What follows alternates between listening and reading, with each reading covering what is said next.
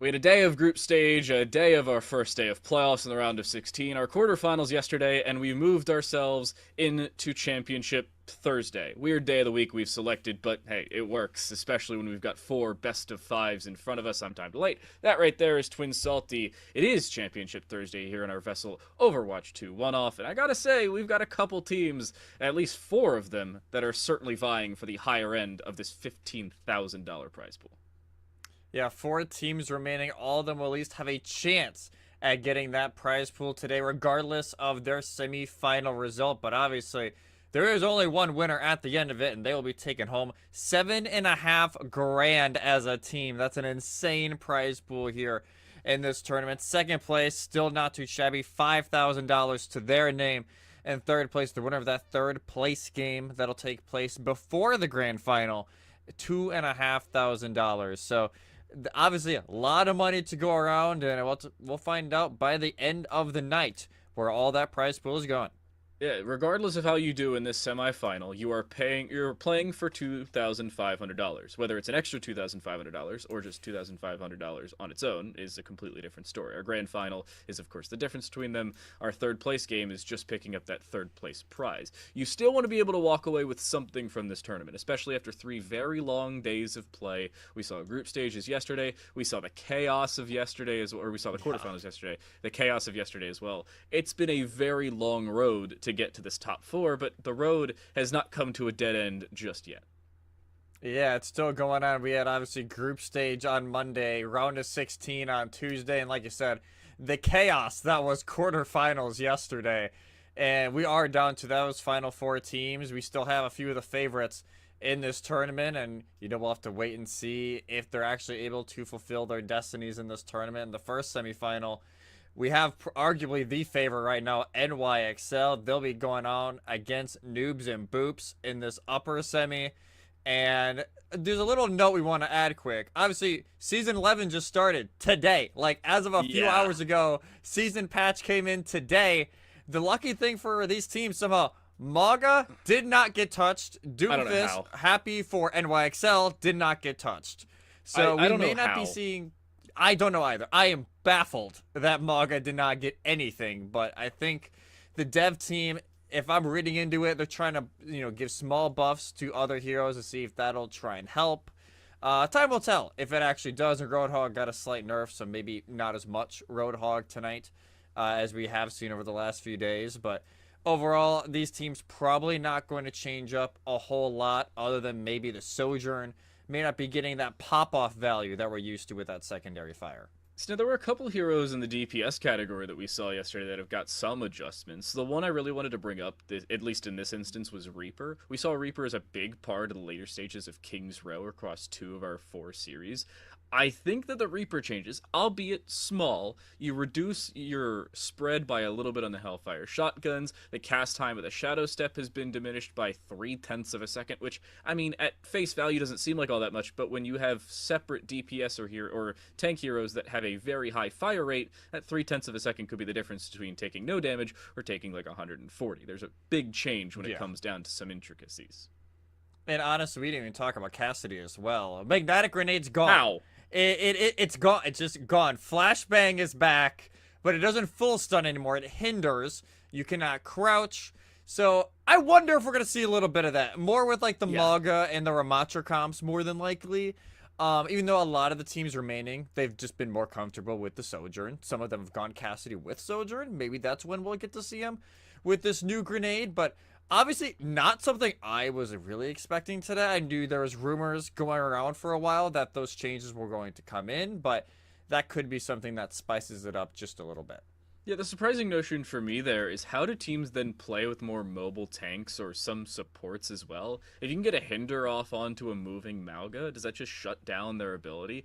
I'm really curious to see how some of these changes affect other heroes. especially Yeah. with some of the we'll say intricate specific interactions that we just have not seen because we haven't been exposed to them. Obviously we've seen how the magnetic grenade attaches and then hinders, but how does the stun immediately affect and then hinder? We'll see when that comes down the line. I have no doubt we will see a heck of a lot of Cassidy. Oh, We should see 1000%. an alarming amount of Malga, which I'm both happy and disappointed about, but I really want to see how we start off this first best of 5. We are into best of 5s. Every single series today is a best of 5 or first to 3s. It's more routinely called in the Overwatch scene.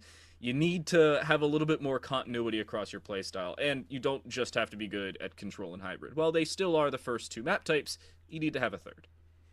We actually get to see Escort. You know, well, like, we actually get to see Yay! Escort Actually, more I consistently. think Escort's 5th. Oh, yeah, I think you're actually right. As you check Escort that. is 5th. Escort is, fifth. maybe we don't get to see Escort then. Man, It's- Escort's is like the game mode that continues to get pushed away. Control, you know what's not hybrid, pushed away? Flashpoint, push, Escort. Okay. Flashpoint third. Okay. I like that we're actually going to see some Flashpoint. You know what isn't pushed away, Dan? Advanced.gg. Advanced.gg supplements, as they have partnered with VESL. Use code VESL. 10% off at checkout. It's like you said yesterday. You're saving 10%. You're only spending 90% of what you used to. So get in there. Get some, whether it be hydration drinks, some focus drinks, energy like the rocket pop on your screen for the heat wave going through. They got everything you need over there on advanced.gg. Help support Advanced and VESL by using the code. Yeah, and look at some of these more, we'll say, specifics. I did some research between last night and today. 30 servings, as you can see on some of these. There's 40 on some of the even smaller supplements. Like the energy ones, you don't need as much per serving, so you get a lot more bang for your buck.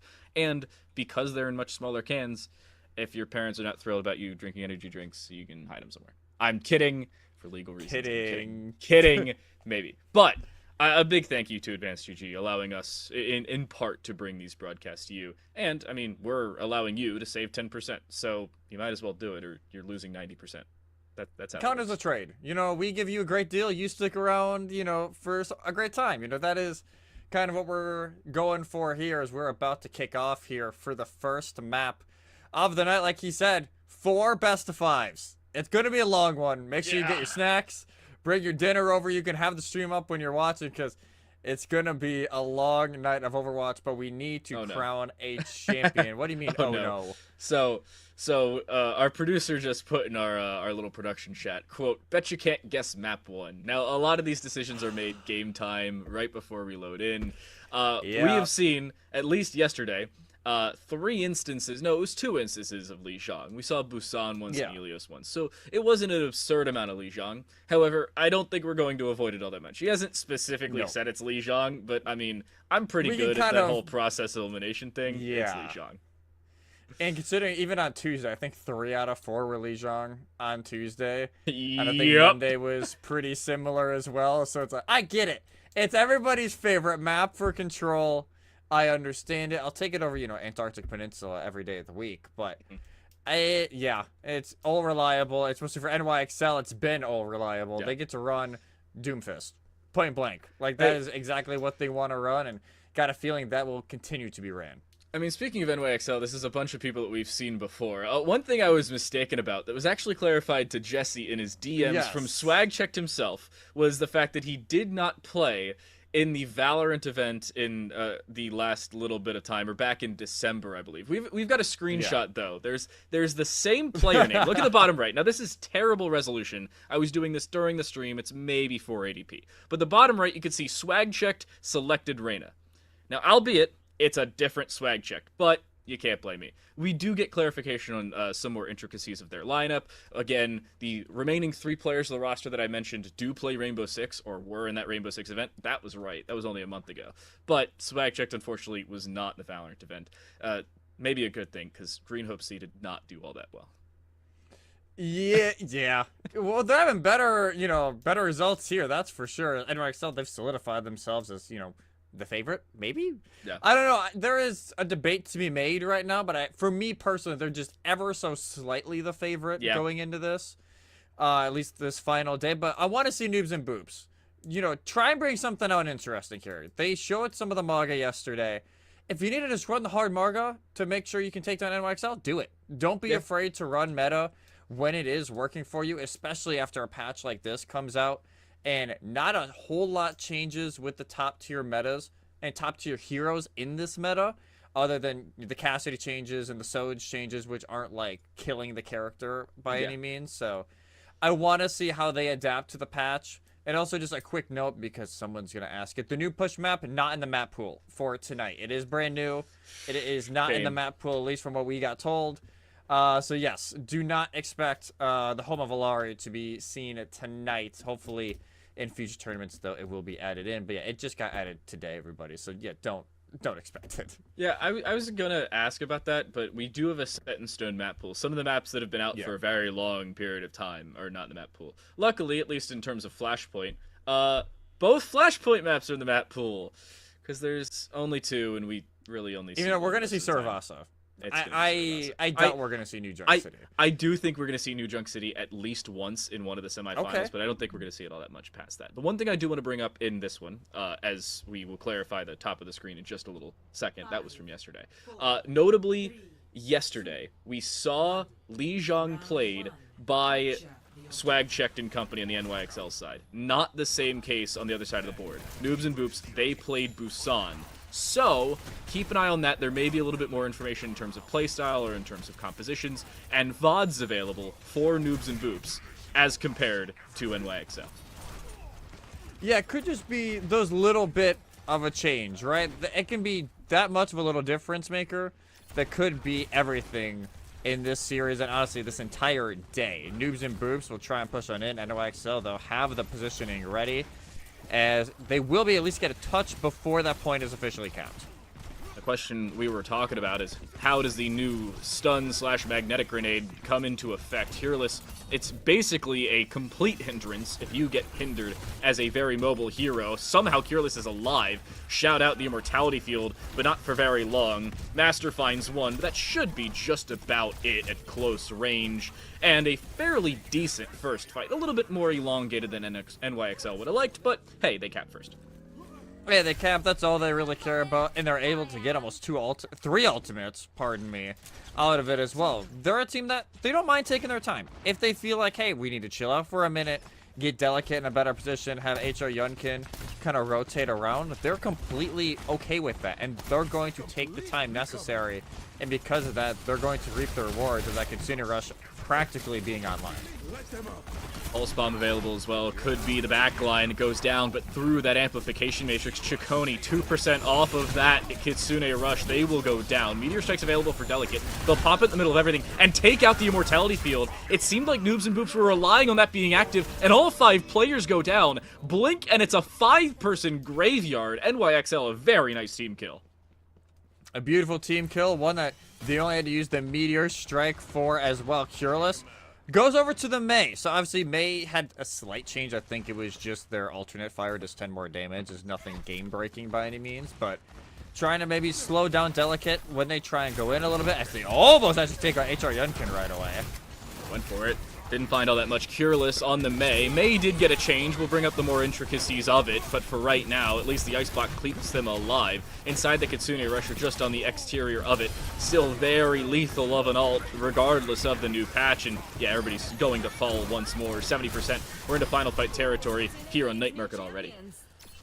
Yeah, Night Market just continues to show how NYXL are dominant on this map, but they've been dominant so far in this entire tournament, have yet to drop a map so far. They are 10-0 in map count, looking to make it 11-0 if they're going to continue at this rate for Noobs and Boops.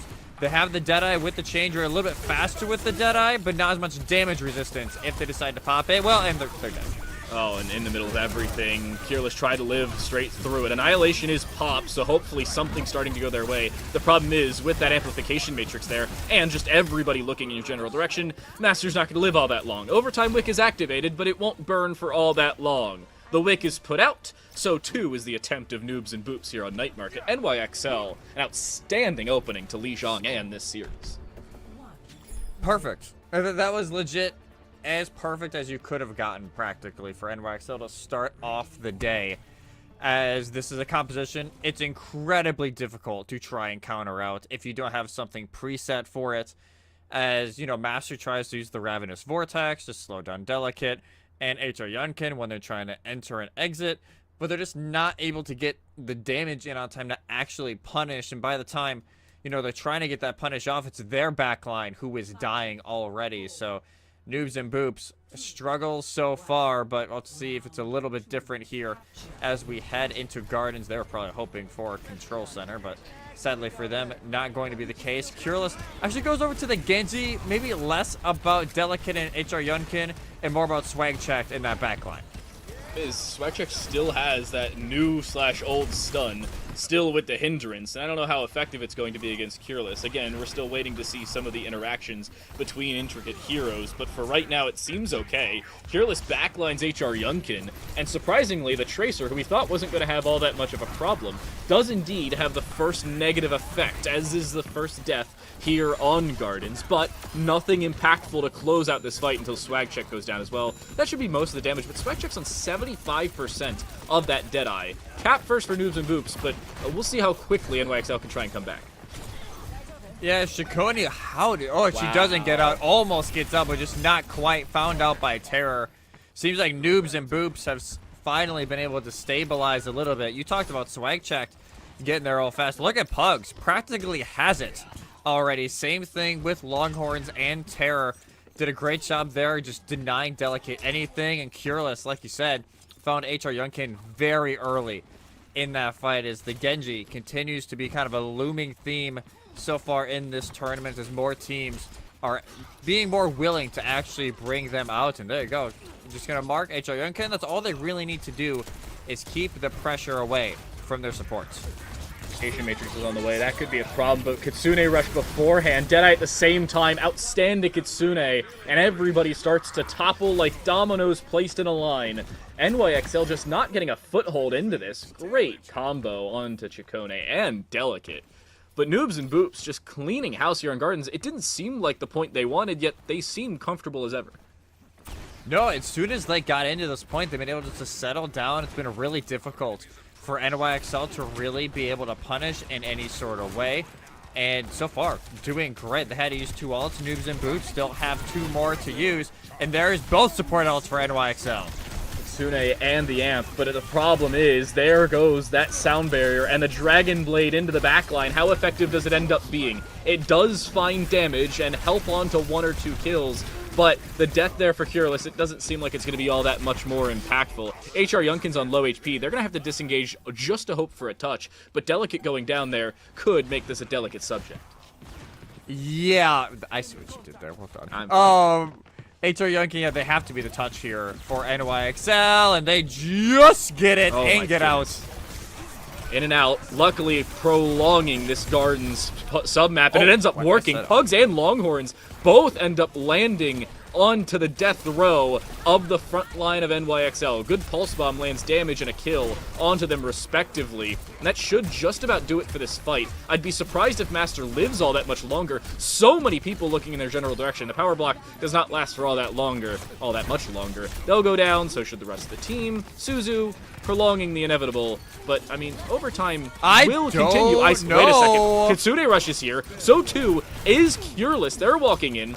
Deadeye is there just to reload for Pugs, but they can't find the lethality with it. Re-engagement by Cureless, not finding any lethal damage themselves, and Delicate is somehow still alive. Great combo onto Longhorns. They'll go down.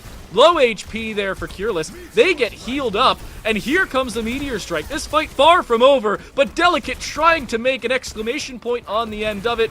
Master again isolated. This time they should go down. The longest overtime to still end up in the losing team's favor, and we're not done with Gardens just yet. It goes from clearly in NYXL's favor. Noobs and Boops have the respawns coming in from Pugs and Longhorns. They make it interesting. NYXL then need to put in more resources.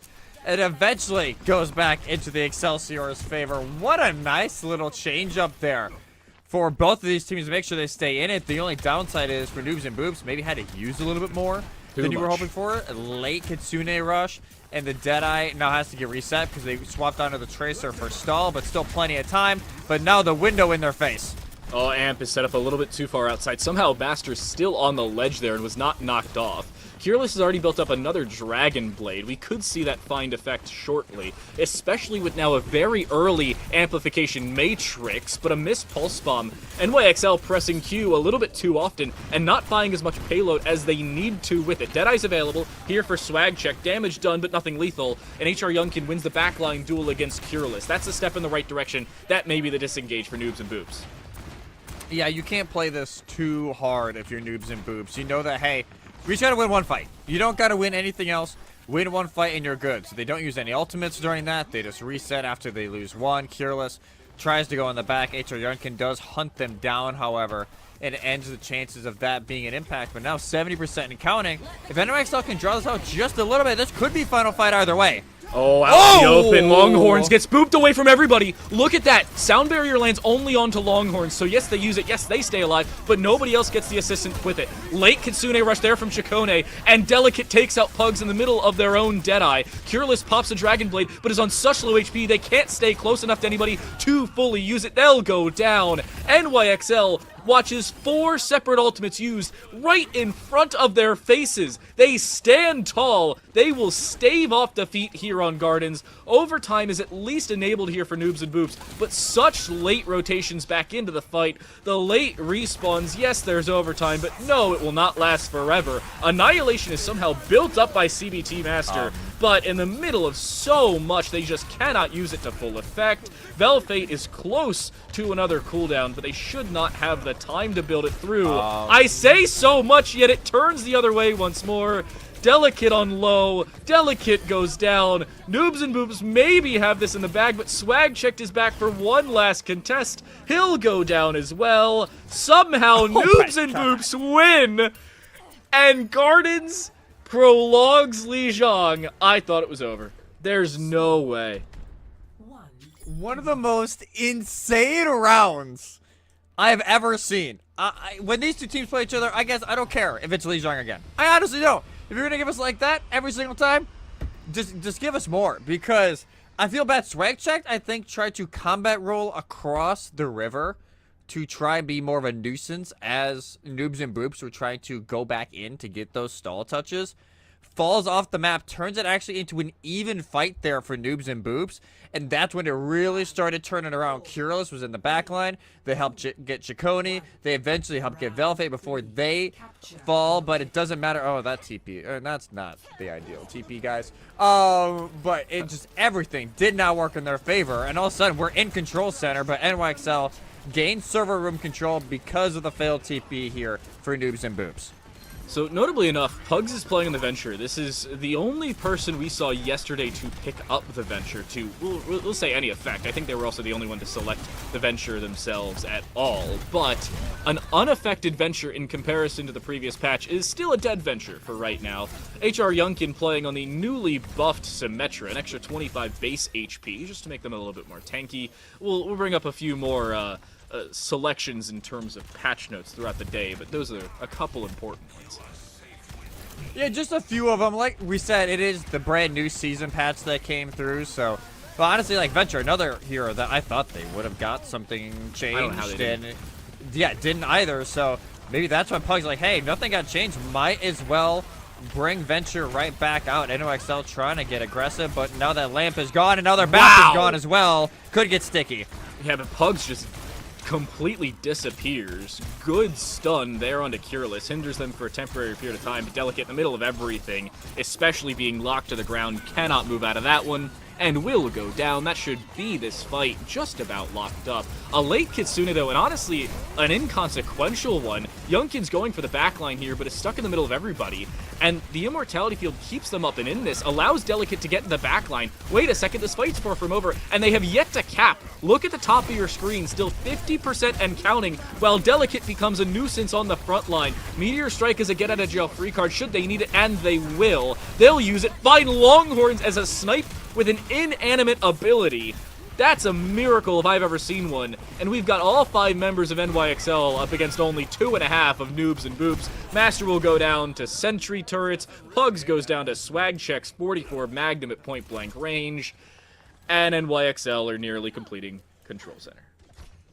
Disaster right there. Like I said, Noobs and Boops just never find the flip. And because of that, all of a sudden, even though we just had, in reality, 2 fights, they're 15% away from finishing off this map, leading with a 1-0 advantage. Noobs and Boops, they have the ultimates, but do they have the time? Deadeye through the amplification matrix if it lasts long enough. Immortality field point blank, but the dissipated teleport. Delicate had problem getting out, but they didn't need to. The immortality field kept them alive. Pugs finds 2. Dragonblade finds a second. So at a bare minimum, Noobs and Boops will cap back a great team kill. But the problem is it takes 3 ultimates to do so. Master even included their annihilation, and I didn't see them do any damage, much less have effect on it. I don't think they needed to use both DPS ults there. I don't mind using the Annihilation, even if it was like, hey, I need to make sure I get my armor health back to make sure I can live during this. I don't mind that. But I think Pugs got enough out of theirs where maybe Blade wasn't necessarily needed, because now they only have the support ultimates to really bank off of. NYXL don't have a whole lot. They have the Deadeye to work with the changes that went through it. But Noobs and Boops, they have to play these angles very tight to not allow NYXL to push in. Kitsune used on one side, Deadeye is going to be used onto Pugs. The sound barrier will save 4 members of the team at a bare minimum. But the problem still is you lose one of your DPS heroes. Great stun, great combat roll for swag checks, helps damage on towards Cureless, but somehow they don't go down. And Longhorns is doing so much damage without going down themselves, finally they'll be taken care of. But by no means will that end the fight in favor of NYXL. They're down to 3, Yunkin's on low HP, and Fellfate can do as much healing as they want. It doesn't seem like they're going to live all that much longer. Meteor Strike, good, but not great. Fellfate's Immortality Field about half a second late, and Delicate will go down. HR Yunkin trying to find some exit picks. We'll find at least one, but wait a second, there's only 2 members on the point for Noobs and Boops. Yeah, everybody, almost like a ceasefire here for a second as a lot of Reapers become back in. There goes HR Yunkin off the map by Longhorns. That will just be the pause here for NYXL. They want to make sure their Sojourn is in this attack. They know they have a little bit of time to work with here. They can use a Kitsune rush on in. No support ultimates from Noobs and Boops to try and handle it. It is the Blade, though, from Cureless. I wonder if they can actually get value out of it with Lamp in play. How prolonged is this fight? Swag Check's close to that Deadeye, a Yunkin close to the Overclock, despite it being slightly nerfed, depending on how you look at it. There's the Dragonblade, though. One in the back line, looking for a second, but has expired their dash. They may not need it, though. Pugs helps for a second, looking for a third onto the Kiriko, who's trying for healing, but has to be alive to do it. Noobs and Boops looking to set up the Herculean effort, and will finally take down the gods. NYXL have lost a map. First step in the right direction for the underdogs of this first semifinal. They win Lijiang. Whew. From despair to a massive win there for Noobs and Boops. My goodness, Pugs. This is when it looked a little dire there for a minute as they're able to actually get 2 in the back with the ultimate find a third, and that helped them bring it home, at least to start the mini reverse sweep on the map. Not the result I would have thought after round 1. I won't lie, Night Market was all NYXL, but Noobs and Boops, you just keep pushing and pushing, and eventually this Ramacha Rush comp worked enough to deny the value of the dives coming in. All of a sudden, Dan, we got a way better series than I think we were initially expecting. We were thinking sweep. I'm going to be honest. We were talking to the Green Room. We were talking before we went live. We're thinking, oh yeah, NYXL's probably going to go 3-0, 3-1, maybe 3-1, and then they're going to go to Grand Finals. We both said 3-1 was definitely an option here. Yeah, but we were thinking, oh yeah, we'll go to Grand Finals with NYXL, and we'll think they'll do something similar there, regardless of who they're playing from the other semifinal. Now we have to have a conversation back the other way, especially with how back and forth Lijiang was between the multiple sub-map types inside the same map. Night Market was as one-sided as things get. 100-0, wasn't even close. But then we go to Gardens. It goes 99-0, then 99-99, and then 100-99 back the opposite direction, and Noobs and Boops are able to pick that up. And then they forget how to play Control Center. They give up 99% of the map, they prolong OT, and then they come back from 99-0 and win 100-99 again, just the opposite direction rather than picking up where they left off back on Gardens. They had some sustain. They did have very good ultimate economy. That's the big thing I want to talk about. And then they just win the map. I think that's the most important part of this. They win the map, but our map 2 destination, shocker, Kings Row. It's what we all expected. Once we get to map 3, then we'll get to see some And honestly, if you're Noobs and Boops, I don't mind this. If I was NYXL, I would have gone Blizzard World. Personally speaking, Yep. just because that definitely fits into what you want to do with Delicate just a little bit more. Ramacha is very good on this map, especially with Ryan not being the best right now. Also, by the way, buff Ryan. What? Another hero I thought would get a buff today, but that's a whole nother rant for another day on social media. But yeah, with the fact that Ryan's not great right now, Ramacha usually wins the Ramacha versus Ryan duel. You might as well run him, especially when you're trying to counter out what Delicate is doing. So for NYXL, they're going to have to go in with a new look. I think the names on top right now are currently swapped, by the way. So Yep. NYXL are actually the team on the attack, and it is Noobs and Boops on the defense. It's Pugs. Oh, yep, dead. Yep, out in the middle. Even with the ability to get underground, you're not going to have the time to do so against a Widow and a Velfate nearly point-blank range. Great Suzu on a Delicate. There's a slight adjustment to Suzu's. I'm not sure if you brought it up yet, but we'll bring it up later should it become impactful, especially up against different tanks such as Malga and company, especially the Rhine, who, again, somehow has not been buffed in this newest patch. Yunkin playing on the Sombra. We will see the resurgence of Noobs and Boops, but how successful is it? They at least get the touch. They will contest and deny that full cap, and then swag check going down. There's your cover fire. There's the back line. That should just about be this fight, but it doesn't seem like NYXL want to give it up too easily, and now they don't have a choice. Velfate's dead. Yeah, with Velfate gone, you really don't have much of a choice at all, and actually Pugs finds Draconi as well, so even though, yes, the Venture maybe didn't work out as well as they did, they kind of got owned pretty quickly when they were trying to be aggressive. The Cassidy with the new Flashbang definitely making it work so far, is even if it is that slight little hindrance on Delicate, it is helping with the quick damage onto the Doomfist, onto the Sombra as well. Look at that, Sombra almost dead already. I mean, all that damage, Sombra just not having as much sustain, assuming that they're caught out of position. Good hack on both sides, but Pugs just trying to relay in damage. Yunkin on low, Yunkin just barely gets away. No translocator, but still as much of an effective teleport as things get. Delicate in the middle of everything, though. There's a Kitsune rush there. Why jump into everybody when they have higher fire rates? That's not the way to stay alive. Your doctor recommends you avoid giant arches where people could shoot faster. I would hope it's more than just doctors, you know, recommended. Yeah. I could recommend that as a diagnosis, but this NYXL, this is getting a little hairy. Yeah. I won't lie to you. Like, great, do they have some ultimates to work with? It's not like this is complete dire straits yet, but Noobs and Boops, I think they have found the way to play around this. They just play very hesitant backside of Hotel. They're really forcing NYXL to go all out on these dives, and it's not always working.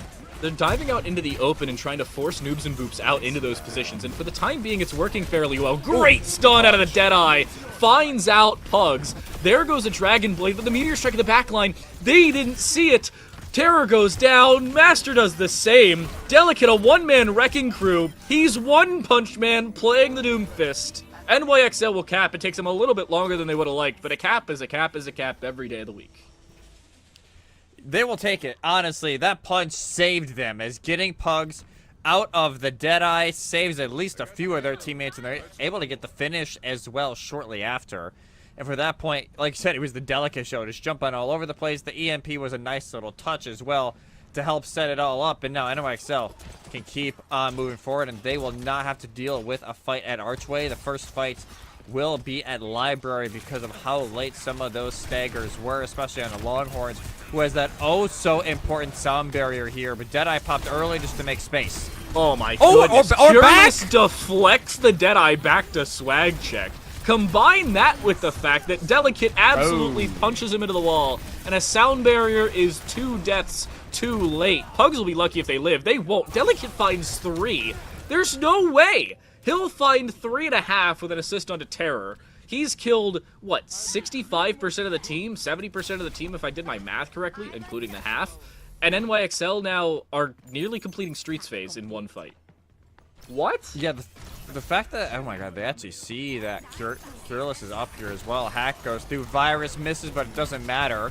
Kill comes through, and now they have to be a 4v5 here to try and save it for Noobs and Boops. This is already a problem to start. Master pops the Annihilation in the middle of everybody. Kitsune Rush to help them and to heal them. Terror will have increased output of healing, despite the fact that they are playing on the Kiriko, which arguably is lower in those tier lists. However, for the time being, it's okay until the opposing Kiriko pops the same Kitsune Rush, but now the effect is countered. Good damage by Kirillus, but nothing lethal. Swag Checked wasn't the one that popped the dead. I thought they used it for a reload. It was Pugs who actually used it to take out their counterpart, and in all this chaos, NYXL is staying as close to the point as they can. Combine that with the Amplification Matrix and all the damage they're doing through it. Yes, the healing's coming from Terror, but they can't do so while they're dead. Master will go down, and NYXL will have a nearly 3-minute, and make it more than a 3-minute time bank to complete King's Row. I wish Master was maybe a little more aggressive with that Annihilation. I won't lie to you. Maybe just a tad bit more aggressive, because they kind of sat there on point, thinking that NYXL would push back in. They just didn't end up doing that. NYXL just played it safe, built up that amp matrix, and went in from there. And now they have the EMP to work with during this next fight. The stars are starting to align for a team that, you know, really struggled in the second half of map 1, trying to find a way to make this series even. Watch the EMP, watch the jump over top if they go for it. 4 players close range. They only go for the hack for the time being. They want to try and hold on to it until they at least get around this first 90-degree turn. The Master's just being pelted with healing. Yes, damage, but more healing than they are damage. Hence the reason they're living. Good EMP, but it's in the middle of everything, and they should be able to Suzu their way out of it, especially in the middle of the Kitsune Rush. There's a Dragon Blade once more for Kirillus. They again deflect Swag Checks bullets right back into them. They'll follow up with a slash on the Velfate, and already 1/3 of that predicated time bank gone in this final phase. That EMP just did not reach a majority of Noobs and Boops. I think it just hit Longhorns and Pugs. Yeah. And as soon as Terror realized, hey, it didn't hit me, Kitsune rush in, saves the entire team. Even though now, CB team, hey, Master almost dead already. 3 people looking for it. Swagcheck somehow doesn't find lethal damage onto any more than 1, but Master goes down off the back of near lethal damage. That should be good enough. And Delicate is still in the line of sight of their supports. That's all you really need to do as a tank if you want to live through it. Pugs somehow gets sniped by a person who specializes in short-range damage, and that about sums up how this has gone for Noobs and Boops. Yeah, honestly, if you want a summarization of how this series has gone, and more this map, I should say, has gone so far, that fight. It's not M-Matrix. Yeah, they're going to play super aggro with us. My goodness. They're just going into the back line, already forcing out a Deadeye. Same thing with the sound barrier. Velfate almost falls off the map, but just barely lives. But all the damage being done to NYXL is not being followed up on. No final blows for anybody other than the team in red. And it's red pulling this red payload. NYXL will force the bleed out of Noobs and Boops. Notably, they do not finish with more than a minute on the clock, so should Noobs and Boops finish whatsoever, they will still be able to play in overtime, but NYXL still finish King's Row. That's the first goal they were looking for. That is the most important thing right there. Like you said, they finish the map with time. Yes, it wasn't over that minute mark. It was just under at 54 seconds. So Noobs and Boops, like you said, just got to finish the map to try and keep this one in pretty good standing. But honestly, I think they're slowly finding the way to go at this. But I also think NYXL, they've made some adjustments on how they want to attack this Ramacha setup. They're almost like ignoring Master during some of these fights, to where, you know, he's trying to go in and then guard to try and make sure, hey, like, look at me. But it doesn't really matter as much, because they're just ignoring them. They'll get them low so the supports focus them, and then they're finding Pugs, they're finding Kirillus, they're finding Terror very quickly in these fights as a pivot, especially from Delicate and HR Yunkin, to where Noobs and Boops are starting to have to peel a little bit quicker with Master, which is opening up the ability for NYXL if they want to quickly pivot their damage over the Master on the Ramacha. They definitely can. And now on the defense, they'll keep the Somber, which honestly has been a nice little adjustment. It's been keeping Master a little bit more subdued in their aggression. The Bastion is also going to be a massive issue, because that is a lot of damage to try and deal with here if you're Ramacha. going to force so many cooldowns out too. Suzu especially included in that. I don't know all that much that we'll be able to easily deal with Swag Check outside of maybe specifically the Cassidy or the Kiriko in terms of direct damage output. Master trying to go in the backline here, but as soon as they show their face around the backside of that motel, you run into a problem. Master gets a decent bit of damage. Good Suzu as well. Watch the backline of the Tracer though, who wins the fight close range. Velfate will live through it first, but he ends up getting some help. Great hack on towards that Tracer, but somehow they live only for an extended period of time though, as Pugs will go down. Yeah, the immortality field's taken care of, but so too should the rest of Noobs and Boops. Good damage output, good return to form. NYXL already take a minute off the clock.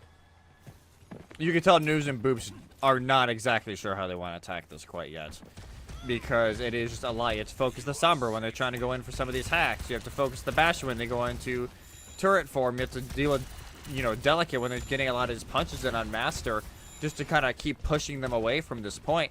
It is a lot to deal with, and so far, Yunkin, yes, not so much ult percentage, but a lot of information.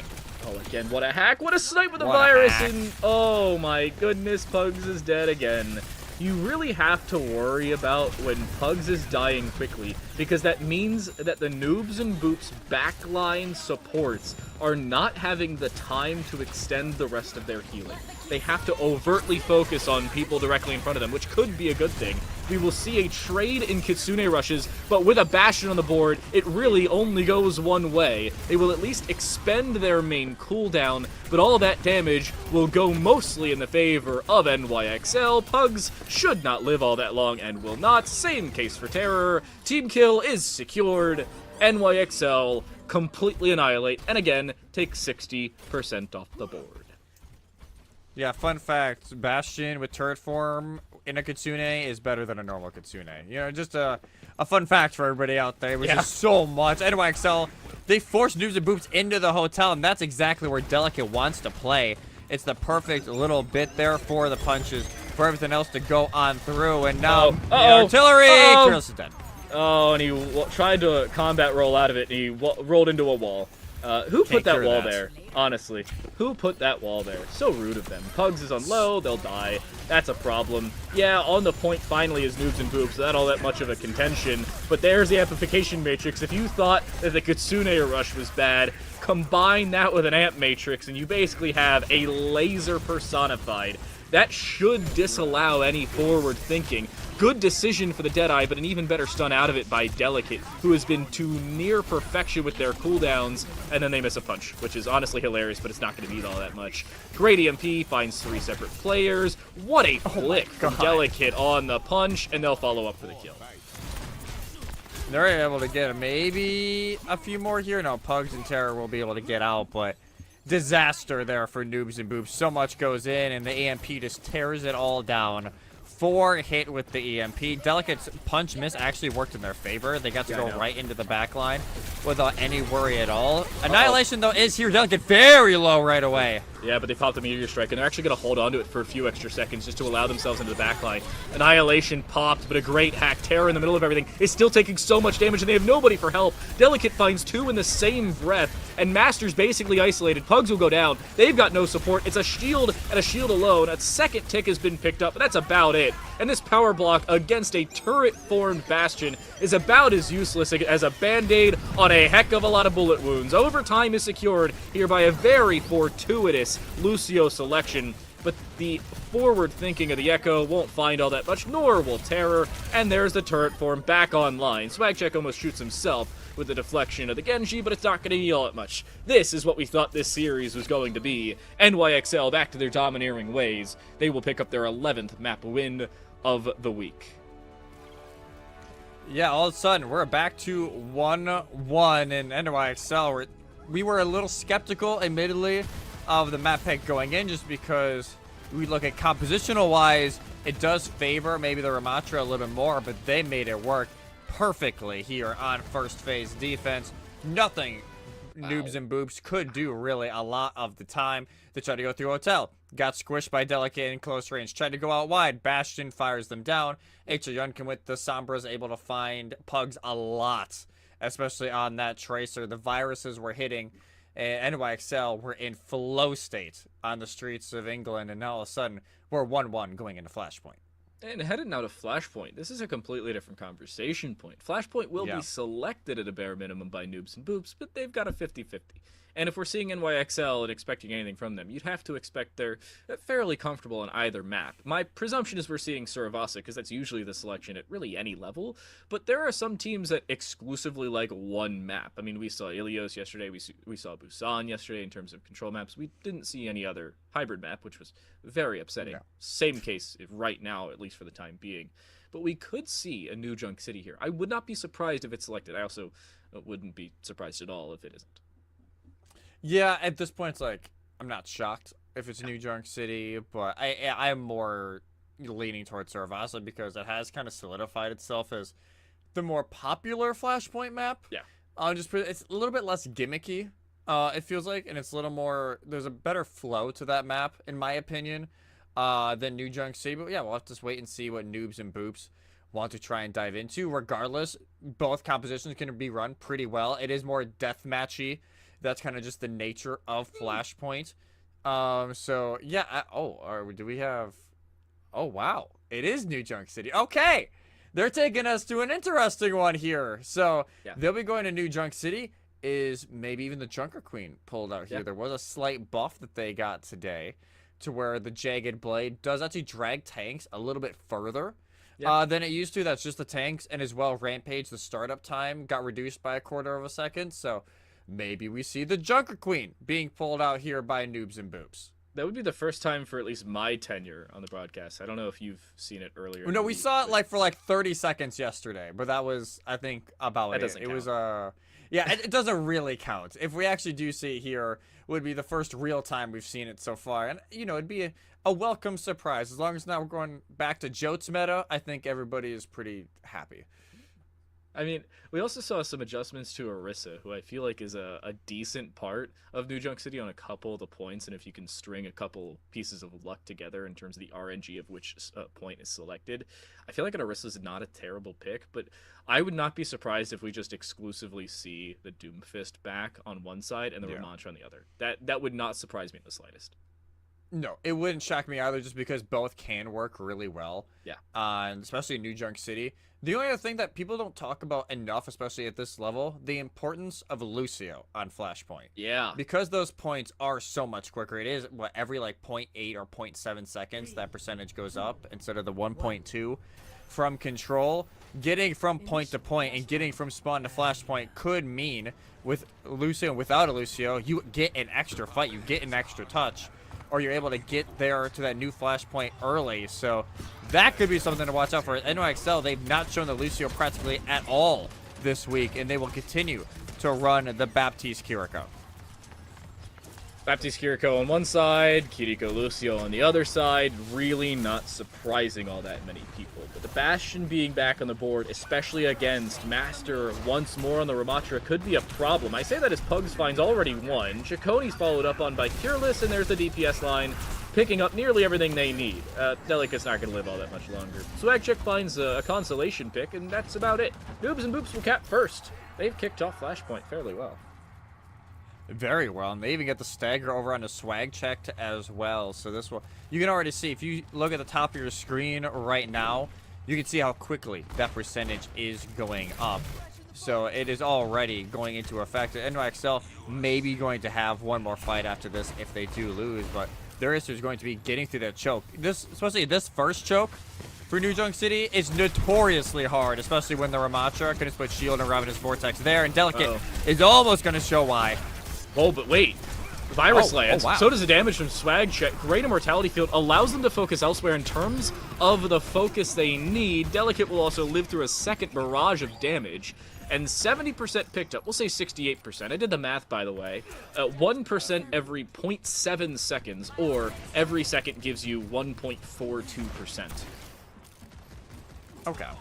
So, yeah. It takes 70 seconds to go to 0 to 100. Yeah. Okay. So NYXL, Swagcheck is on the flank over here because they want to use their artillery formation. They're, just going to chill out over here, wait for the push to actually start in and tear a lot of pressure on them to get this Protection Suzu down. Actually, on themselves, funny enough.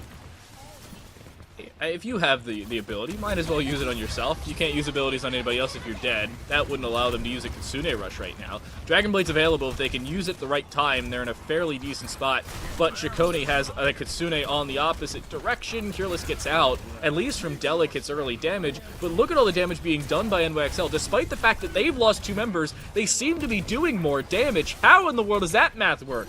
I did the stats on percentages, at least in terms of the point ticking upwards. I can't do the math on that.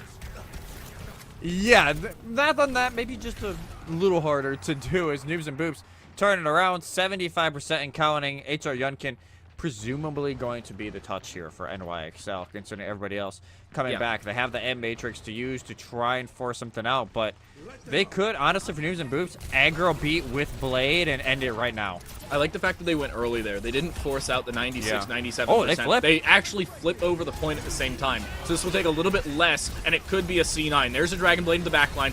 Immortality Field is misplaced, but the Suzu is not. And Cureless will find very little with that. Narrowly a C9, but luckily Noobs and Boops prolong this overtime wick. The problem still remains. They're losing more picks than they're winning.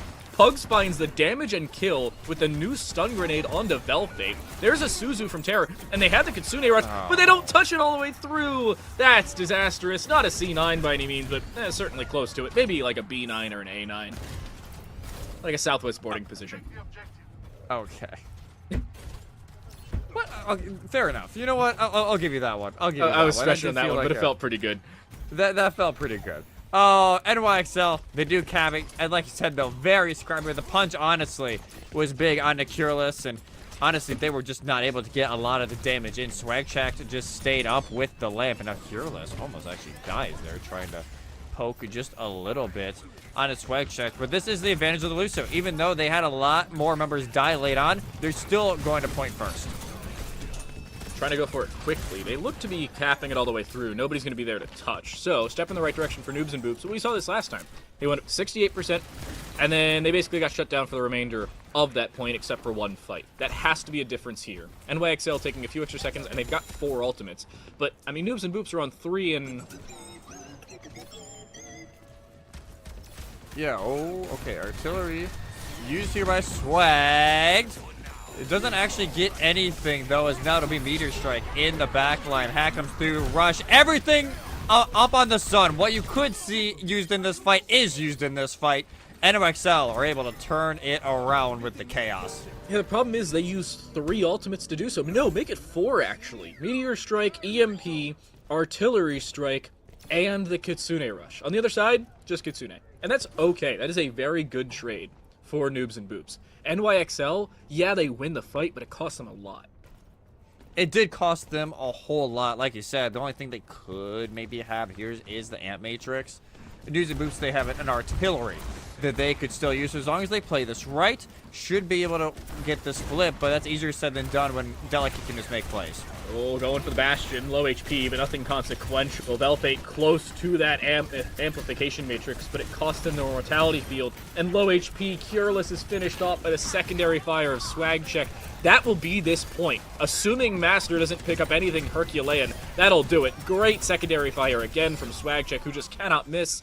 And 70%, I don't know if they'll be able to touch. They might be able to with Longhorns having the amp rushing over, but it is going to be very tricky if they do. NYXL are obviously going to be checking the doors here to make sure that it will be difficult, but you can see Longhorns making an effort. They die, but they do help get the touch there with Cureless. They touch, but they already fall down. Cureless on low HP, they'll go down. That'll do it. This is a second point picked up for NYXL, and a very good one at that. 2-0 to start. Where do we head for a third? That could be the difference maker on this one. Can Noobs and Boops set up a mini reverse sweep? I don't know how I feel about it. Yeah, I'm not sure. As we head over, I believe it was Bomb Flats we're going to next. And NYXL, this is the one time to where, you know, they are in a super disadvantage, and they're feeling themselves. Now, this Sombra is really starting to work out, especially making Terra's life a little more difficult. That Swift Step going up from 7 to 8 second cooldown. It's limiting how quickly they can get out, and you can tell HR Yunkin are playing it extremely well so far to pair with Delicate, but so far Noobs and Boops are able to get to the point first, but not the cap quite yet. And again, with those slight percentages, it really seems small in comparison to the second. That's a 14% increase on a cooldown, which is a massive change for some heroes who are relying on that thinking in their head, the counting in the back of their mind. Terra wasn't even alive long enough to use it. They will be the first one to resurrect, but a full team kill. NYXL will cap very narrowly after Noobs and Boops do so. Very narrow there, but yeah, Noobs and Boops, 19%, still something. I wonder, are they too passive with their ult right now, Dan? I Yes. feel like they're being very hesitant when they want to use it, and NYXL have done a great job. If they have an ultimate, they typically use it that fight or the next, and that's really been a big difference maker here as they've just been continuing to rotate them. Noobs and Boops have kind of been sitting on these DPS ultimates in the Annihilation for a few fights now. Pugs and Master will graduate before they press Q. That's what it feels like at this point. They are just taking forever and a day to use the ultimates, and it's not like it takes a while to build them back up, especially on Flashpoint. Kitsune Rush used, now on both sides, there's finally the Dragon Blade, but how effective does it end up being? Ineffective whatsoever. Terror goes down. There's finally a Deadeye by Pugs. When they use him, they will use him, but at this point, it seems like all they'll do is lose him. NYXL are completely domineering. Cureless will swap to the Tracer assumptively for a touch, but how quickly do those blinks come back online? I don't think the answer is going to be quickly enough. Absolute annihilation here on New Junk City, and not even quickly enough to get onto the point on all bomb flats. NYXL, clean house on the secondary pick of Flashpoint, and they'll head into push with the lead and match point. Match point and a berth to grand finals, one map away here for NYXL. As like I said, we'll be getting ready to go into push, but swag check some of these flanks as well. So much distraction going over by the main, point, and swag checked just goes in on the flank, goes in a turret configuration, and just mows down anybody not looking at him. NYXL keeps on pushing, and like I said, one map away from the grand finals. Yeah, that one map could be the difference maker here. Will we see map 5? Will we head to Escort for the first time in the week? Or will push be the one and only map it takes on match point? For NYXL to close things out, we're going to take our break. When we come back, we'll find out.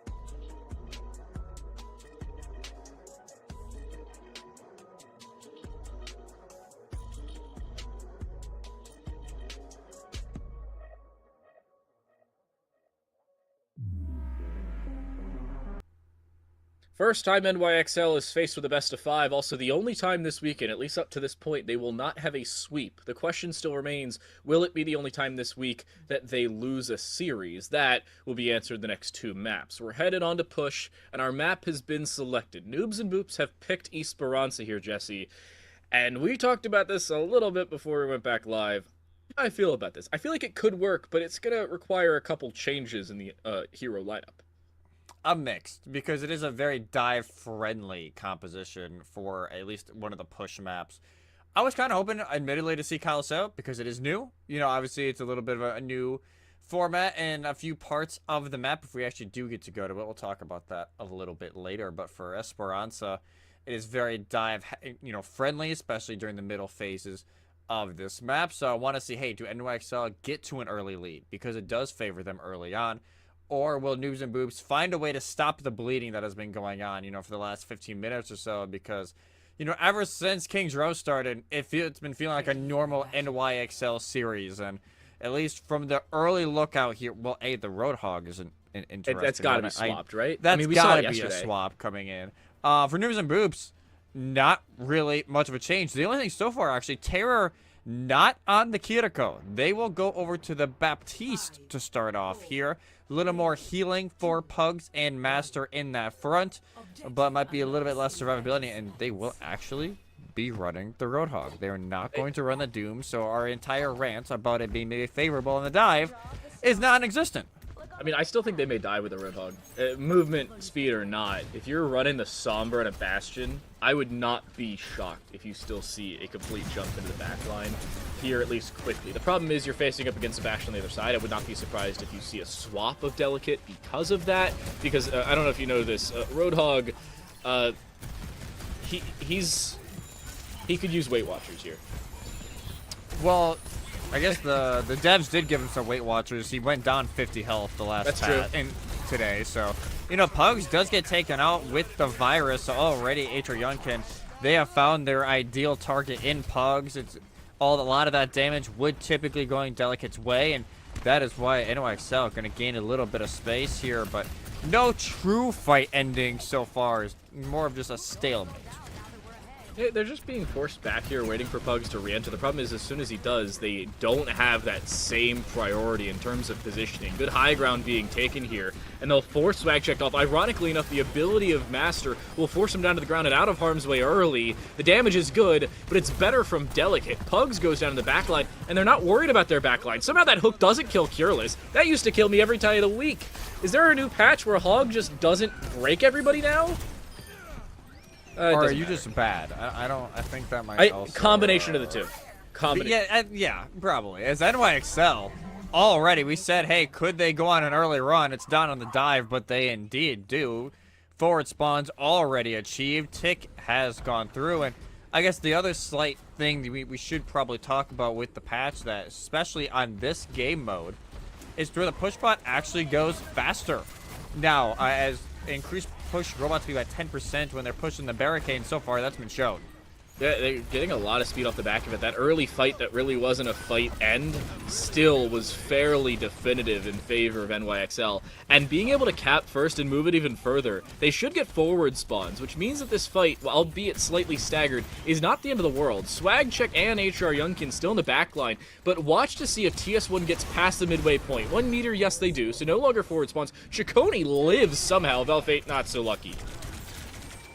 Yeah, Delicate should be able to get out for now. As actually, trade will go up on high ground. Master's able to find one. Amp is up, though. This is a very dangerous game for Delicate to be playing, and they actually almost find the reward of Terror. No, and it's just forcing out a decent few cooldowns for Master, who will just disengage that complete difference maker, but pulled to the back line. You need to be more cognizant. Shield is on the way. Kutsini rushes as well, already forcing out the immortality field, and the whole hog hook into the back line. Perfect from Delicate. Good combination of ability and ultimate, and you'll see Terror go down in quick fashion. It is a horror game, and Terror is going to take the brunt of it. Terror hit with a face of terror as soon as you get hit with that virus coming in from HR Youngkin. As NYXL, they hold the bridge perfectly. Terror will go back over to the Kiriko. Advanced spawns regained here by NYXL. And arguably, if they win this next fight, they get to triple digits in meters. It feels like this game and the series could be done. Oh, great hack. I thought they were going to try and go wow. straight for Pugs, but they don't have to. It's the hack, the virus, and just the damage of the SMG. Great kill from HR Yunkin. Sound barrier already out, but in the middle of this, they still don't have all that much help, and Masters just dies straight through the amplification matrix. Why use that while the amp is still available? Cureless in the backline with some help from Longhorns looking for as much as they can find, but Pugs whips their pulse bomb and kills themselves! No! Oh no, disaster strikes! So does Velfate and all chat, and we're over 100 meters for NYXL. That is about as poorly as that could have gone. Honestly, for Noobs and Boops, other than them not using the Annihilation, but like I said, Deadeye doesn't really get a whole lot. They use it early, Pulse misses, and actually ends up resetting Pugs, and you know, that's the kill they needed.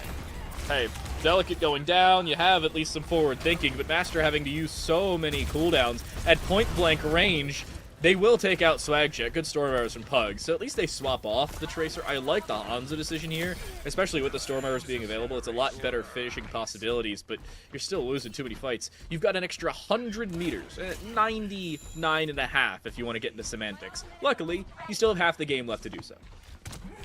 Yeah, you at least have time. It's not like you have, you know, 2 minutes left or a minute 30 left where, yeah, you would at least need to win a couple of fights during overtime. You can still reasonably, as long as, I would say, in this push or next, get it to the advanced spawn so you don't have to have a reset again. Hopefully the case for them. Pugs wins the opening fight. Yunkin's backline dies. Good Dragon Strike in the middle of everything. But it absolutely splits all of it. And in the middle of it, there's the Immortality Field. That could be the difference maker. Delicate lives straight through it as they just tuck into a corner. Close range, Cureless is living, but they're also not doing all that much consequential damage. And Master, in the middle of everything, is taking too much damage for themselves to deal with. Great stun, even better rebreather. Delicate lives. Can't say the same for Master, but Swag Check dies? Nice shot from Pugs. It's not done yet. I think there's still 4 here for Noobs and Boops. It's not like they have nobody around the spot. They're not giving it up quite yet, but not having their tank is starting to really wear on them. Terra gets taken out, and without the Kiriko, there's just not the sustain for them to try and hold on. Advanced spawns regained here by NYXL as they try to make their final march.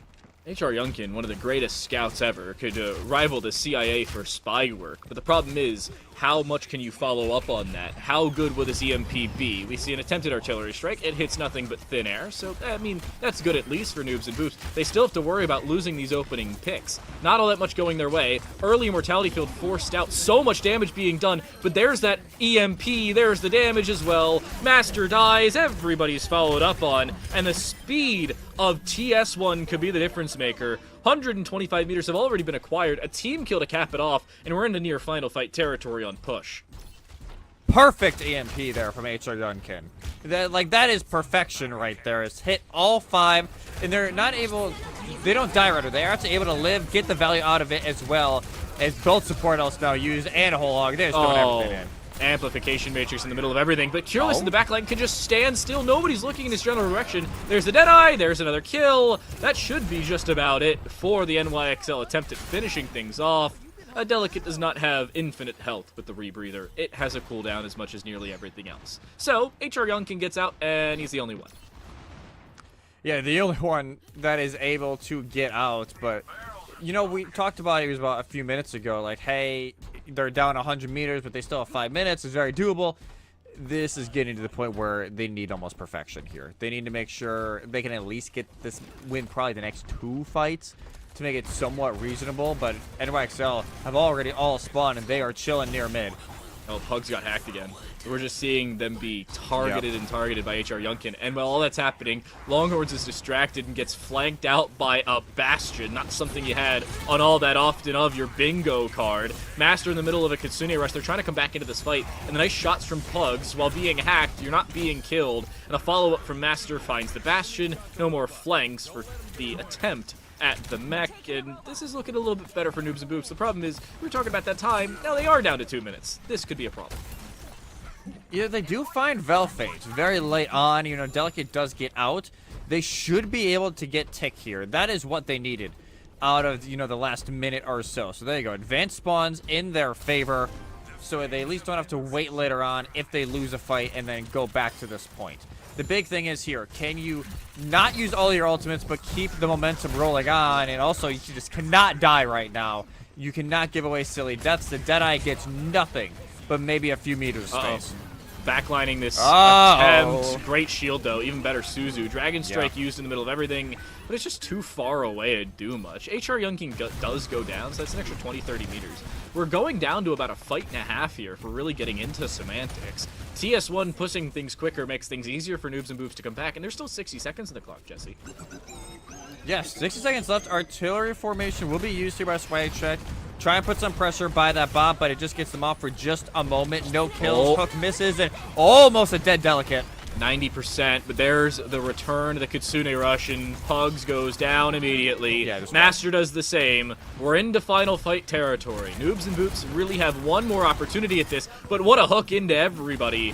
One down, make it two. There's the third. This is the problem that Noobs and Boops have very limited time to solve.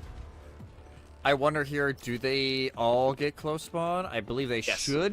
Curious is the only one I'm not actually sure about. They do. Okay, so everybody gets close spawn. They're able to go in relatively quickly. Deadeye on the board, support ultimates, and maybe Annihilation later on, but NYXL, EMP looming here from HR Yunkin. They have no idea. They're waiting for the bot. They actually hold it there intentionally. They know everybody's coming. There's the EMP. The virus on top of it. Longhorns evaporates. A magic trick of a hack in the back line. Looking for more. Master in the middle of that amplification matrix. Still with the rest of NYXL behind them. They will not live all that much longer. There's the whole hog for one. Swag Check finishes off Pugs. NYXL, the only blemish on their scorecard. Through groups. Round of 16. Quarterfinals and now semis is a loss on Lijiang. Everything else to near perfection. They are the first team in the grand finals.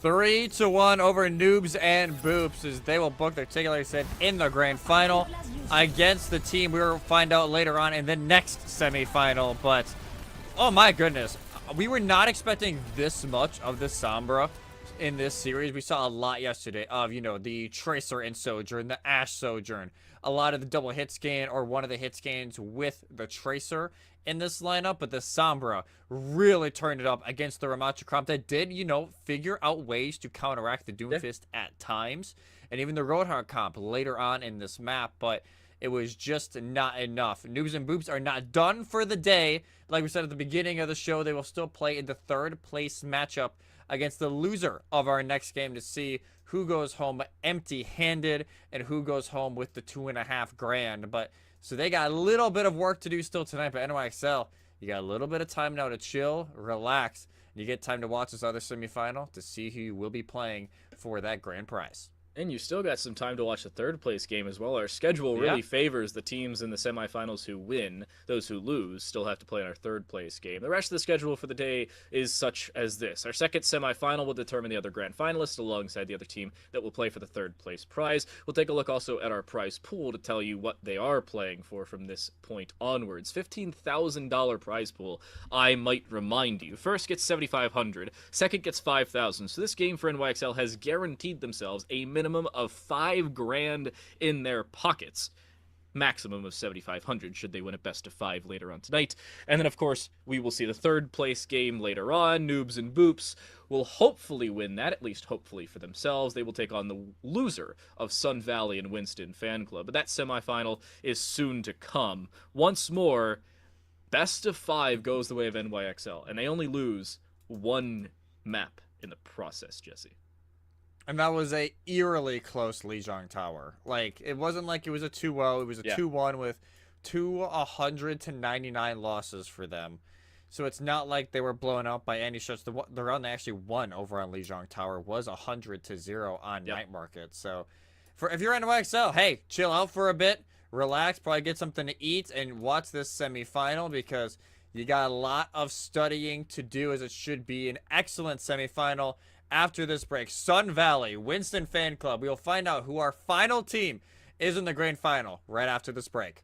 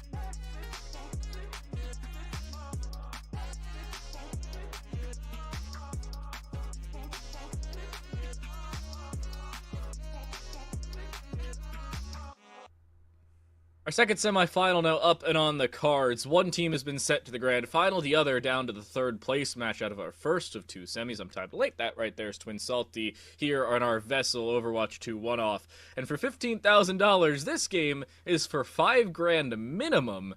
I gotta say, this may be our biggest semifinal of the day, or biggest game total of the day.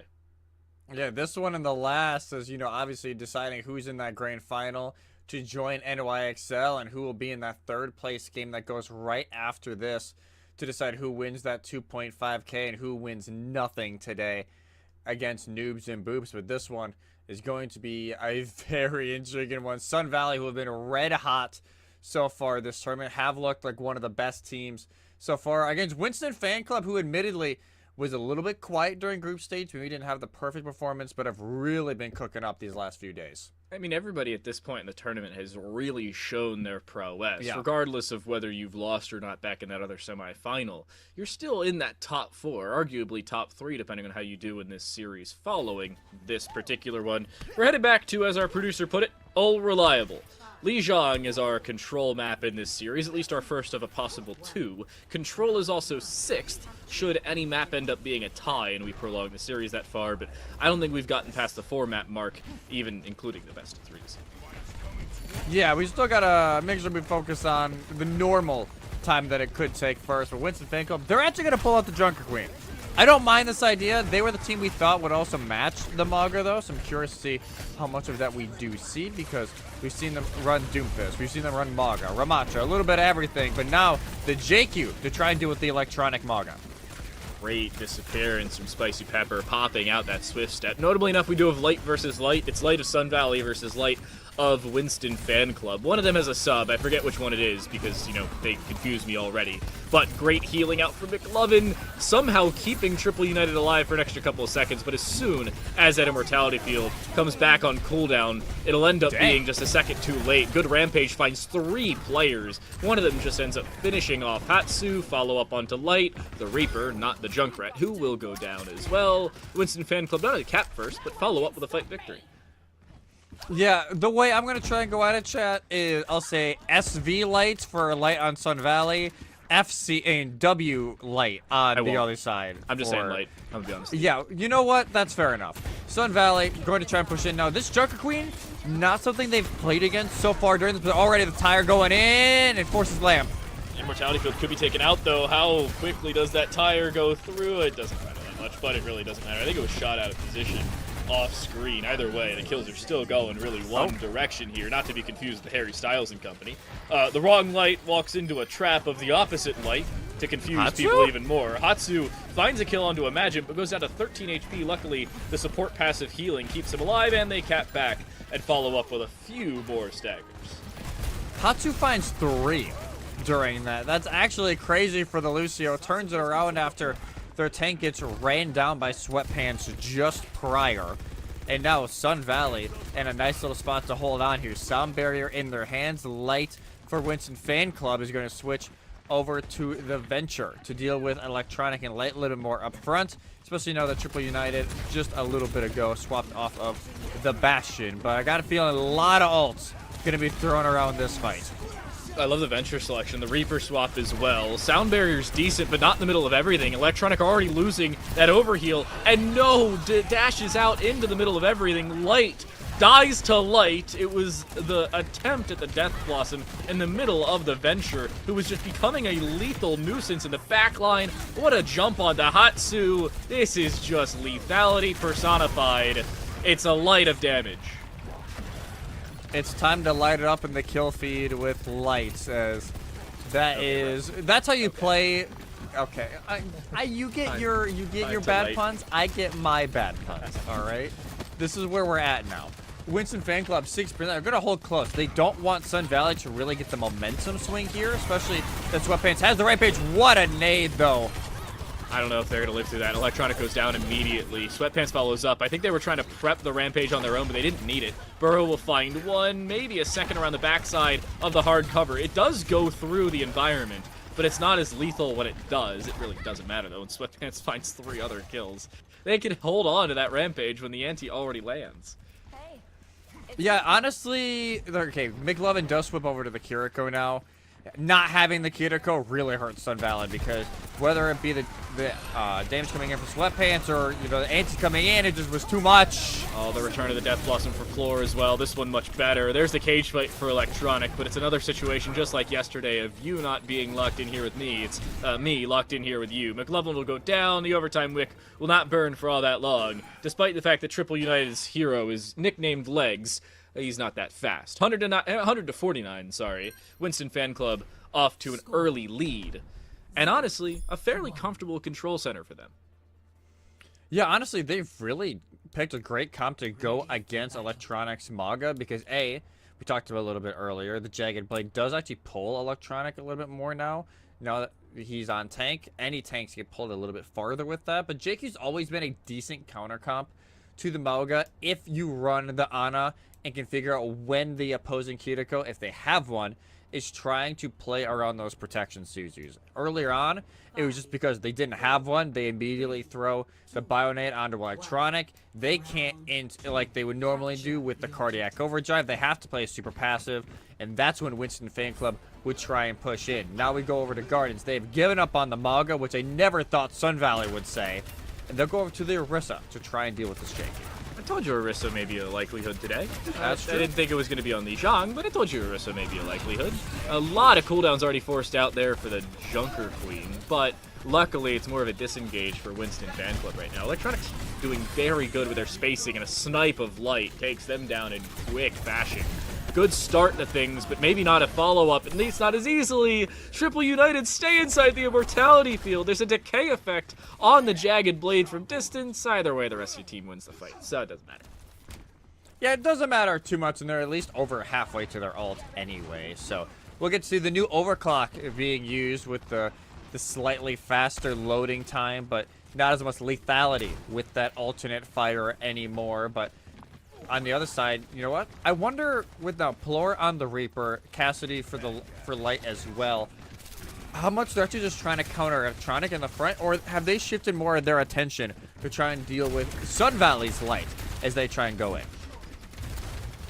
Death Blossoms are about even right now, but Electronic's a little bit of a larger target. If you can get close enough, you can really start to pellet in damage. Oh, the sleep as well. That could kill him, but an even better Immortality field, and Light takes out Plor. Terra Surge prepped only does negligible damage, but Light ends up dying off the back of it to Light the Reaper. Either way, the Nano onto Sweatpants, they could end up doing lethal damage close range if they could find the way in. The problem is just the crowd control of the Javelin Spin will not let them through. And in really just 2 fights here, Jesse, Sun Valley are at 70%. Yeah, this Orisa is actually working extremely well right now for Sun Valley. They're just keeping Sweatpants and Light especially away from the rest of the team. They're not able to push in like they did over on a Control Center, and that has been a massive issue so far. They'll rotate over to White Room yet again. Kitsune Rush in their pocket, but that is the only immediate ult they will have. And Cleanse already used. Wow. Force already. 90% is there. This is final fight. Death Blossom available. So too is the Overclock. Kitsune Rush already used. And the Amplification Matrix should they need it. But at this speed, they may not even have to. There's a Death Blossom into the backline. But somehow Plor does more damage, despite the fact they were not actively pressing Q. Sweatpants does the same. They will pop out the Rampage for the death on the opposite direction. And that'll just about do it on this fight. I don't know if Electronic's going to live through this. They shouldn't be able to. And they'll willingly jump off the side. That's understandable. They go out on their own terms. I respect trying to not get staggered out too super long. As that point, Winston Fan Club, yes, Sweatpants just goes in with the Rampage, and like you said, Light tries to turn it around for Sun Valley with the Death Blossom. I don't think they were quite in the Kitsune Rush radius. I think that's why they didn't get that amplified attack speed. Maybe it would have been a different story if they did, but regardless, Winston Fan Club 30% now, and didn't have to use a ton during that fight. Still very doable here. But Electronic, they don't have to have a lot to fear. They have the ult if they need just a little bit of extra armor health to pop during their ult. This is still a very reasonable fight for Winston Fan Club, though. Plor's Death Blossom, Triple United. The Overclock is a little weaker, and low HP already for Hatsu, who goes down at the worst possible time. Yeah, they got the Immortality field off, but they didn't do all that much past that. What a Jagged Blade! Oh my goodness, who needs a hit scan ability to try and snipe down somebody sliding away at that same juncture? 60%. I'm going to say it here, Jesse. This is about final fight territory because Sun Valley have just taken too long to initiate. Yeah, it could very well be final fight here for both teams, considering Sun Valley is at 99. They will take the long rotate over to White Room again, just to avoid any potential boops coming in, even though the only one that really could is actually a Blade coming in from, the Jagged Blade from Sweatpants. There you go, Nano Blade going in. In the back line, though, it's too far out of position. Terra Surge to try and pull him back in, but Triple United goes down, way too disconnected from the fight. It was a very good call on the final fight, unfortunately. Late respawns here, and nobody has the speed to get through. You've got about 8 seconds to try and touch the point, and nobody has that speed. You've got Shadow, you've got Wraith, but you just don't have the blinks, you don't have a Wrecking Ball, you just don't have the time. Winston Fan Club will come back from an absolute scorcher of a start to Gardens, and Winston Fan Club will 2-0 Li Zhang. What a start for them in this best-of-5 series. Man, this bingo card of, like, unexpected results here just keeps on getting longer and longer. Like, this is a great showing for the JQ comp we didn't really see from Winston Fan Club at all. Yesterday with a lot of the Doomfist Pharmacy over on Control, and then a lot of the Ramatra over on Kings Row. So we didn't really get to see this Junker Queen comp come out, but it worked brilliantly against the Maga. Forces them to swap. Electronics Orisa is a good idea for a bit, but as soon as, a few fights go in, Winston Fan Club start really playing around the Orisa, realizing when they're using Jav Spin, when they're using Gold, and when they can try and attack the backline, especially the Baptiste. You said it a few times. Just gets caught out being a little bit too forward in their positioning, and Winston Fan Club, they take advantage of it, and they take map 1.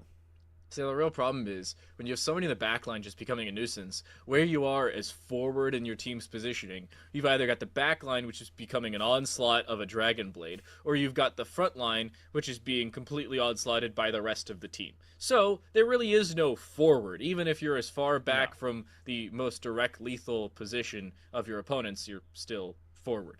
It's a problem. And if they don't have that spacing, especially going into a second map, which is probably going to be Kings Row, let's be honest with each other here, there's even less escapability, especially when you get down to streets or even into third phase, where if you move the wrong direction, if you get out-spaced out, you're going to fall through a crack and end up into the abyss. And, it is Kings Row. At least if our producer's very subtle messaging in our chat gave it away. Not even saying Kings Row, just sending a GIF of Kings Row. I will say, shout out producer Pizza Time as well. Does not get enough credit in the backline. Has been dealing with us for 4 days now. You for 4 days. For me for 4 days.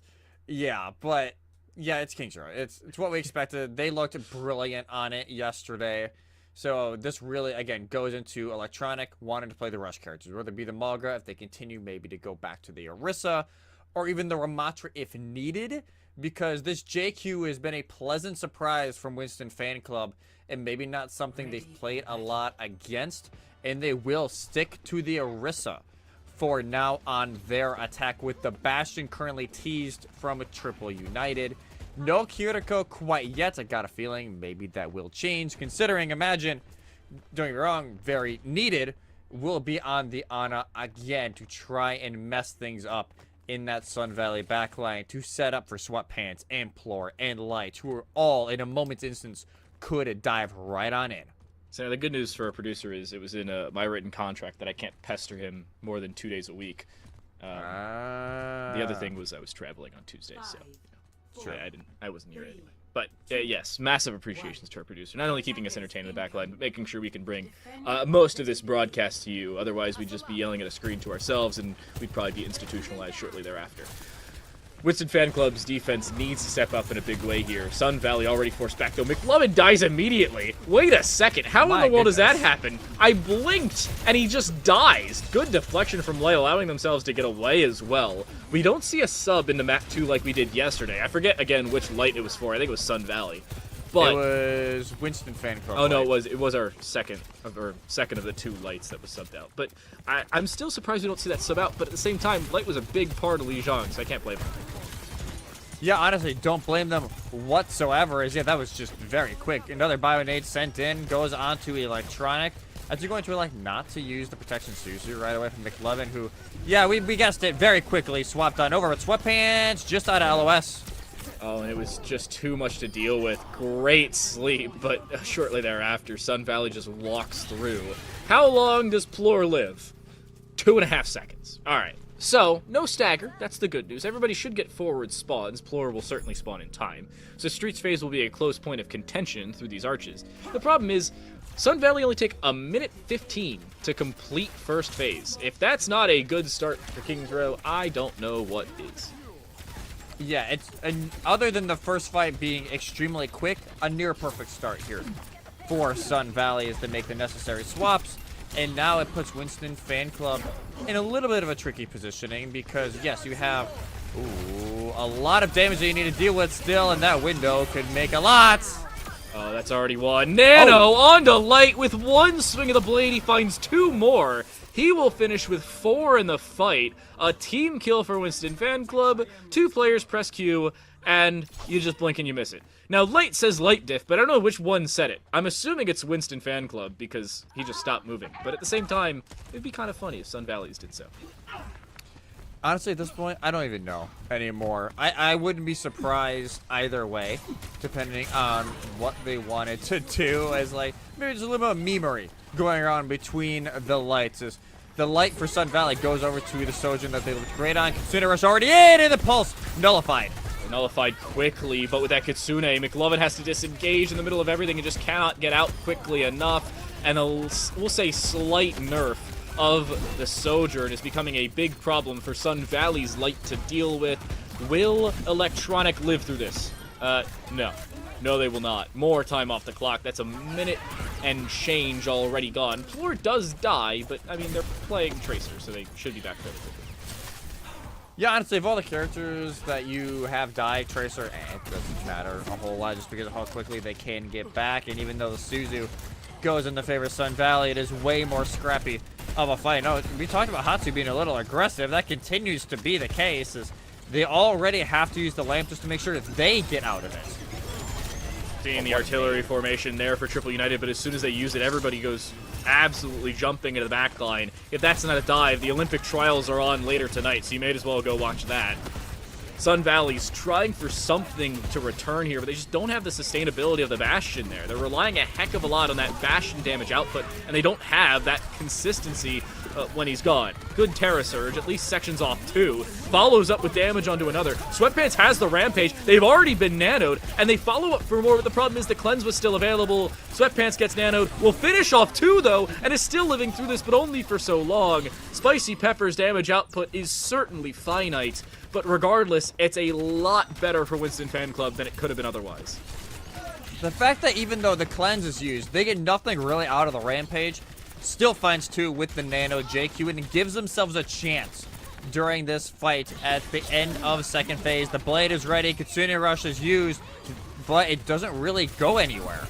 Kitsune Rush quick, but they slept got stuck in the beforehand, and I don't know what's going on off the back of that. Yeah, it was the stick, unfortunately, and not the correct one for the Pulse Bomb. There it is, though. Backline works. Triple United goes down. They were slept earlier. Nothing followed up on it. They end up finishing what they started earlier. But here goes Sun Valley into an attempted backline of their own, and it's working. 4 consecutive kills in their favor. Plur is the only one left alive, who will only do negligible damage. In over 3 minutes on the time bank here for Sun Valley to try and finish off Kings Row. This looks much better for them than it did back on Lijiang. Last time they used the Blade, it worked extremely well. They're able to find 3, cleans up the fight very well. This time around, gets nothing. They get melted as they try and go in. Like we said, the Kitsune Rush gets stuck on that sidewall. They couldn't use it to their advantage, and Sun Valley picked apart everything. And now that there's been some swaps made, Triple United will go off the Bastion and onto the Sombra to put some pressure onto Light's Widow, but it don't matter. When you're that good, it really just does not matter. It doesn't. Good priority. The headshot point blank on Hatsu. It was with the SMG, so we'll put an asterisk on it. But a headshot nonetheless, and a headshot to open. Electronic was so scared about that, they swapped to D.Va. Can't blame him. Yeah, honestly, I don't blame him at all. Make sure that you can get something onto Light up on that high ground as the Widow, if it's not checked, is still extremely deadly. That's why you love Electronic and Triple United on their case, and yep, there it is. Triple United already finding Light there, but really nothing more to follow up on. I say that as the other Light finds the kill on the floor. So Winston Fan Club forced to disengage, and Winston Fan Club's Light, I was gonna say is not swapping, but as I was about to bring it up, does so onto the Hanzo. Good selection, but an even better Rampage backlined. Suzu is just not available, at least not quickly enough. And the virus is decent under Sweatpants, but it's nothing that's going to turn the tides of the fight that's basically already come to a conclusion. Will the Baptiste get out alive? No, they will not.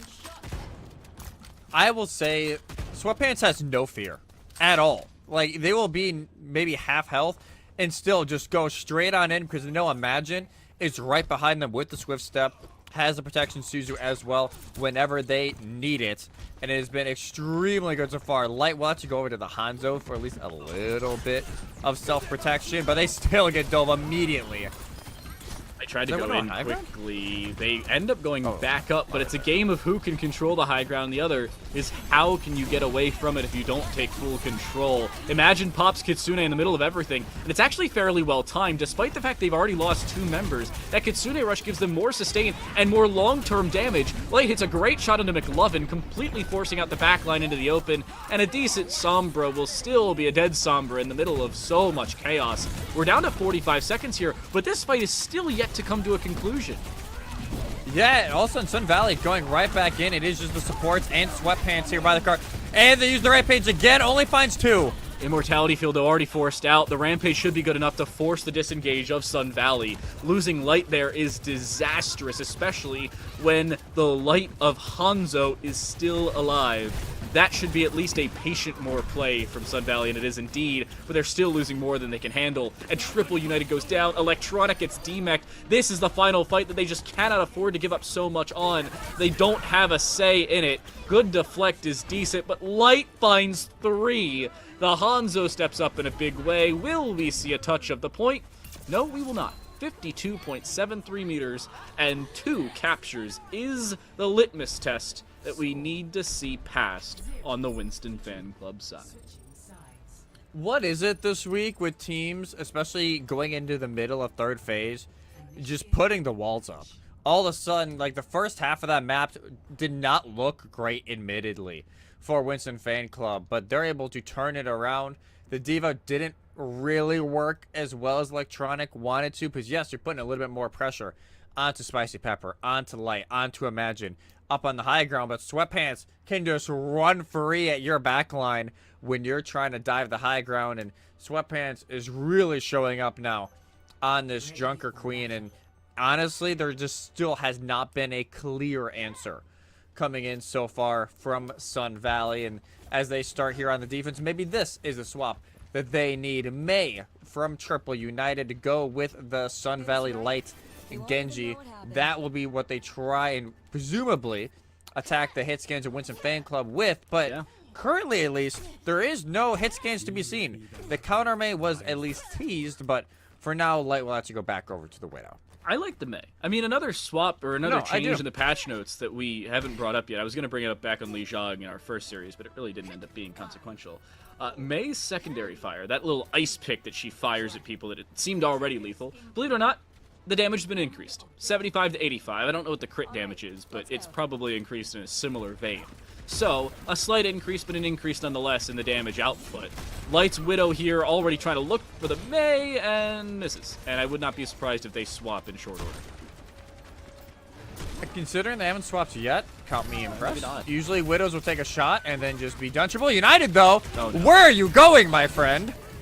Oh, and the swap in the back line. Floor's just becoming a nuisance and more of a distraction than anything. And it's working. Look at all this point presence and priority that we're seeing from Winston Fan Club. Great snipe of the Jagged Blade somehow does not drag Hatsu out of their perch. But the problem still, it's the win of the distanced fight as Light kills Light and the Widowmaker comes out on top of the duel. We have already seen the cap. For Sun Valley, it took a minute 17. For Winston Fan Club, only 40 seconds.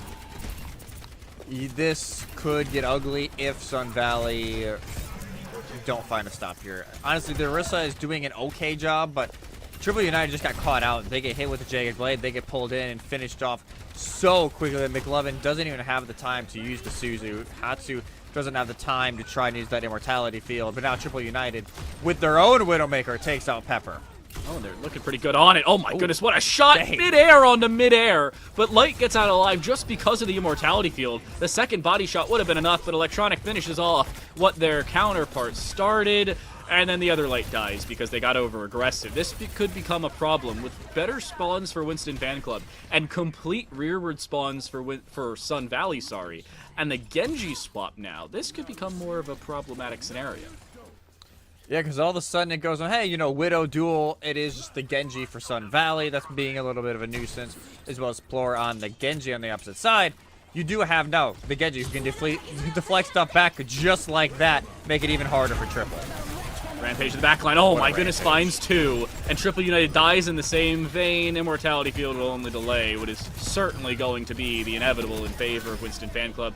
Better Jagged Blade. Yeah, Electronic finds a Javelin kill. Who cares? Team kill for Winston Fan Club. That should just about finish Streets. They're down to a final fight to do it.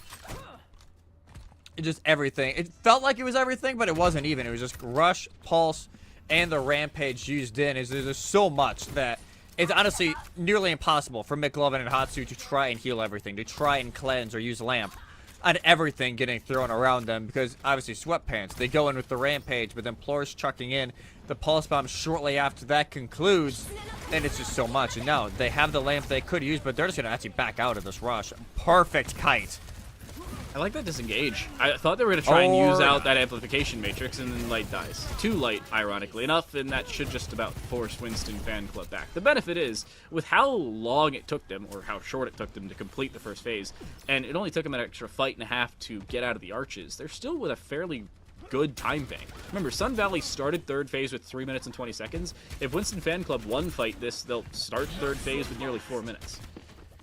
Yeah, as long as, honestly, even if they finish, like, even in overtime, it's fine for Winston Fan Club, because they don't have to finish the map, they don't have to finish with a certain amount of time, they just have to get at 53 meters to get to series and grand finals appearance point. So that is honestly what's on their mind right now, is they still have that amp. They never used it last fight. Available. I thought they were going to try and use it on the high ground. They decide better of it here. They do, but Imagine already goes down. And a backline jump. The Terror Surge in the middle of everything already finds the Immortality Field, and the damage is followed up on by everybody and their mother, it seems.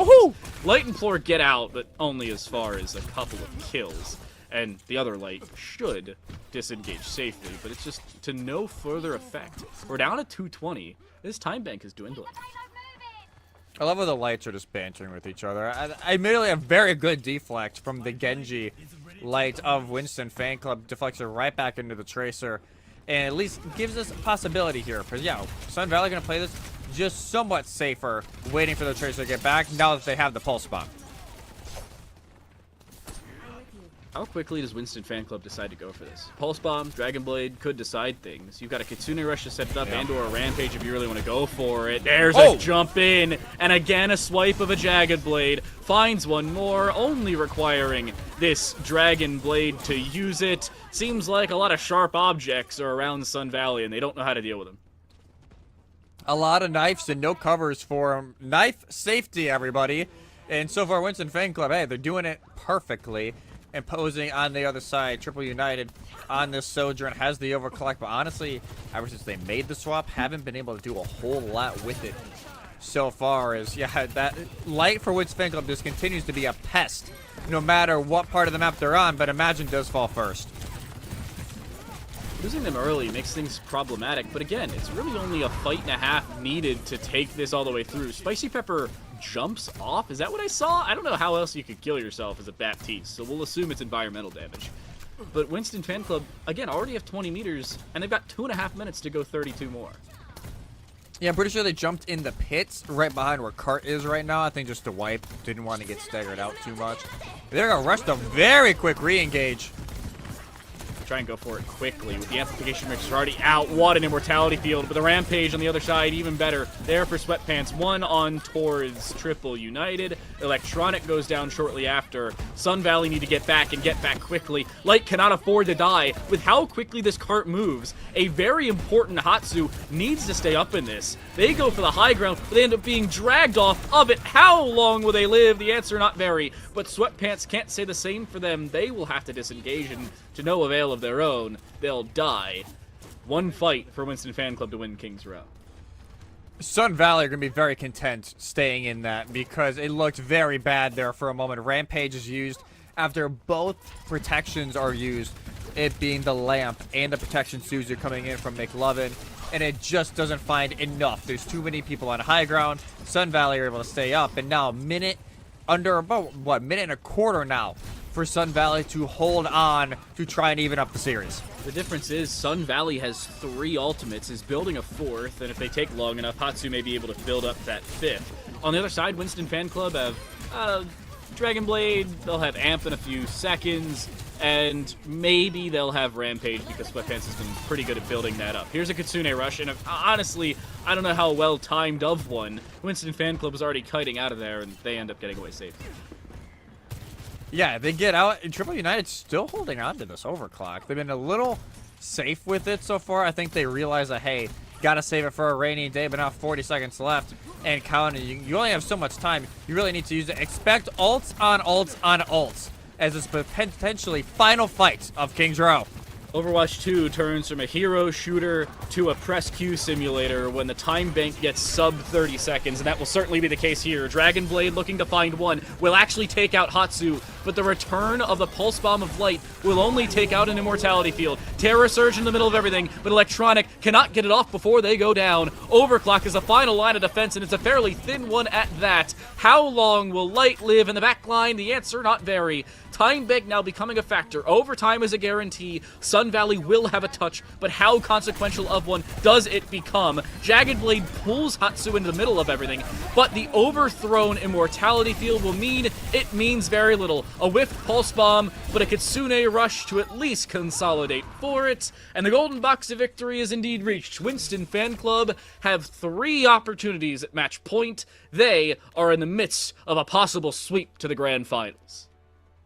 One map away from a grand finals appearance for the Winston Fan Club, as a major part of it is this man right here, Light on the Genji. Yes, had a few off moments here and there during the growing pains of the comm switches, but look at this. Just goes in, nice little 4-piece with the Nano Blade, and was always a factor. Just making sure, hey, even at Electronic, they're staying at bay when they need to, keeping the opposing DPS where they need it to be. A perfect showing there from Light on the Genji, and a very unfamiliar feeling here for Sun Valley as they're down 0-2 for the first time this tournament, other than losing to NYXL in groups 0-2. So at least this time around, the series is not done yet. Reverse sweep is still on the cards. Yeah, but you're looking at this and thinking to yourself, where have been the standout moments for Sun Valley? Electronic is a name that we exclusively said yesterday in a positive light. Today, it's mostly being on the right side of the kill feed. Spoiler alert, that's where the deaths happen. Electronic just did not have the sustain in the early parts of most of these fights. They didn't have the opening picks they were looking for. And I'm going to be honest, Ursa selection just has not worked thus far. No. They tried it on Li Zhang. It fell about as flat as Stanley did back when you read those books.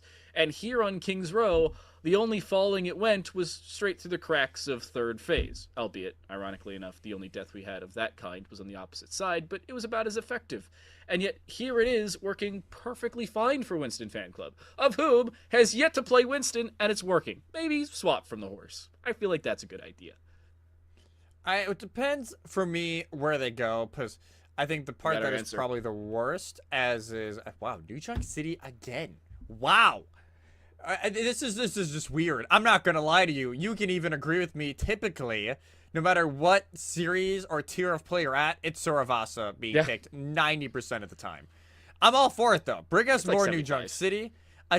Yeah, but here now, the only downside here for Sun Valley, Junker Queen is typically only used on Flashpoint because of how quickly you go from point to point, how brawly and deathmatchy you can really get. That goes literally right into the hands right now of Winston Fan Club. The only upside is that Winston Fan Club have not ran Lucio at all.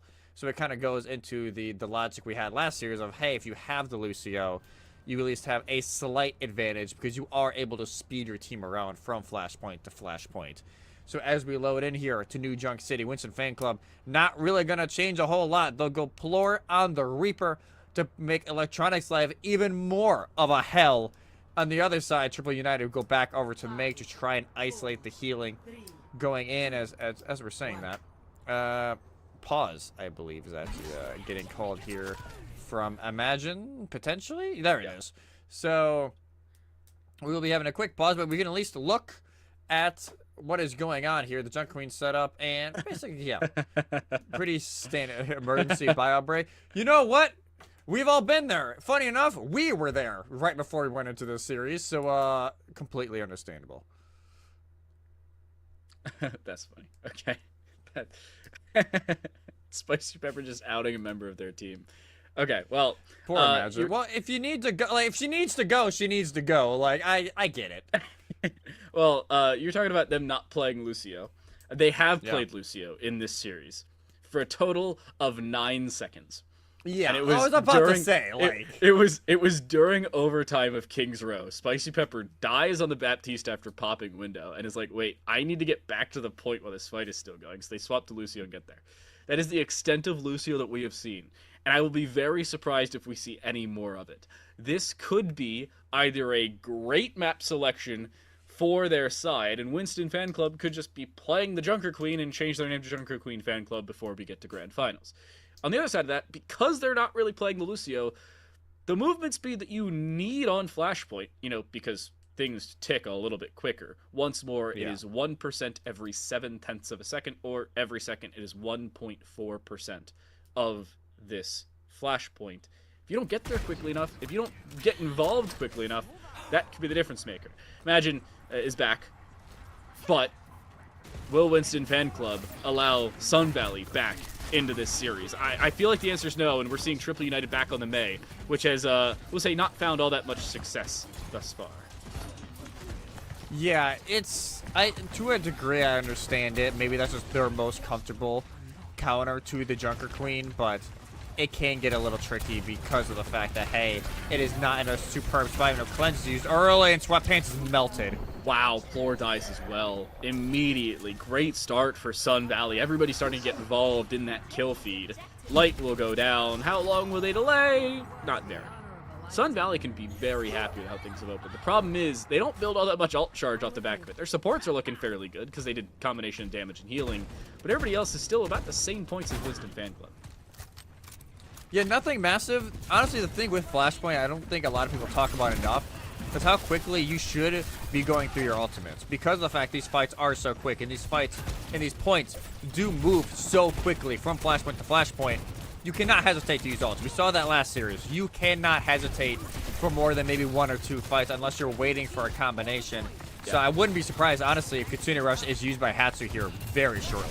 McLovin well on the way. They will use Kitsune Rush to near immediacy, but Imagine and Light are very quick on the heels with a Nano Blade combination. Watch out for that as soon as this Kitsune Rush dissipates. The problem is Spicy Pepper does not live long enough to see the light of day of it. Light has a Dragon Blade. Imagine on 4% away from that Nano will not be able to pop it, and that should do it for this arena of New Junk City. Light lives a few extra seconds, but they just don't have the reality of popping that blade with no help, and that should be arena closed.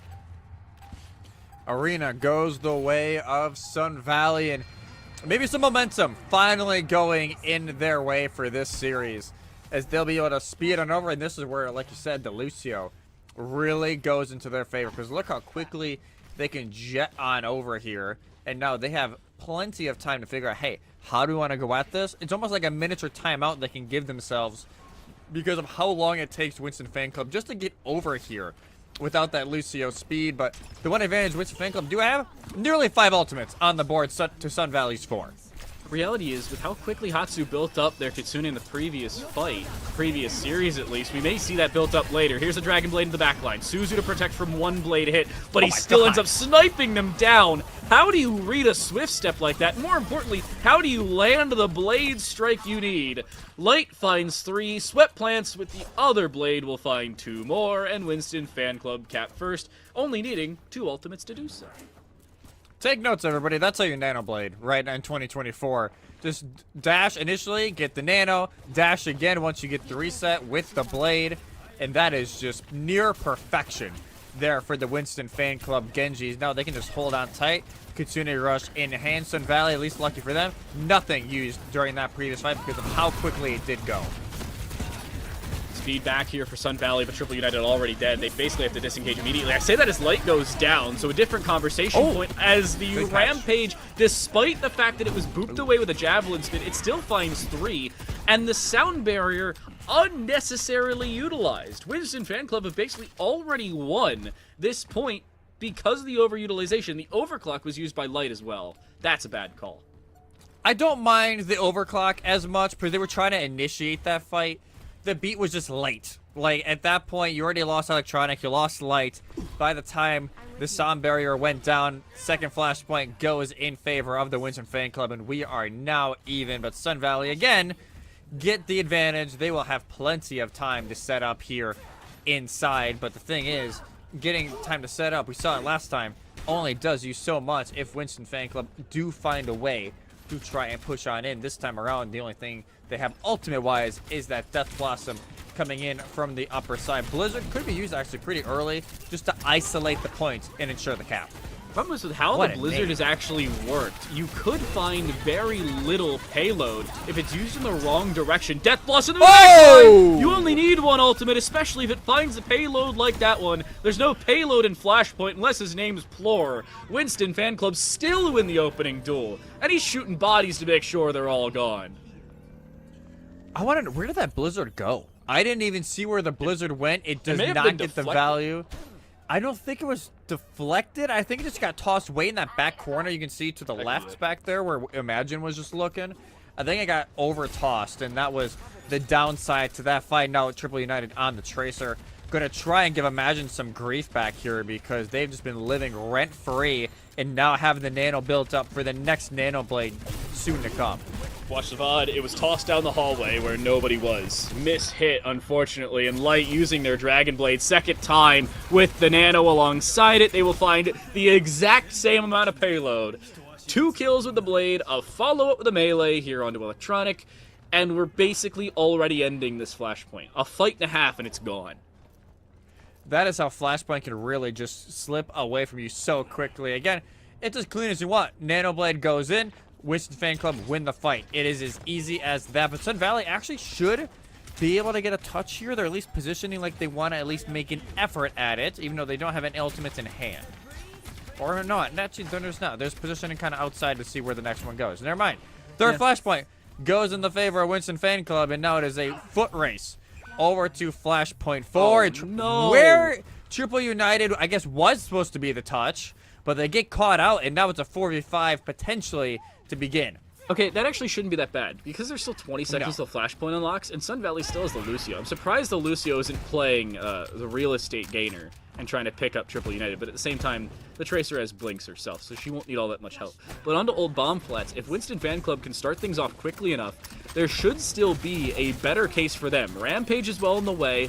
The only thing close here for Sun Valley is the Overclock or the Pulse Bomb, and Triple United has just not had a pivotal role in this map of New Junk City. They need to change that now, or they will certainly lose this map. Here's that attempt. Will we see a Suzu? Yes, we will. How do you pick the only person that can fully avoid your ultimate to try and target with it, other than maybe Plore?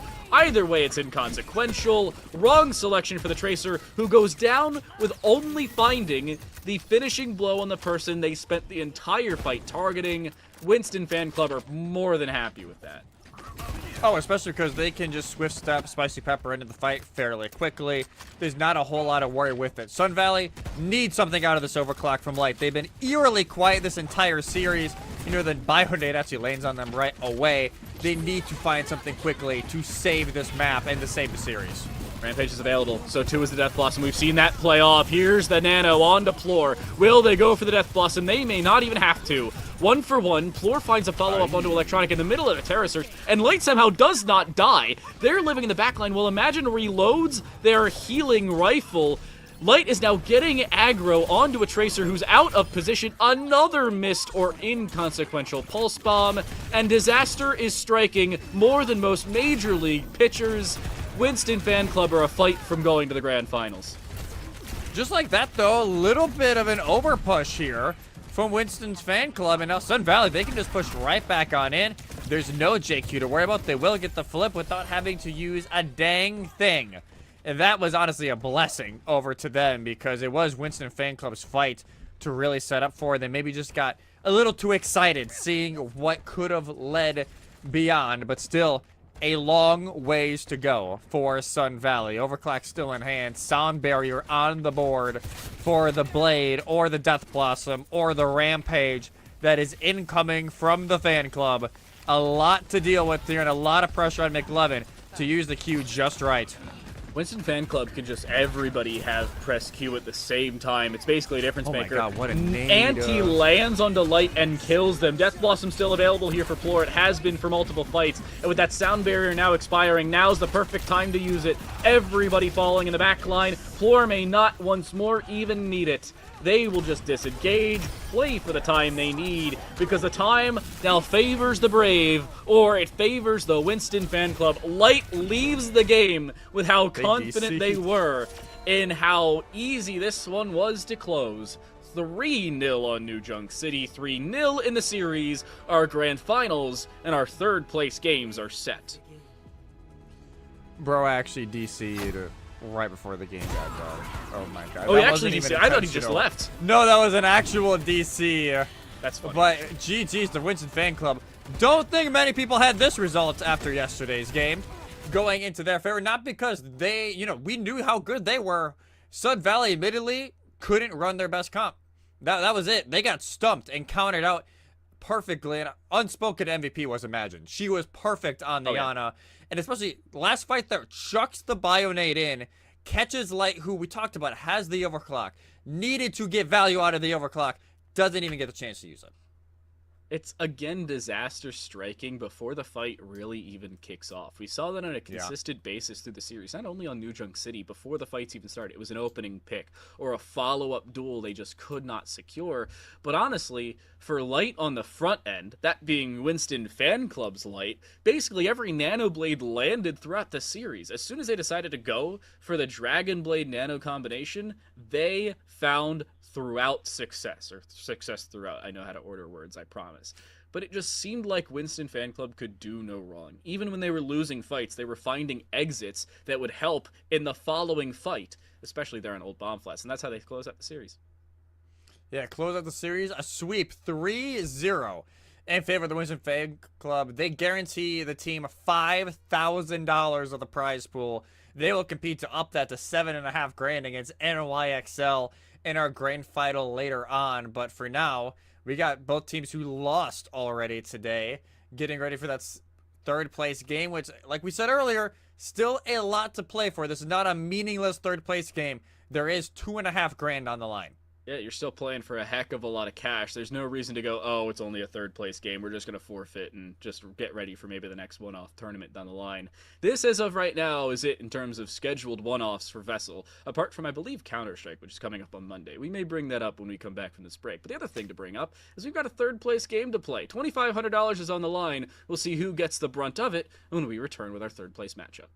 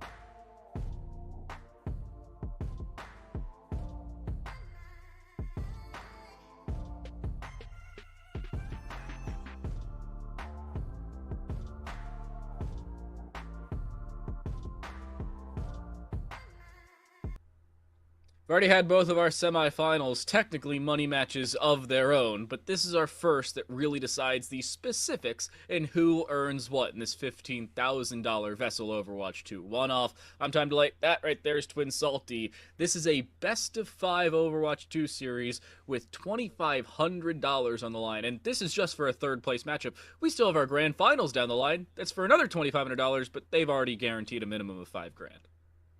Yeah, we'll get to that when we get there, but this is to guarantee you either go home as a team with $2,500, or you go home with nothing, which is, it's hard to believe teams who got to this point, they get to the final day, they get their hearts broken in the semifinals, they could still go home with nothing. That is the very cruel reality of tournaments, and we'll have to find out soon in this one who it will be, because it will be Noobs and Boops against Sun Valley, and this will be definitely one to where, hey, how quickly can you rebound off of a loss? Sun Valley, obviously, they just lost, 10 or so minutes ago in their series. Noobs and Boops had a little bit of time to decompress, maybe eat, and watch the other semifinal unfold. So, from a mental standpoint, I would say a slight advantage to Noobs and Boops, just because they've had that reset time. But, sometimes teams are okay just to bounce right on back. We'll have to wait and see what kind of team Sun Valley is. Yeah, yesterday you were eating goldfish. Today, hopefully, teams have the memory of a goldfish. That is at least the case it needs to be for Sun Valley out of that other semifinal. We don't have a specific map just yet, but, we've played both of our semifinals. Both of these teams have played in that semifinal, and they've both played, in order, Lijiang, Kings Row, and New Junk City. I'd be very surprised if anything else comes of that, at least in terms of the Kings Row, New Junk City front, because they were both picked by the losers of the first 2 games. And our producer just put a smiley face in the chat. We're going to New Junk City, or Lijiang. New Junk City's later. We're probably going to New Junk City, but it's Lijiang. Yeah, if you like Lijiang Tower, you're having a great time today. That's for sure. If you like the classics, Lijiang, Kings Row, you're getting a whole lot of it so far. But I want to see the adjustments. What are the adjustments being made? Both of these teams lost map 1, so this will be one that I'm trying to think. No, Noobs and Boops won Lijiang. Yep. Sorry, no, I forgot the map order for the first semifinal of the day. They won 2-1 over NYXL on this map. 100-0 loss on Night Market, but then 100-99, 100-99 on Control Center and Gardens.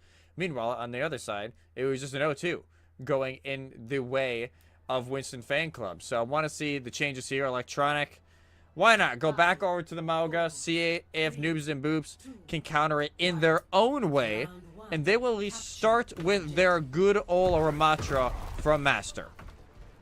So how effective does the Mauga become? We saw not all that much Mauga, at least not all that much effective Mauga from Sun Valley. They really tried to go with the Orisa, and Old Faithful was not relied upon, at least not all that much. A distance fight to open things up, but everybody going with about what is to be expected. Pug's still going with that Cassidy despite the slight change to the magnetic grenade. I'm curious to see how this opened things up, though. Good usage early. Hatsu so low, so too is Electronic, yet everybody lives in the early stage. And Sun Valley cap first. Sun Valley cap. Oh, Triple United almost gets caught out, but yeah, I do wonder what the difference will be now that it's a flashbang, kind of going back to the OG version of Cassidy instead of that magnetic grenade. More of just that slight hinder rather than a lot more damage. That seems like almost a heat-seeking missile around corners. Admittedly, not going to miss that aspect of the kit. But now already Cureless going to give up on what they were currently on, and previously on, I should say. Go over to the Reaper to try and help Master out just a little bit more with the Mauga in the front. Noobs and Boops are taking a very long time to reinitiate, though, because of how long it took Cureless to get back into things. The swap to the Reaper, probably a judicious one, but how effective does it end up being? Master trying to get the backline here, but they have yet to make it through this arch, and the Amplification Matrix has some hard cover between it and the rest of things. Good Kitsune rush to try and reinitiate. Immortality Field out in the open allows Pugs to get forward. Great usage of ability combinations, and Pugs finds 3 off the back of it. Electronic needs to 1v5 and he kills only 1 person. That is such a good call from Terror and Pugs with the Immortality Field. I already love the change to Cassidy for Deadeye with the speed increase. I already love it. Like, he's not a sitting duck anymore during Deadeye. Yes, the damage reduction also goes away during that same time duration, but that's why you saw Terror just immediately throw out the lamp. Like, all right, they're either going to have to shoot you and shoot the lamp very quickly for this not to work, and it does end up working out. Light gets taken out. and Noobs and Boops get their first time momentum, but they give up points. They somehow give up point control, or at least the point presence, but not the point control. Annihilation, but the sound barrier from McLovin is just way too late. The overheal disappears just as quickly as he does. And just problem after problem for Sun Valley. They really only won a fight and then got some extra presence because Noobs and Boops took some time to reinitiate. Even though on paper you see Maga versus Ramatra, advantage typically does go to the Maga because of how much damage can get output. So far, they're actually playing around it really well. Pugs is going on a lot of off angles to try and shift the attention around. But now the cage fight, they're almost dead already. Wow! Goodness, Electronics already gone, but Light with a 3. No, make it 2-man. Death Blossom, a third is picked up onto Cureless, and their doppelganger will go down. Will Master delay the cap, though? That's the real question. Light actually nearly goes down, but we'll have the benefit of a Lucio at close range. 73% though for Noobs and Boops. They can be happy with the pace they've built up. Probably said they had used the amp during that. It kind of just got jumped on them. As soon as they even got the Moga, they got Electronic during that fight. It was just they were not looking for the Death Blossom around the corner, and the Hinder did not come in time as well from Pugs. And now another re-entry. Here's that Deadeye. You can see the speed maybe in real time, how updated it can be with the speed boost. Well, look at him go! What? And he doesn't kill him? How in the world is his skull not built up onto a very low HP McLovin in comparison? I thought he had the angle. I guess not. Triple United pops the overclock, but dies in the middle of a Death Blossom that finds 2 more. Cureless does the exact same thing that Light did just a fight ago. 2 in the Death Blossom, 1 shortly thereafter, and we're in final fight territory. The bigger impact there, though, is overclock was used by Triple United to try and bring it back. They actually go over to the Bastion now to give even more help to the front line to make sure Master's life is even more difficult than what it used to be. But like I said, you can just see Cassidy speeds on in, but it's all a giant distraction in the grand theme of things for Cureless, who already now 1 fight away, and Light just dives right on in. They're going for it. They want to just absolutely send things. Master on low HP, already forcing out the Immortality Field, but they're close to that Annihilation. Keep an eye on the ult counter on that front. They will be able to use it, and they have the time to do so now. 1 kill onto Electronic. Longhorn's going down. A good opening from Light, but it's only 1. That's the main problem. The amplification matrix is even better for Terror, and the last one alive is taken out by the Deadeye. Pugs says there's only room for 1 here on the night market, and Noobs and Boops are able to buy themselves around. They go up 1-0 here on Lijiang. I just love when Noobs and Boops, they're not afraid to get down and dirty in some of these fights. They're like, all right, we're going to spread out a little bit. We're just going to trust that we can win our ones. Win the one-on-ones, especially with Pugs and Cureless. So Cureless was on their own, on the outside of point. Honestly, it was like, what, a 2 or 3v1 out there when the rest of the fight was going on inside. And they are still, granted, eventual help from Terror, able to win it out. Noobs and Boops in a great spot. And all of a sudden, even though Maga, no changes this patch, it's starting to look just less and less viable here for Sun Valley after 3 days straight of it working non-stop. And they will continue to run it here as we make our way into Gardens, continuing the change now on the Bastion. I don't hate the swap here for the Bastion, but the problem is if it doesn't find enough early payload and you do enough damage to yourself before the fight even starts, Pugs doesn't have to hit all that many shots, and they're pretty good with hitting what's already the minimum required. Low HP in the backline, and on fire. Master will go down to the Hellfire shotguns of Light at point-blank range. Cureless is going hunting for a Baptiste, but with an Immortality Field, they should be perfectly fine to live. I say that until they just don't respect the Genji, who courteously falls into a Mega Health Pack and then dies to Triple United anyway. Noobs and Boops somehow still cap first, despite the fact that they have lost the entirety of this fight, and they get, what, 7% off of it? Yeah, that's about it. Yeah, 7% just because Sun Valley, everybody was peeling for that Genji. My goodness, that ended up being Triple United coming back from spawn that ended up taking out the Genji. But that's something McLovin is going to have to respect this game, is the fact that Cureless is not afraid to dive the backline solo. You got to make sure you have the lamp available just to save yourself. Deadeye already available for Pugs here if they can get in. We've seen the lamp used, but it has a very low health pool, and it can be shot out much quicker than it has full effect. Light is on 89% of that Death Blossom, trying to go for it quickly if they can find it. They may have the time to do so right now. They want to avoid that ability close range, but inside the Kitsune Rush, alongside that Sound Barrier, they will find Cureless. Good boop away at a bare minimum, but that seems to be all that's going the way of Noobs and Boops. It is the boop in a general direction, but everybody else is falling off the back of it. Sun Valley, 50+% and counting. I don't know if that was worth it for Sun Valley. I won't lie to you, Dan. But I don't know if the beat was needed. I think they saw Cureless dash in, thought that he was trying to Blade, even though he didn't even have it quite yet, and kind of just emergency popped in, considering what, you know, the Light did on last game from Winston Fan Club. Maybe just a little bit of PTSD on that regard. And now it leaves it wide open for Cureless to actually get something out of this Blade. So how can Cureless find something here? We don't see an Ana to combine with it, as we saw basically in the entirety of our previous semi-final. McLovin looking to get in, has an early Immortality Field just to deny that Deadeye, and it ends up working. Pugs finds very little with it in comparison to what we've seen prior. Noobs and Boops have really only been able to control the space, but maybe that's what sets up this Dragon Blade. It only does damage, though. Light's Hellfire, shotguns make life hell for Cureless. Sound Barrier only catches onto the support line. CBD Master pops out the Annihilation, and then immediately dies because he didn't get that Sound Barrier. Sun Valley are going to return things on Gardens. Nothing goes the way of Noobs and Boops on this sub-map of Lijiang. And all 3 sub-points of this first control map are required to determine a winner. Yeah, you can just see, as you know, Cureless tries to go in with the Blade after getting the kill onto the Bastion. Doesn't get anything. Cage fight then gets initiated there from Electronic. They catch both supports, and I think both supports and Pugs were all stuck in there. And at that point, they try and use the Sound Barrier from Longhorns, and it's just behind the pillar. So when a Master is trying to use that Annihilation, get aggressive with it, they don't have that expected overhealth that you said. They were probably expecting, trying to go into the backline, just gets melted down, sends us over to Control Center to figure out who wins the first map of this third place game. And it will be, actually, for the first time today, the Maga Mirror, as Master will give up on their Ramacha, go over to the Maga, and Pugs is back on to the Venture that actually had a lot of success in the second half of this sub-map earlier today. I like the Venture decision. We've seen Pugs play it fairly well thus far today, but it has to find early payload if they can.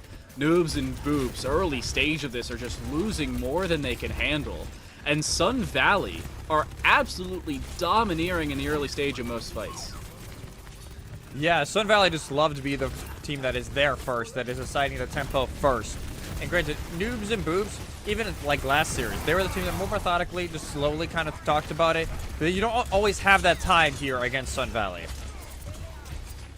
Sun Valley just right now seems to be forcing Noobs and Boops back off of most of these early fights. And Electronic now dominating with the Malga. It's finally working for them. Good deflect. Triple United so low. Forces out the Immortality Field before the fight even fully commences. And Electronic doesn't have that Immortality Field, at least not the full extent of it, to stay alive through it.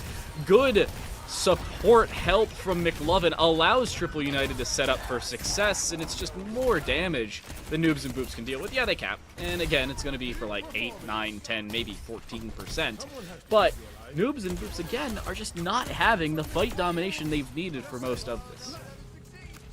Like you said, all the healing credit that goes to McLovin and Hatsu, even a little bit to Electronic, using that cardiac overdrive a little bit to make sure everybody else who is in his radius gets that extra health as well. But that was just beautiful for Sun Valley. They don't even have to use an ultimate. That was the key thing, as nobody has had to use it so far, and a lot of those check marks are lighting up. Speed kills for Noobs and Boops. Hopefully it does in this fight. They're nearly on to 2 more ultimates. Make it the entire kit and caboodle. Sun Valley pop out the Sound Barrier with Light's Death Blossom not finding all that much early. It didn't need to. Terror still goes down. The Burrow for Pugs somehow is not finding lethality, and a great Immortality Field will allow the life of Triple United to stay intact. Nearly a team kill. We'll say courtesy one as Terror went down so early in the fight, and Sun Valley are at 70+%. Yeah, I wonder if Pugs wants that burrow back. I'm not gonna lie to you. Yeah. I think they may want And it they back swapped. just because it was a little late. They do go over to the Bastion as well. I think it's honestly needed. There's just too much damage right now hitting Noobs and Boops. They need to try and match that level of output. They still have the Sunberry though to use. Hatsu used theirs last. Cage fight early. Electronic has theirs as well, should they need to use it. But Electronic's so low, he's not going to live through it. No help inside the shield. Cureless pops out a blade that really was not needed, but really put the final nail in that fight's coffin. Sun Valley are forced back. Triple United should live through this, assuming they don't ironically shoot themselves in the foot. But yeah, this is okay. You know, it's fine here for Sun Valley. But honest, I will say, Noobs and Boops were down 99-0 on this sub-map, and that's how they won it against NYXL. It's a very familiar position here for the team in red to bring it back. What? How does Hatsu die there? How much damage did they take beforehand? Deflect out. Triple United needs to be very cognizant of where they're shooting. Cage fight once more is used, but it's catching too many people inside of it. It seems like it may be the perfect decision, though. Light finds two with the Death Blossom, a follow-up on the top of it. The artillery strike for Triple United in the same notion kills everybody locked in the corners, and nobody's going to be able to find a fruitful touch. Not even a touch whatsoever. Sun Valley will take Lijiang. They survive through the onslaught of Noobs and Boops. Attempted comeback. Even though they lose their Baptiste so early in that, they still do not care. They have their setup with the tank and DPS. Cage fight goes in, Death Blossom and the artillery to follow, and this was a very similar play over on Night Market. Cage fight goes in, even though Electronic is not even there for it. Light understands what the situation is. Nobody's looking at them quite enough, and they're able to capitalize with that Death Blossom and wins the map there for Sun Valley. And credit where credit is due, Sun Valley really had the setup across the board. The Reaper was basically the selection they needed. They made sure they played their abilities to proper, well, say perfection, but there was not perfection. It was close enough, though, while I give them the adjective. I like the way that they play around their cage fight in that second fight. I thought that the cage fight was going to end up being their Achilles heel, where you trap too many people inside of it. When you're outside the cage fight, you can't influence what's happening inside of it unless it's your own teams. So what usually happens if you put down a cage fight and you catch like 3 or 4 people in it, you're basically stuck in there with 3 or 4 people, all of whom have their abilities to use. Where on the other side, if you're stuck inside of a cage fight and you're just against so many different players, you're not going to live through that same fight. Here we saw it. We also saw it combined with the Death Blossom, combined with the artillery strike. There was not that weakness of being trapped inside with too many players. Those too many players were trapped inside with you. Yeah, that is kind of the issue sometimes with cage fight. If you don't realize how many, opponents you catch in there, and you don't have the support right away to like, hey, I need Suzu, I need more help in here to get this cardiac overdrive actual value, it can just go so wrong so fast. But that time around, actually didn't. They're able to get the value out of it, and they're able to win map 1 after Lijiang after losing it just about, an hour and a half roughly ago in their semifinal. So a decent start here for them. And even though, yes, for Noobs and Boops, that was the map they actually won against NYXL. So they will have to win it another way, winning the maps later on, including the hybrid, which I'm not sure if we do know quite yet. King's but Row. yeah, it's why do I even ask? It's King's Row. On today's episode of Surprising Absolutely Nobody, we're headed back to the streets of London. Which, I mean, honestly, man, come on. There are 2 other maps in high. Have we seen another map yet? I mean, I haven't. You this may have week, back in or groups. yes, we've seen Blizzard World once, and I think Midtown once or twice. Yeah, not a lot though. I apologize for you because you've just literally seen Kings Row, for what, 6 matches in a row now. This is now 7. Oh, this is 7 in a row. This is 7. Yeah. Of the 7 series that we will have played, including this one, as of right now, including now Kings Row, we will have seen Lijiang 5 times, Busan once, Ilios once, and then, of course, we've only seen Flashpoint on 2 separate occasions. That was New Junk City on both occasions, and Esperansa. But, yeah. Gotta love it. Kings Row, is just all 7 series. It's like, I get it. It's a good map, and honestly, for Noobs and Boobs, they want to run the Ramatra. so I don't even mind it. I wonder, do they swap the JQ? Do they give it a shot here, considering how well it did against Sun Valley from Winston's fan club? Excuse me, during the last series. I wonder if they give it a try. I get it. They are very much, they've ran this Ramatra into the ground, win or lose. That has just been their comfort pick. And if that is, what they continue to do, I can't blame them because this is a map that Ramatra works extremely well. I can't even blame them for doing it. But I wonder if that's at least a thought going around their minds for now. Like, if the Ramatra does not work soon enough, will we make a swap to try the JQ counter? But they may not need to worry about it quite yet. Electronic is not on the Malga to start. They are on the Sigma. So, hard poke. And, one change from the balance patch we didn't get to talk about today. Alari actually got buffed, which I was kind of shocked they buffed. Outburst was her little jump. Now does 25 damage, and the healing pylon now, instead of 30 per projectile, it does 40 healing. Does slightly less to Alari herself, but more health to it and more healing to the rest of the team. So more and more we might see more the BAP Alari for these poke compositions instead of that Zenyatta. The surprising thing is that despite the fact that Sojourn has been basically nerfed into the ground with a less damage output on the overclock/railgun shot, she's still being played on a fairly consistent basis through our series thus far today. Again, the new patch came out this morning/early this afternoon, and yet it's still been fairly decent across the board for a lot of these teams, whether good or bad, nerf or buff. They've been fairly consistent in the heroes they've selected. Good Rock forces Master back, and Cureless is already dead. There's Hatsu with the Idioti. Turns out no buff or nerf required on that primary fire. Yeah, no change of ideas. They actually find a second one very quickly. This is going to be a long day at the office for Noobs and Boops if they don't try and find a way around it. It is just too much damage.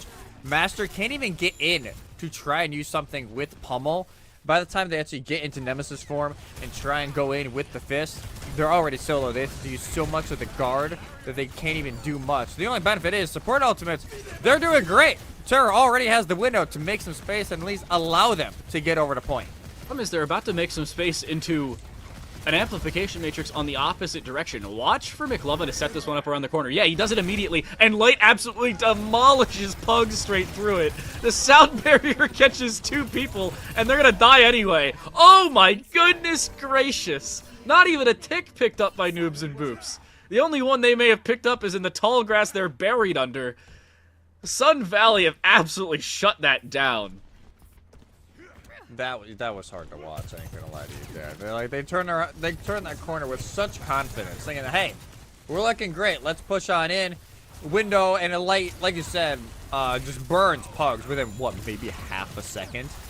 But now they have to try and go at this again. But Captive Sun now on the cards here for Hatsu. How well does it end up working, though? We've seen fairly collective play from Noobs and Boops thus far. If you can catch Master inside of that Captive Sun, you're basically shutting down their ability to get in or out as they please. Here's the pop. They end up trying to target down Terror, but with the Immortality Field, they live through it. Now trying to shut down the Zenyatta. They healing pylon themselves and yet still die, but it's a 1-for-1 trade. Pugs will go down, and Triple United, importantly, is still alive. Backline attempt from Cureless only does damage, but Triple United is on literally 3 points of health. And in the process, Noobs and Boops have captured first point. What? They just didn't have sustain. Electronic kept trying to touch and they get so low. And all of a sudden, yeah, McLovin tries to heal them up, but they're trying to fight their own demons over by the hotel, like you were saying. There's only so much Triple United could do, and the cap comes in, a little over 3 minutes. And a somewhat healthy time bank. Still going into Streets phase here for Noobs and Boops, who are trying to capitalize on this. They realize Electronic is still somewhat alone. Not everybody is back quite yet for Sun Valley, but now that will not be the case, and now they have to deal with both DPS ultimates and the Gravitic Flux, but they want to open up with the Amp to try to get through Library. The problem is, Terror is gone, Amp is gone as well. The combination you may be looking for here is grab Artillery Strike, but the Artillery Strike already being utilized. Electronic isn't even going to try and go for it. Honestly, Noobs and Boops were already disengaging here. That is an ill-timed ultimate. I'm going to be honest here, Jesse. I wonder if that was just like, hey, go away for a second when we try and reset. Yeah. Realizing that, hey, we may not even get a whole lot out of their artillery strike anyway. We're just going to spare ourselves a few seconds. Grab used. Annihilation, the same notion, but Annihilation is being kept at arm's length or gravitic length as it works in favor of this defense. Good usage of that tranquility, but the problem still remains. They don't have an opening pick. Master jumping into the backline needs to be able to find something consequential, but they have not found a final blow since nearly the start of the Streets phase, and Cureless dies to the very well-placed secondary fire of Triple United. Here's the overclock, but in the middle of the amplification matrix, how well does it end up working? Because the overclock for Light has been popped in the same time period. Triple United doesn't even need help with it. He's got a shot of his own. Amplification matrix helps in a big way, and Sun Valley stay alive. Sun Valley put up the wall, and like you said, Noobs and Boops, yes, they've got this cart decently far. They haven't got a whole lot of kills for it. It's been more kind of pushing Sun Valley away with a lot of damage, them having to reset and make sure they're all healed up for the incoming fight, but it has not been a whole lot of kills going their way. And yes, the Zenyatta is great to try and get you in. The Transcendence was phenomenal to have them survive that Captive Sun, but it probably will not be back up for when Hatsu gets it again, as they are already at 70% with just over a minute to go. Noobs and Boops don't have a whole lot of time to really mess with. Where's that time gone? That's the problem. They had a 3-minute time bank at this point, but now they're just having problem upon problem.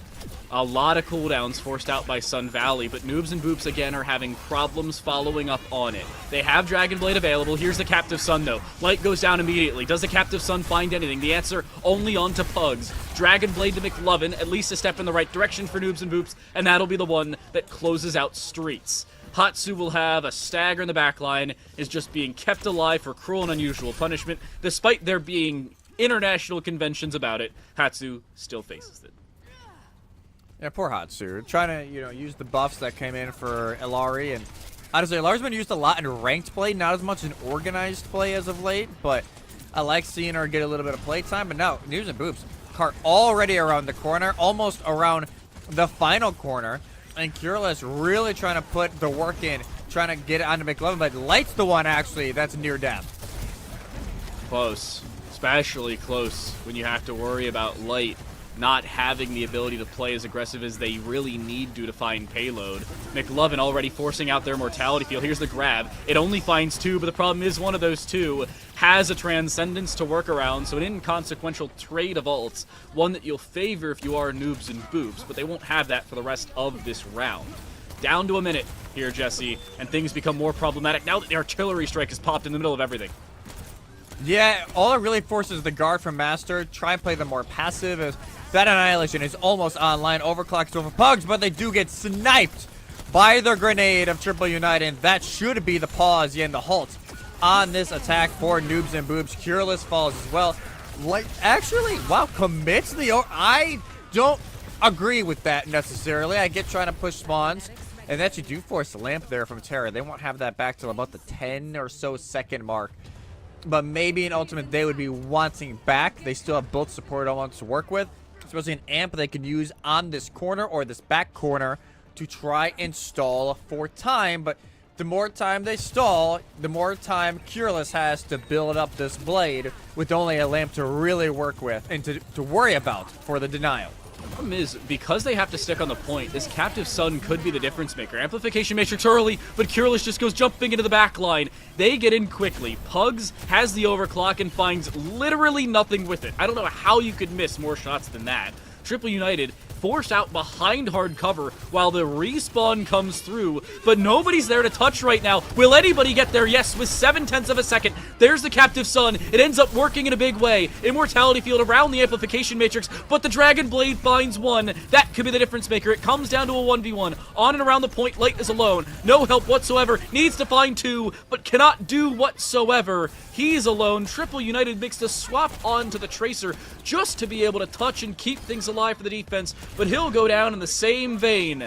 No time on the clock, but Noobs and Boops, at a bare minimum, complete King's Row.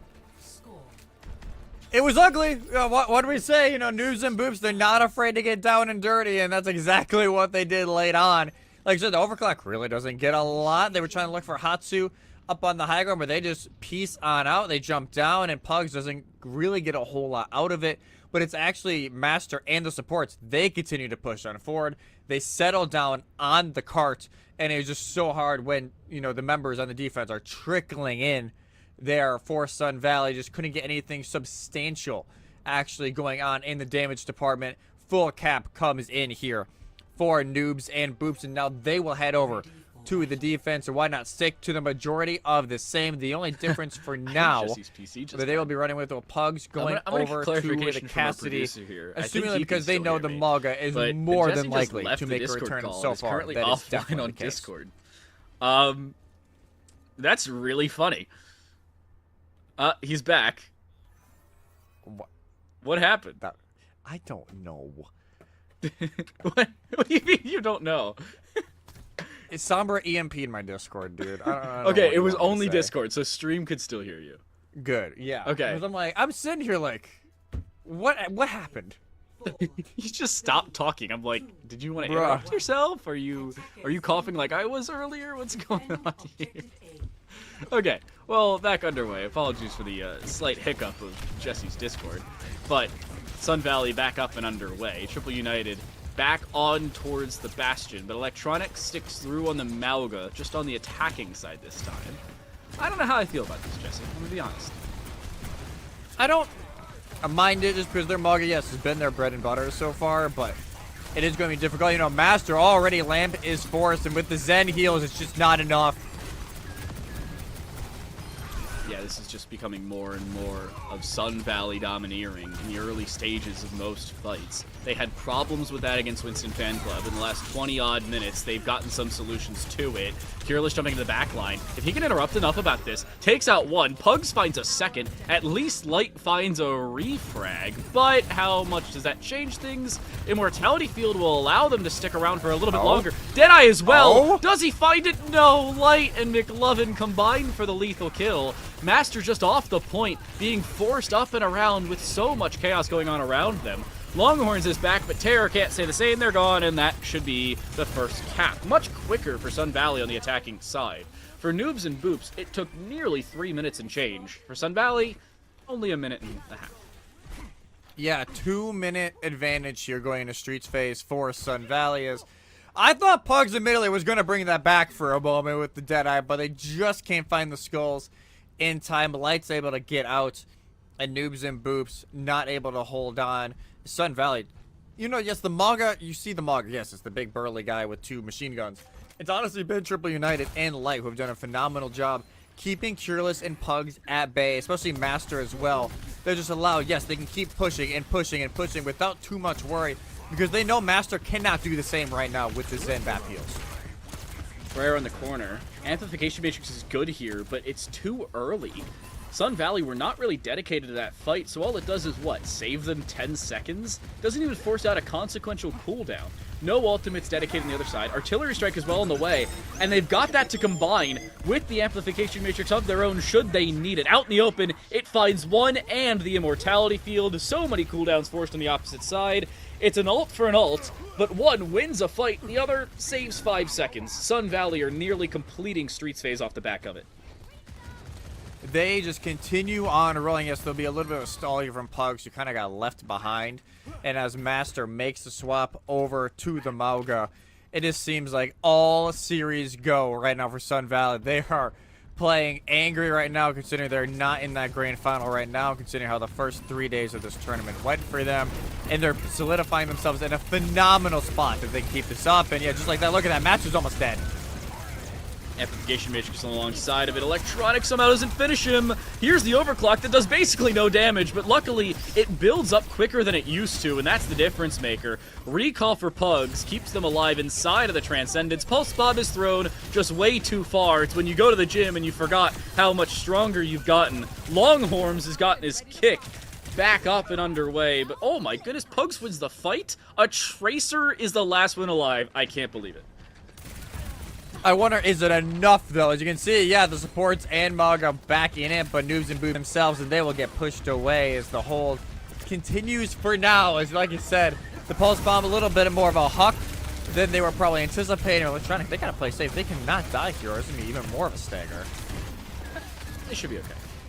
Disengage is there. Artillery formations on for both sides. Artillery missions actually used by Cureless, but Electronic mostly avoids it. Light say the same. He takes Sun Valley. 3 minutes of that is gone already. Only 2 minutes remaining. And all of a sudden, the time aspect of this is becoming more and more of a factor if they can't get something to work. Artillery strike used out. Lamp is used. Not actually broken either. No, but it's already all so far in the back line. Cage fight used. It catches 3 in the process, and everybody's isolated from one another. Importantly, Master used their cage fight as well, but it found really nothing helpful. The Tracer finds a mini health pack. It's basically either going to be staggered or quickly taken care of here. It is the latter. Sun Valley will have 3 minutes to complete King's Row. Now, notably, the odds they do so with more than a minute left is very low, so Noobs and Boops are looking pretty good for overtime as a possibility. As long as they can win, I'd say 1, maybe 2 fights, they should at least be able to get this under a minute, like you said, and guarantee themselves an overtime push if Sun Valley are to finish it off. Pugs goes over to the Hanzo, keeping that long-range threat going, but this game ball continuing on the Zenyatta. Personally, don't think it's working enough, but if they're going to stick to it, I respect it. How quickly does Noobs and Boops have the early start of this fight? Sun Valley, they dedicate Amp and Overclock. Somehow the Overclock actually finds a kill into Cureless, and now it's Master alone and isolated. Pugs is kind of there for support, but only 50%, or sorry, 50 HP alone. They're gone. This is now into a final fight territory, and with more than a minute, it would guarantee Sun Valley at a bare minimum a tie. Noobs and Boops using the artillery formation, but they need to get somebody there to touch. They have the immortality field, but it's already been taken care of and booped away. Transcendence is available, and in the middle of all this chaos, that should be good enough. But now Sun Valley have a completely different formation to this. They could finish with more than 60 seconds.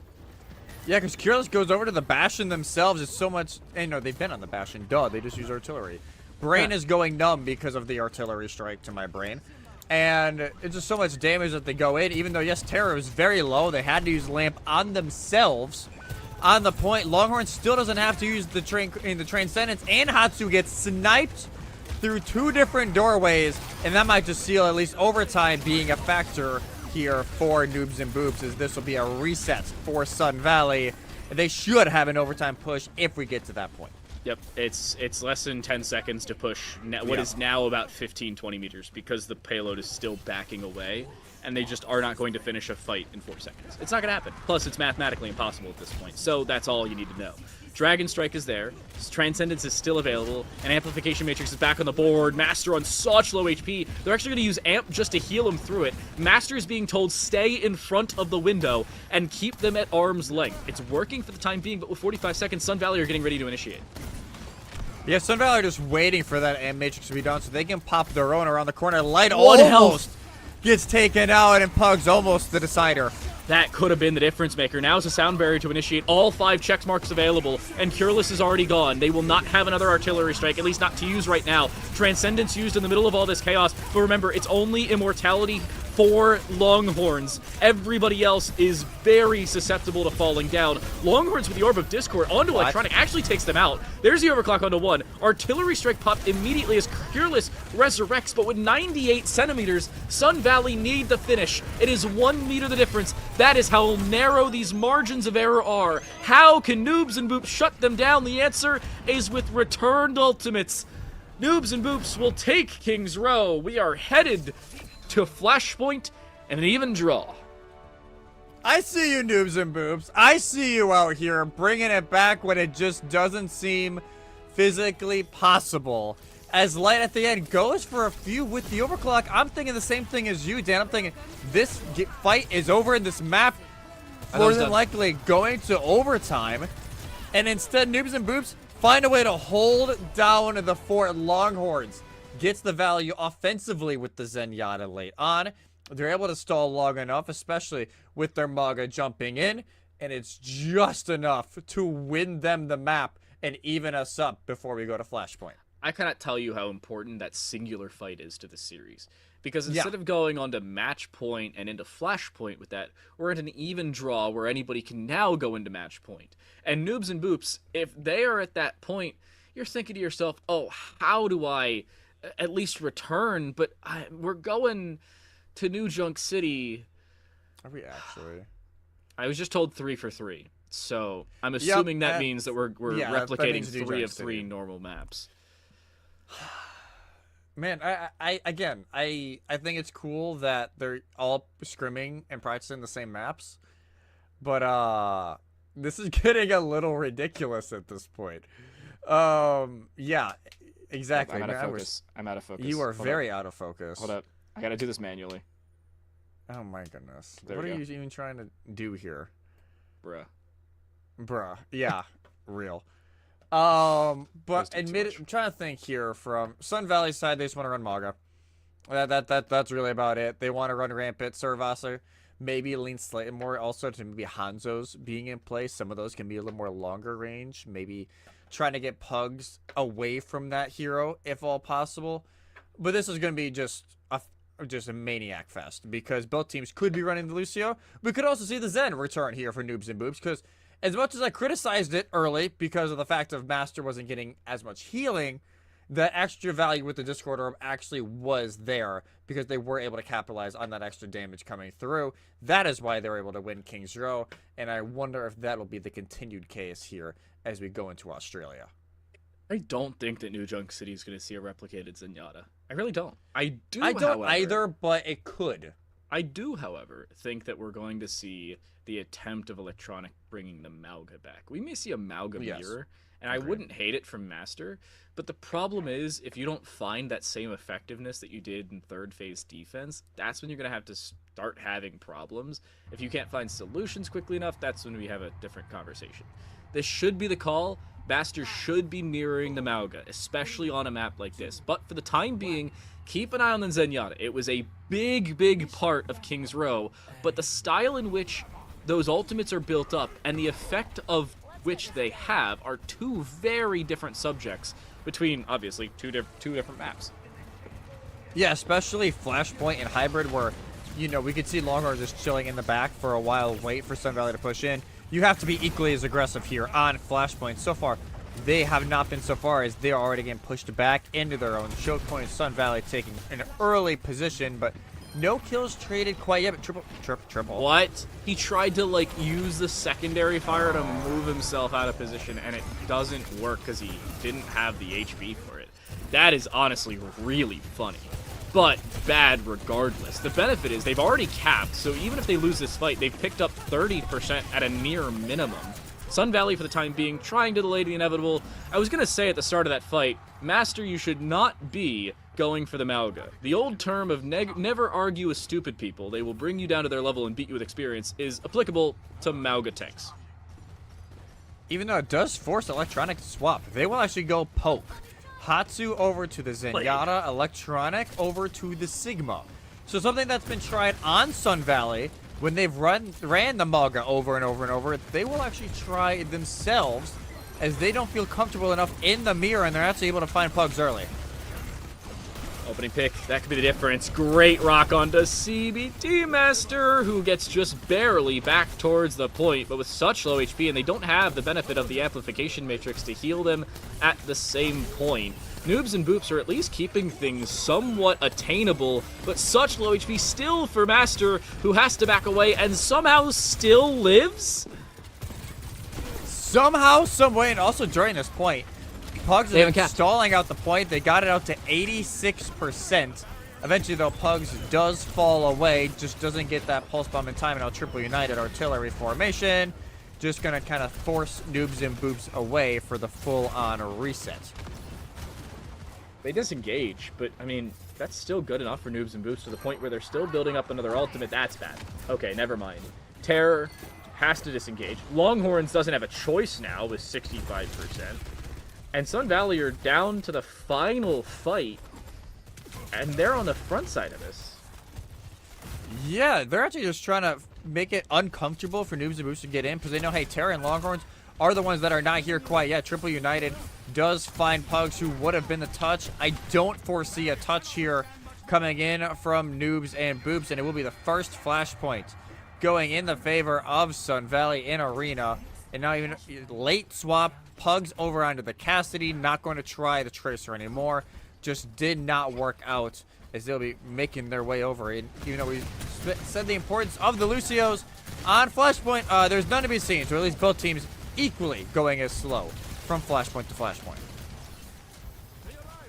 Sun Valley, if they have this early, they're in a pretty decent spot. They had a terrible start to Arena, yet they return, and Noobs and Boops honestly just give it away. I'm going to be real here. There are points in which one team earns and points in which another team gifts them. This was an early Christmas for all those who celebrate on the Sun Valley side. And with how many points there are, it may be the 5 days of Hanukkah, at least a decent percentage of it for Sun Valley, if they're given enough of those opportunities.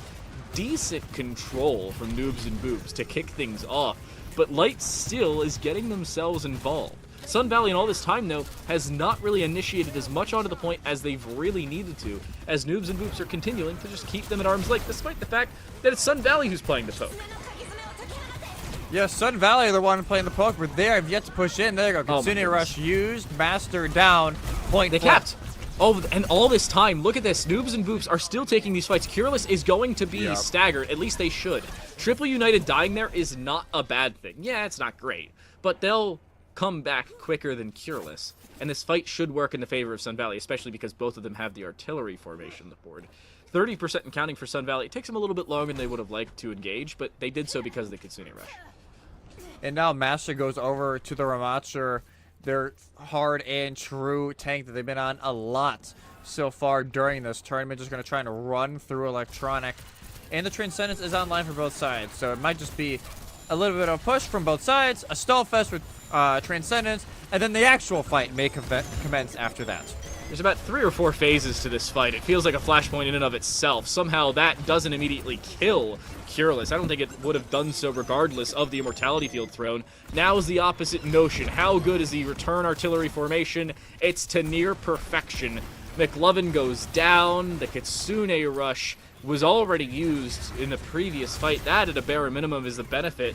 But in all this time, Noobs and Boops still have given up point control, and grab is available should it be required.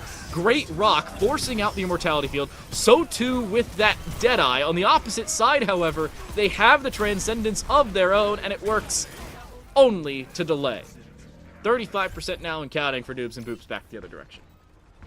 Yeah, up to 99% for Sun Valley. You wonder if some swaps are coming in from Hatsu here, or if they will stick onto the Zenyatta, and that you will stick for now. As of Pugs, they're using the all right, you know, Hatsu's in Transcendence, Electronic is safe. Oh, Triple United's right next to me. Oh, all right, bye. You know, goodbye. You don't need to be here anymore. It's 70% counting now for Noobs and Boops. This will be final fight here on this second Flashpoint. After so many ultimates used last fight, the only one left is the Gravitic Flux here from Electronic. There's no Transcendence to worry about.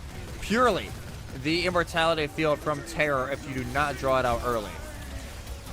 Grab from a distance. I didn't know you could put a sniper on that ability. Seems like it is, but it doesn't find the lethal kill it needs. Cureless, low, but not dead. Can't say the same for Master. The backline attempt there for the Cassidy of Pugs. It just does not work. Everybody's falling. And Sun Valley are going to go up 2-0 here on Flashpoint.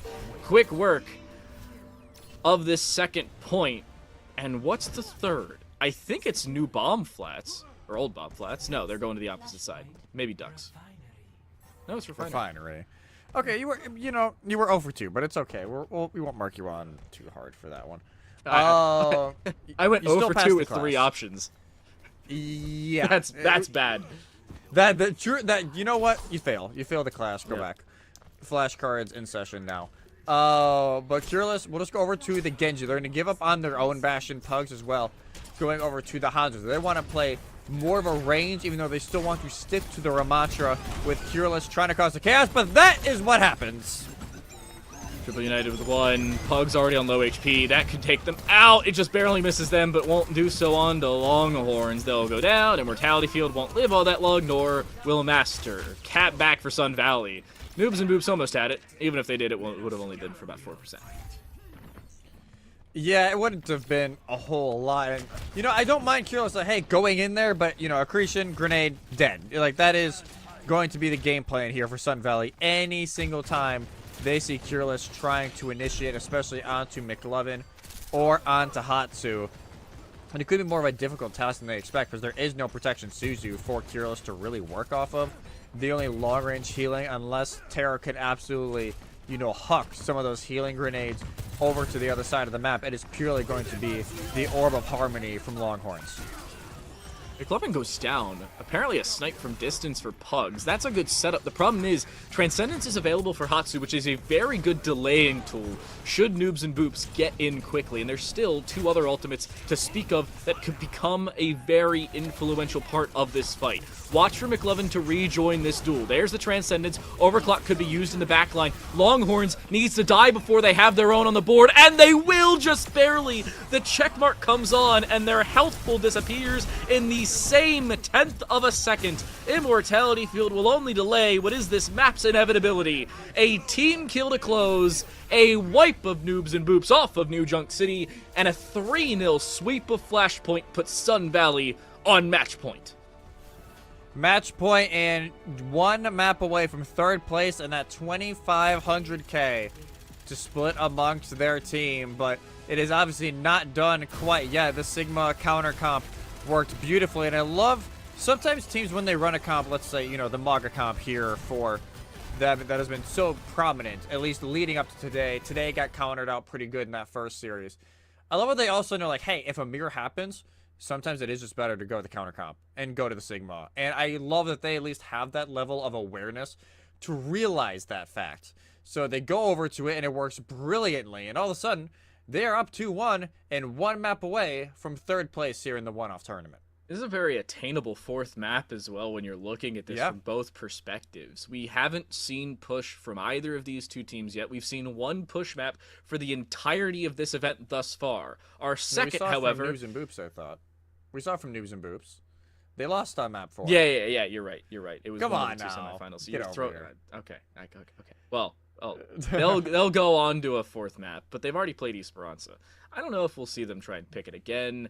They do have the option to do so, but I feel like Colosseo, especially with the new changes, could play to their favor. We'll see if that's the case. We'll see what their selection is and how it goes when we return from this break.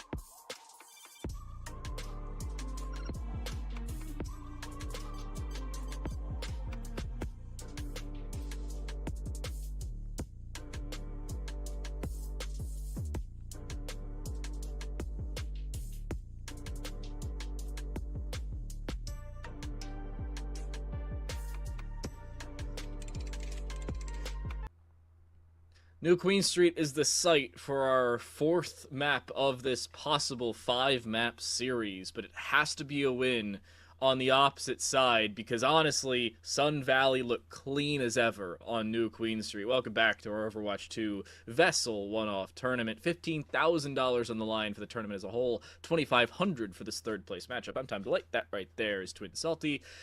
And Jesse, I don't know if Noobs and Boops have it in them. I'm going to be honest, but I feel like if they're going to do it anywhere, New Queen Street's pretty good for their composition. Well, it's a new map. You know, they do exist, everybody. They do exist. But yes, I do think this is honestly a better one because it is more longer range at times. It might go more in the favor of Pugs on whatever he wants to run. Currently, it is on the Cassidy. Could easily change that, over to the Hanzo later on. Sun Valley will not run the Maga. They will not run the Sigma, at least to start. They want to be on Diva to start off. Everything else is pretty standard, other though the backline as well. McLovin on the Ana, Hatsu returning to the Ilaria. Poke, and even more poke with a lot of peel coming in from the Diva. I'm questioning how the Iliari and Ana combination works, though. This is one we haven't seen thus far this week, at least not in the last day and a half on my side. I like the movement they're trying to play. I also like the consistency of healing. But the main problem is that sustainability long-term because of the, we'll say, lack of secondary abilities and cooldowns in their back pocket. Yeah, it's going to be a lot about cooldown usage here, especially for Sun Valley. You know, Hatsu, look at that. Look at the ult charge. Already 2/3 of the way to the captive Sun as they continue to start marching on for Noobs and Boops. Again, Master just feels in a very awkward spot because there is so much damage coming in. And there really is no one they can really run onto that doesn't have some sort of movement ability to get out other than Triple United, who is getting uber pocketed. I mean, arguably enough, Triple United has a movement tech of his own. Unfortunately, it does damage to him, so if he's under the weather, he's not going to live all that much longer. Great sleep on a Master, but he gets woken up. That's going to be a very angry McLovin. Despite the fact that he's got a Hawaiian ID, he will not be living it pretty on the beach. Noobs and Boops, just a clean fight. Well done. That was a great reference. Okay. That was a great reference. That was very good. I usually give you some slack. That was good. Noobs and Boops continue to march their way on forward. Both support ultimates in hand. Also, both support ultimates for Sun Valley. They're actually keeping Triple United at bay a good amount. And now that Electronic has died, they realize what Noobs and Boops are on. They will return to the Sigma. They got a whole lot done over on New Junk City, and you can completely understand why. I feel like Sun Valley really controlled the early stage of that fight, but they just could not sustain through it. Master again, stunned through, takes too much damage despite the Kitsune rush. But look at the top of the screen. Noobs and Boops just secured first checkpoint, so they will have forward spawns for when Master comes back into this. Cureless pops Dragon Blade and only takes damage, somehow doesn't deal nearly any. Electronic lives at the end of the day. Shout out Hatsu. But Noobs and Boops should all get forward spawn here. It comes down to whether Longhorns will do so, and it looks like, yeah, he'll get it, but Pugs will not. That's Pugs bad. will not. Yeah, unless they stall this out for a long time. I doubt it, though. Yeah. As it will be just not in time for Pugs. It'll be a 4v5 for the moment being, as Pugs has a long way back, and I think Noobs and Boops have realized that they're content to giving up a little bit of space, especially because Master is just under half health. And they'll wait for their Cassidy, who has the Deadeye in hand, to come back into this, even though Cureless will cause some chaos as the artillery goes in. Oh, an antidote for Master trying to play ring around the Rosie with a shield. He is very easily seen and killed at that. This is looking very good for Sun Valley to return. Yeah, they give up checkpoint, but honestly, they're about to pick it up themselves. Master's not going to get back in time. This is a very good return to New Queen Street. Very good return here for New Queen Street. For Sun Valleys, they're able to find Pugs as well. It just seems like, for right now, Noobs and Boops, they just are struggling to get a solid 5-on-5. Somebody's always dying either on exit or on entry, and it is really hurting them right now as the lead will be caught up now by Sun Valley, and they will try and take advantage of the forward spawns. Forward spawns and counting now. Sun Valley's in a good spot. Master again is slept, this time not woken up as quickly. But how quickly can Sun Valley take full advantage? The artillery strike wasn't great, but Electronic now has the grab if they need to use it. Anti again lands. It's Suzu'd out alongside the Kitsune Rush, but the backline jump for Pugs and Cureless is very dangerous, and the subject for Triple United is taken full advantage of. But as soon as light falls, Longhorns pops the sound barrier, and it's a full disengage and kite away for Sun Valley. You wonder here how many people will get close spawns. It's that same kind of question going around as Noobs and Boops. They continue marching on forward. Electronic will fall. Pugs finds 2 late ones. And let's see who actually does catch close. Triple United will. McLevin will. Electronic will not. And arguably the most important member to try and stage an attack here will not be here early in that bot. Should at least roughly get to that barricade and activate the near spawns for Noobs and Boobs. And it does. The butt scratch is already done, and that bot will start moving right away. Master has the annihilation, but they're very low. They're just dead. They're just dead. It's again a situation where they're just not having any part. Surprising usage. Why use that when you have so much already going your way? I don't even think it landed on anybody. Yeah, you find the team kill, but that's when you'll want when the fight is starting, not when it's basically already over.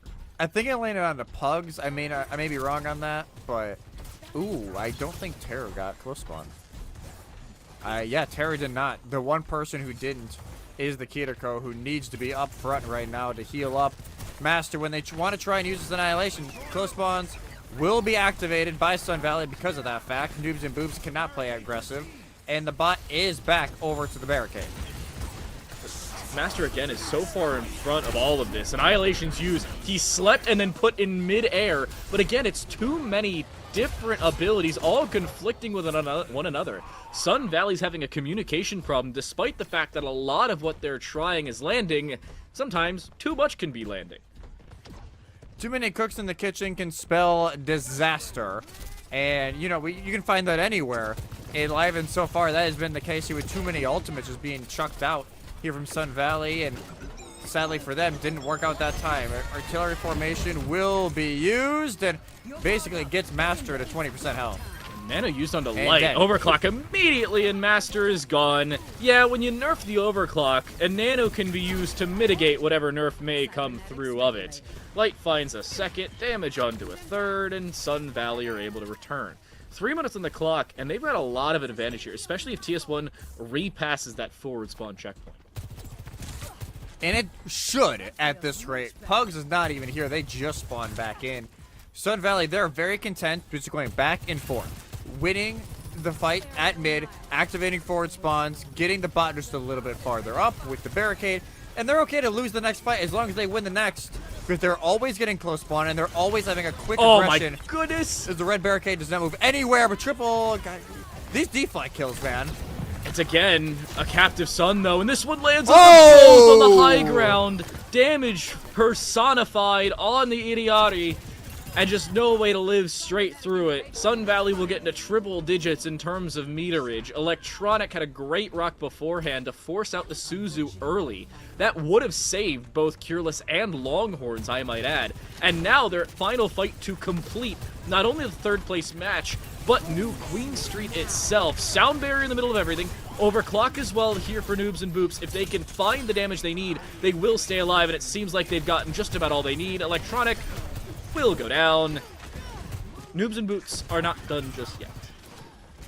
Not done yet, and it's in that small margin where it's still workable, you could argue, to keep them in it. I think Triple Unite almost died because Hatsu was out to shoot the Genji there. I can't even blame them fully, and they just get stuck on a corner. They will not get close spawn, and that will affect how closely Sun Valley want to hold this. As Noobs and Boobs, yes, they have to use the Sound Barrier, they have to use the Overclock. It's not worst case scenario here. They still have the Blade and the Rush and the Annihilation, all to use pretty shortly when there isn't anything at least readily available for Sun Valley. Anti-Ari lands onto Master. They're slept as well in the middle of everything, but they will be picked right back up. That rock misses, so Master's still in this fight. But with this Kitsune Rush in the middle of everything, Longhorns actually goes down, and now you have to disengage. Noobs and Boops don't have the movement tech that's been a big part of their game thus far today. And despite the isolation for Master, Sun Valley will just completely clean house. I would not be surprised if they complete new Queen Street here. They may not need to, though. At this point, you just need to win, what, this next fight, keep it far enough away. Because even if they lose this next fight, by the time the fight is done, roughly anywhere from, what, 15 to 25 seconds, maybe, even less than that, Noobs and Boops would have to win a fight at mid, win a fight where the barricade is now, and win another fight near the 120-meter mark. It is a very tall order, but that is what is up for them if they want to stay alive in the map and in the series as a whole. Oh, great rock again onto Master, trying to go into the backline with the Annihilation. They're on low HP, and they don't have the Suzu this time. It will be the Captive Sun to close them away. Cureless will finish off Triple United, but Hatsu's not done with their reign of terror from above just yet. Final line of defense will be Pugs in the middle of everything. Terror goes down. Pugs will do the same. 15 seconds remaining, and that should just about do it. Will TS1 close the game, or will it just be time? It seems like it's going to be the latter. Overtime will be required to determine a winner here. Sun Valley, very smartly, just back up. Like, it is just a 2v4 ready, and Hatsu and Electronic just get out. They understand they don't need to win that fight. They don't even need to win this next fight. I wouldn't be shocked if they try it. Actually, they have the ult advantage. They might as well pop ults here. Cureless did swap over to the Tracer to make sure they get back in time. Oh. So this will be no DPS ults. But there you go. Forward spawns deactivated here for Sun Valley.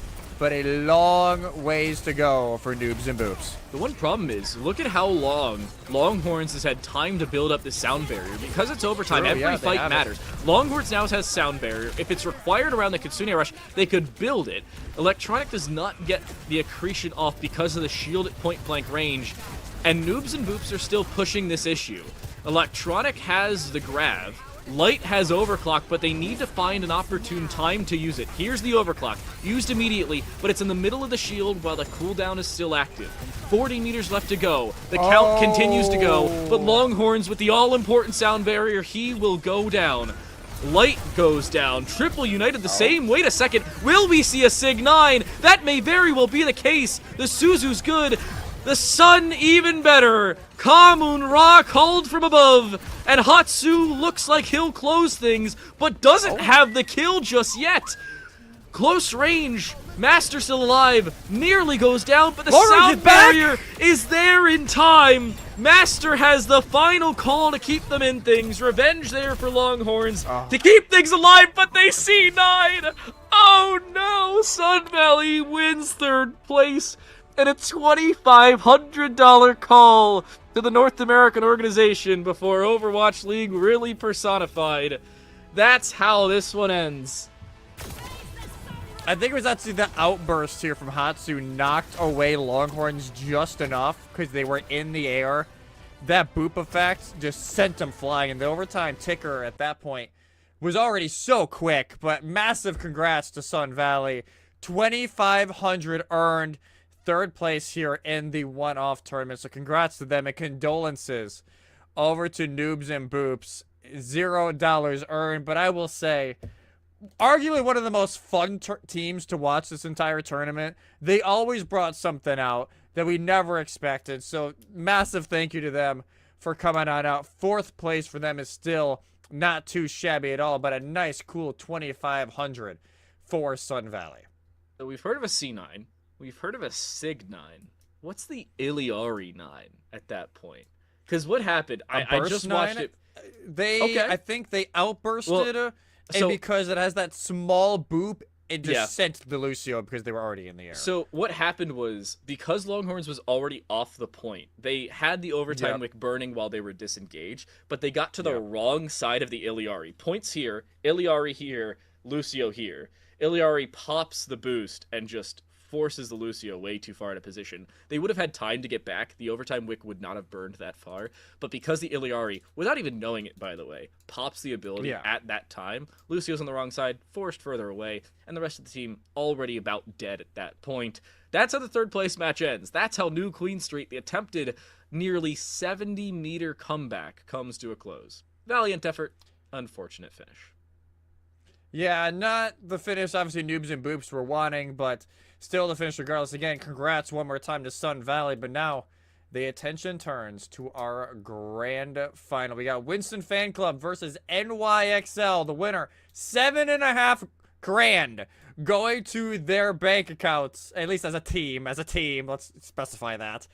The losers still $5,000 to their name. We will find out who will get the good starts here in map 1 after a very quick break.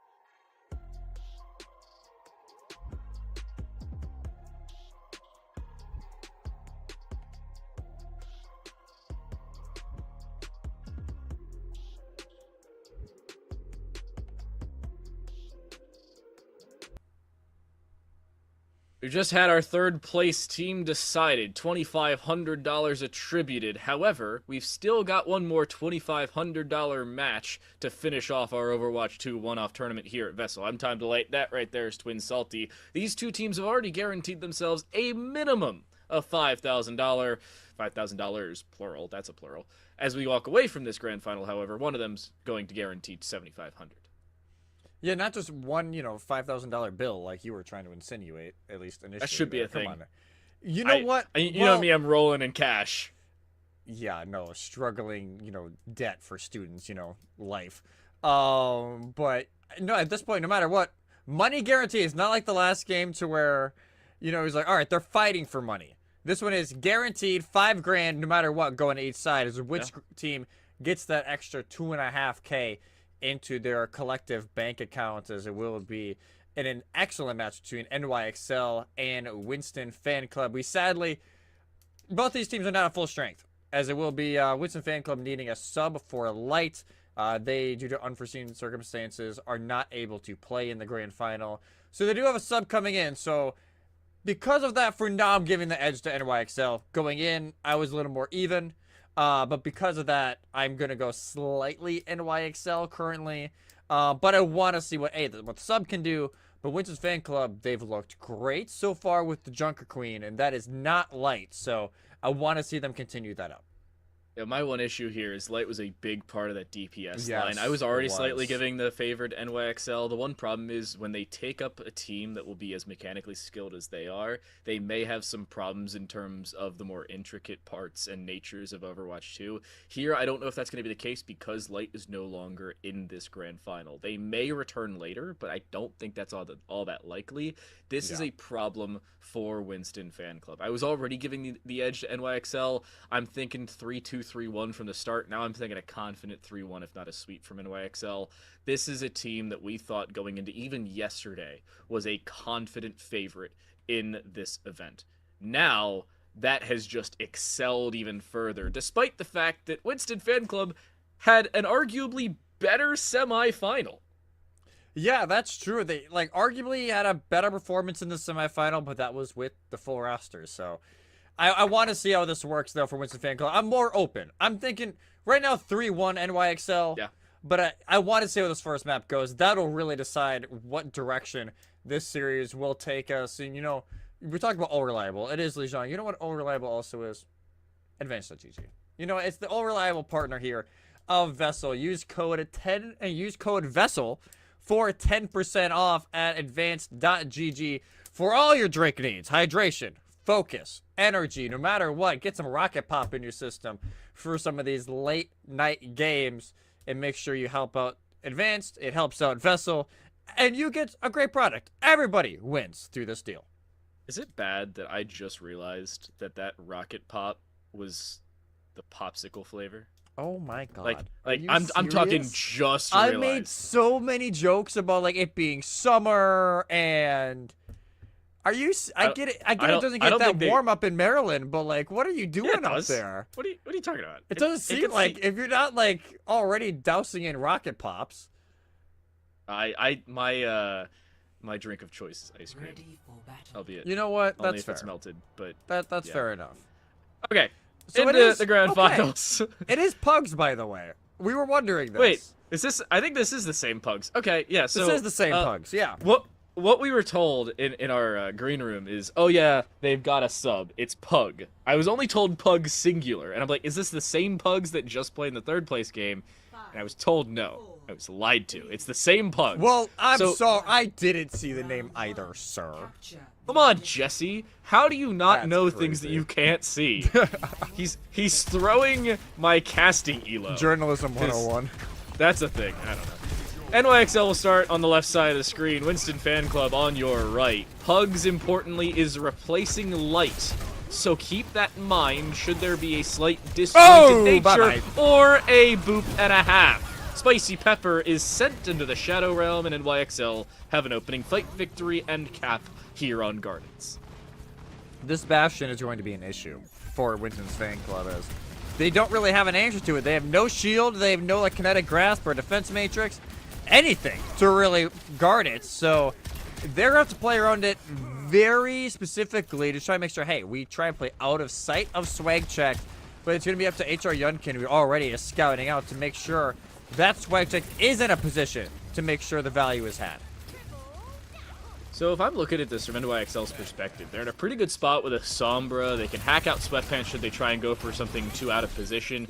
Pugs could have a problem, but Sweatpants does find the opening onto Delicate, drawn out to the open, but there is a trade. Because of the fact that there's a Junker Queen rather than a different type of tank, there is not as much sustain for Sweatpants and company. So, a kill of your opposing tank, despite the fact that you've only lost your DPS, is not as clean of a fight opportunity as you'd certainly like. Chaconi, great Suzu keeps them into things. Spicy Pepper goes down the back line, so does Plore. Imagine's a low HP, but they're so close to a Kitsune Rush. Will they be able to pop it? They may not want to. That's the real problem. Yeah, you're going to say goodbye to Sweatpants here. That is just an absolute laser beam of a turret. And Imagine is sent into the Shadow Realm as well. Yeah, she just gets sent off. No climb available for the Kiriko. Delicate, that's just, you know what, I respect just kind of watching her. I was like, are you dying? I know you have wall climb. Like, I don't know all the time if the Kiriko can get back up. They're just going to rotate again the same way with 5 ultimates in their bag. NYXL soon to have their 5th. Here we go. And they will go with the artillery strike, though. Spicy Pepper does not use their immortality field early, and they honestly needed to. This is getting close to final fight territory. Floor finds one into Velfate, a follow-up from Sweatpants onto Chacone. The back line is gone, but by no means will that end this fight. Immortality field is absolutely meleeed as soon as it goes up. EMP through keeps not only Yunkin alive, but Sweatpants hindered from distance. What an ultimate usage in the final seconds of the fight.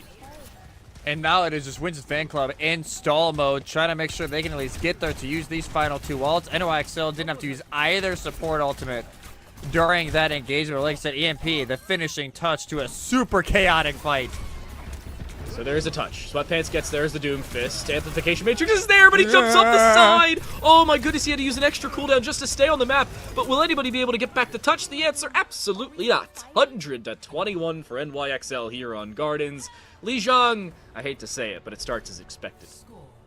Yeah, this is NYXL's map, basically. But granted, they did lose it earlier today in that semifinal, and it was actually Night Market that they swept. It was Garden and Control Center that they did lose. So already doing a little bit better on that line so far for NYXL. And, you know, trying to get a name for the NYXL banner after, you know, the NYXL banner hasn't won a championship in a long time. And, you know, depending on how this goes, this might be the final championship of the NYXL name for a long time. But you know what? We'll have to see if they can get it done. Winston's fan club will go over to the Venture now. Pugs showed this a lot with their normal team, but obviously Summit bringing in here for Winston's fan club. So it's going to be bringing that same kind of style here that Winston's fan club traditionally has not shown too much. I like the Venture decision, but the problem is when you're taking on a Sombra, that's a direct counter. That it does not get more of a direct counter than a Sombra onto a Venture, who really relies on that movement ability and the secondary pieces of abilities to move forward and do damage. Delicate the back line, wanting to try and take on Pugs. Again, if Pugs is hacked there, or anything really, they're dead. What a punch, pre-fired basically, with a punch from the Doom Fist. But he doesn't find the immediate kill. It's a 1-for-1. Spicy Pepper, however, arguably more important to the back line of Winston's fan club than we see Swag Check to the front line of NYXL. And yet, Winston's fan club still sticking this one around. Yeah, still sticking around because they have that presence on point. NYXL have yet to really push into that space. And Plore, well, they're just wrong place, wrong time. The hack. Oh my goodness, Sweatpants actually gets cleansed out of what would have been the hack. I thought they had it stuck through, but it turns out not the case. Delicate dies to Imagine alongside the support from Pugs and Sweatpants, but this is just seemingly a one-sided fight. Sweatpants comes back with 1, make it 2. Hold up, Pugs for 2 and 3. The Burrow used, and Winston's fan club stick it through here on Night Market. What a turnaround there. Pugs just goes underground for a second and then use the Burrow to finish it off. Sweatpants as well continues to pop off on the janky. Plore, on the other hand, I swear is just getting hunted by Delicate at this point. That's nice. Poor gone. Terrible start, to say the least. Good usage of the Meteor Strike to try and get in, but it's a little late. They try and punch out the Rampage, but it's really not going to matter. They end up finding Imagine anyway. That's the cap. That's great usage of just 2 ultimates required. That was a late Rampage. I will not lie to you for Sweatpants. That was just... you could tell they're trying to go for another hero play, but Imagine's not there. She gets knocked off the map by the punch from Delicate. It's a 1v4. Sweatpants is never going to be able to win that one. Also, that ult bank is pretty dry for the moment being for Winston's fan club. And this is where NYXL can really shine, playing their positioning, not having to play around the JQ setup on point. Now here, NYXL are keeping fairly decent space. You combine Swag Checks, Bastion, pretty good alongside Delicate, amplification matrices on both sides of one another. But here, Pugs is going to try and take full advantage of both. Inopportune there for NYXL, and the EMP just does not land as it needs to. Sure, it hacks out 2 or 3 members, but they don't have the follow-up damage they need. Surprising usage of Swag Checks artillery strike here. Does he find anything with it? No. It's just easily Suzu. That was probably not ideal, unless Swag Check swaps. Yeah, I was about to ask, are they swapping? But it doesn't seem like they are so far. Maybe just a misclick, or thought it was maybe winnable at the time they popped it. It does take a little bit of time for it to get over there.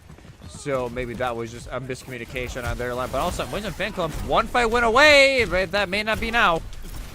Imagine gone quickly. I'd be surprised if this ends up working. Wow, what a prediction. Again, it works. Unfortunately, it's one that you're basically cooking up and giving over if you're playing as the Venture there. Final fight territory for Winston's fan club, but NYXL are only a fight and a half, maybe 2 away from closing this one out on their own.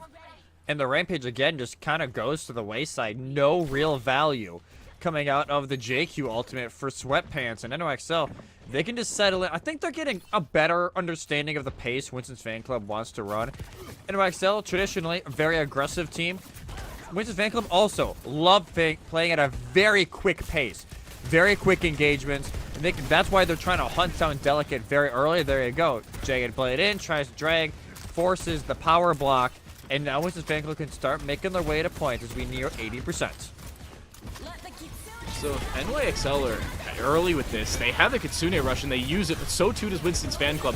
Great combination of cooldowns here for Sweatpants, but they won't have all that much for time. And Swag Checks takes out Pugs before they get the full usage of that burrow. It will expire, so too will their health pools. Imagine the final line of defense, and all they'll do is imagine a life in a different map because Jang comes to a close. 94% for Winston's fan club is the extent of what they'll find. 21 back on Gardens, and a 2-0 on Jang as a whole. 2-0 on Jang. Yes, a little bit of a fight here for Winston's fan club, but it is a return to form here for NYXL on their favorite map so far. And, you know, Swag Checks. Yes, we were wondering on day 1, didn't see the Bastion very much. It is their most played hero. It's really showing up now when they need it. The Bastion tech in full force. Well, when you know, accidentally, you know, killing themselves with the nade, trying to move around, but you know, it didn't happen. It didn't happen. It just happened once, and it's fine. You know, it's an honest mistake there for the Bastion. And I get it, Call of Duty, you don't have, you know, as much of that to worry about. So maybe it's just locking it in a little bit for Swag Checked, but a perfect start there for NYXL, 1-0 up. But the power now turns to Winston Fan Club, a position they have not really had to be in during this entire bracket run. So if I'm reading this bracket correctly, this will be the first Map 2 selection for Winston Fan Club. Yeah. Sun Valley lost 3-0, so they got Map 2 selection. Newburn lost 2-0, they got Map 2 selection. Drizzy Drakes, because that was a team name, they lost 2-0, so they got Map 2 selection. Unless back to group stage, this may be the first Map 2 selection for Winston Fan Club in its entirety. And even then, we're going to King's Throw anyway. I get it. It's like, I get it. Don't get me wrong. They've had success on it tonight. So I can understand it from that line. You know, Dan walks away to nothingness in the background. But I understand it. Like, hey, it has been what's worked tonight for them and throughout the last few days. Return to what has been working. So that is exactly what they will do. I wonder what their answer will be, though, to the Doomfist setup that NYXL loves to run on first phase defense. As, you know, welcome back, Time to Light. I wonder what their approach will be to the NYXL Doomfist setup on first phase. Because, we saw yesterday, it's hard. Like, it is hard to break through that Doomfist setup on first phase if they elect to go that direction. I wonder if it is the continuance of that, how they want to approach it, because it is just so many different angles you have to worry about at once with, up there, the Ashe on the high ground. The problem is, looking at this, especially from the perspective of Winston's fan club, you're looking at this as hey, can we continue to play mystery heroes in the correct direction? They just did not have that continuity they needed, and that's my main concern for them. It doesn't seem like they're playing their own game, which is, albeit slightly because of the fact they have a sub. Pugs is in for light. They don't have the same composition they've been playing for most of this event. So, that could be the difference maker. When you're missing a DPS hero, or your primary DPS killer in a big part of your game, that's when this is a problem. Albeit, it is just 20% of the team, but when one player influences the way that at least 3 others do, it basically influences 80% of your team, if not more than that. Especially with the way Light was playing, too. Like, they were playing phenomenal on the Genji. Good. Which would have been a great counter to Swag Check's trying to play so much Bastion. Yeah, I love how I hyped up, the Ashe being on high ground for Swag Check. They're not going to be on it. They're just going to continue to be on the Bastion because of the fact that Sweatpants will stick to the Junker Queen. This summer, though, for HR Yunkin, was be looking for Imagine, as she is just trying to set up here behind Statue. So Chaconi and Imagine, basically direct counters to one another. The Suzu versus the Anti and vice versa. Delicate gets slapped. They should be immediately dead here, and they are. Pugs will find the finish. Good start for Winston's fan club, and they look like they're going to follow up on it. They will. NYXL. Delicate was basically the hair trigger of their defense. You press that, and the rest of it just blows up.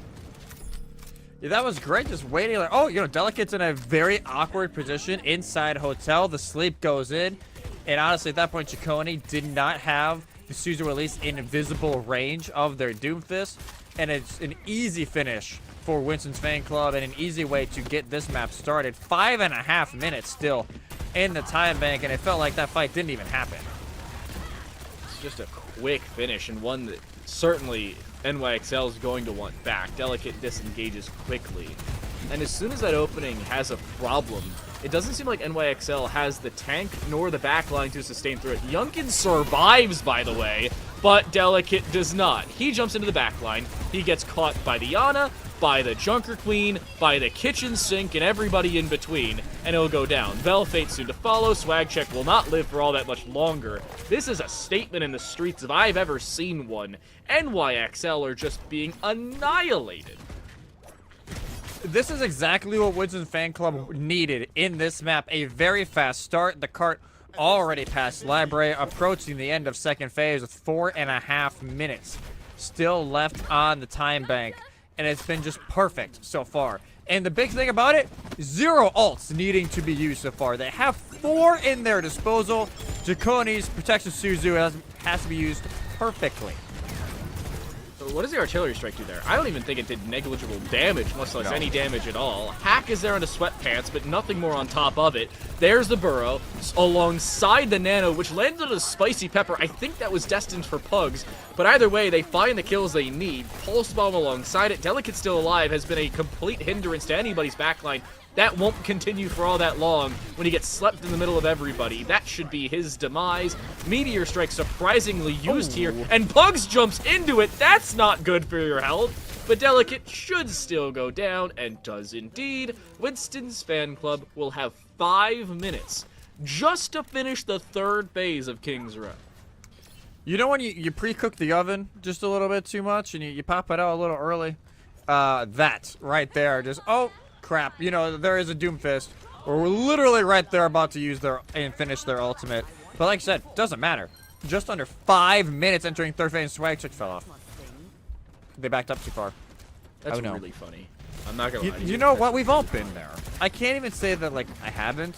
So I can say I haven't, but that's just not true. Yeah, let's put it that way. EMP in the back line. Nice shot from Velfate while doing the damage. He also heals up his team just to get right back in, and Sweatpants is just not being acknowledged. There goes the hack, just to make sure he has more problems in the middle of all this chaos. Not a single kill goes the way of Winston's fan club. The environment got more kills than they did in that fight, and NYXL hold the line. Man, not the environment catching strays out here. Oh, no, that's Winston's fan club. It's dragging in strays so far for freaking Swag Shack. Yeah, it's at least, hey, stabilization for NYXL. It is possible, you know, the sleep already comes through, forces out the amp, and Delicate's almost dead. Delicate does make it out alive, though, and should get Suzu'd out of that. Good Rampage finds Velfade, who can't live through that. Jaconi, Dawn as well, and the support line for both teams are dead. This is a 3v3 of damage alone. The jump up to the high ground is good for Pugs, but he's in the middle of everything, and Swagcheck somehow finds both players. He finds a third! It's a Widow 1 trick that ends up working for NYXL, and they still win the fight? Somehow, what? I thought Pugs for sure was at least going to kill Swag Check there. I thought HR Yunkin might be able to finish him off in time. They're both, what, 30 to 40 health? But no. No kills go that way. Delicate does get slept. Meteor Strike is forced early. And HR Yunkin might try and finish here in the back. Oh, Delicate dives at the back line. HR Yunkin tried to go with him, but they should fall here. Already expiring their teleport, they'll go down. Plor got nanoed, but Spicy Pepper, interestingly enough, goes down just the same. And Winston's fan club finally playing the Winston. It's just not working. They found very little of anything. Chaconi goes 1 for 1, dies to an anti from distance, I might add. Swag Check here with the infrasights. Great hack on Plor. No way out with a get out of jail free card. Swag Check looking to finally hit their shots from distance this time rather than point blank, and they honestly don't even have to. Just delay as Delicate falls off the map, I think. Just barely missed one of the punches. And that should go over to Roadhog. Wow. Now to try and finish this off. As honestly, I'm a little shocked because they've been able to hold on for 3 minutes, but maybe this is the swap to hold it forward even more. Burrow gets one so far. That's good. Nope. I thought Pugs was going to go down there. He ends up living through it, but no, the hook, that should close it, and they do indeed. Kitsune Rush is really not needed there. That's a late ultimate that you're certainly going to want back if you're NYXL, but they're still winning these fights. There's still 2 minutes on the clock. We are 60% through the time bank that Winston's fan club had at the beginning of this phase, and yet NYXL seem by no means intimidated. I love this from Delicate, by the way. They emote so they can look around the corner. Pigpen there, but it doesn't matter when Swag Check already takes out Imagine. She goes back to spawn, and Spicy Pepper is halfway there. Youngin should not live through this, and does not. Nope. Imagine makes the swap onto the Mercy. That is a decision. I'm not sure how good of one, but it's a decision, that's for sure. Sweatpants is onto the Primal. They'll have that available. But look at the ultimates on Winston's fan club side. They've got 75 seconds to build up 3 very long-term ultimates. Great immortality field. EMP is good, just to make sure Sweatpants does not have the jump out of dodge that they need. They should be going down here, but surprisingly they will not. Delicate takes out Pugs on the front side of things, but Sweatpants inside of their bubble still takes so much damage because everybody's still there. A hook out of the Resurrection, and Imagine says, yeah, I'll take the spawn doors my own way, thank you. And the environment claims another victim so far. This one a little more voluntary. Sweatpants tries to dive in with the Primal, but it just doesn't get enough. They can't jump around because they get hit with the EMP from HR Yunkin, who now has their sights on the Mercy in the back as Spicy Pepper's taking some pop shots up here. On Swag Check. Oh, they're actually going to finish him off. The Jagged Blade and Pugs finish him off.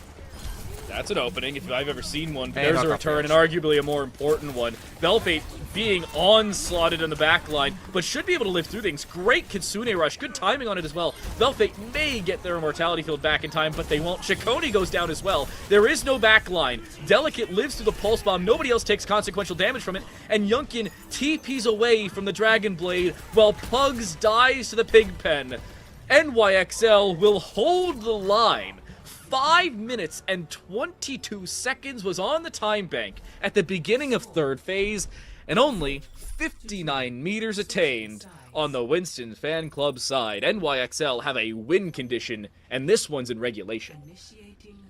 The fact that, like you said, over 5 minutes going into it, but I'll talk about the end of that last fight first. The fact that the hook goes onto Sweatpants, drags them off the map, that sets everything up. At that point, the Winston fan club pace is just so out of whack. They don't have their initiator to go in with Sweatpants, whether initiating with the Jagged Blade or the Carnage. They just don't have that initiation tool. And at that point, there's just no offense really going on from Winston fan club. NYXL are able to capitalize and finish it off from there. But the fact that they hold there for 5 minutes is absolutely ridiculous, considering how well the first 2 phases went for Winston's fan club. And going the hog was more of an exclamation point, but I think it was more swag checked on the Widow. Was just such a constant nuisance.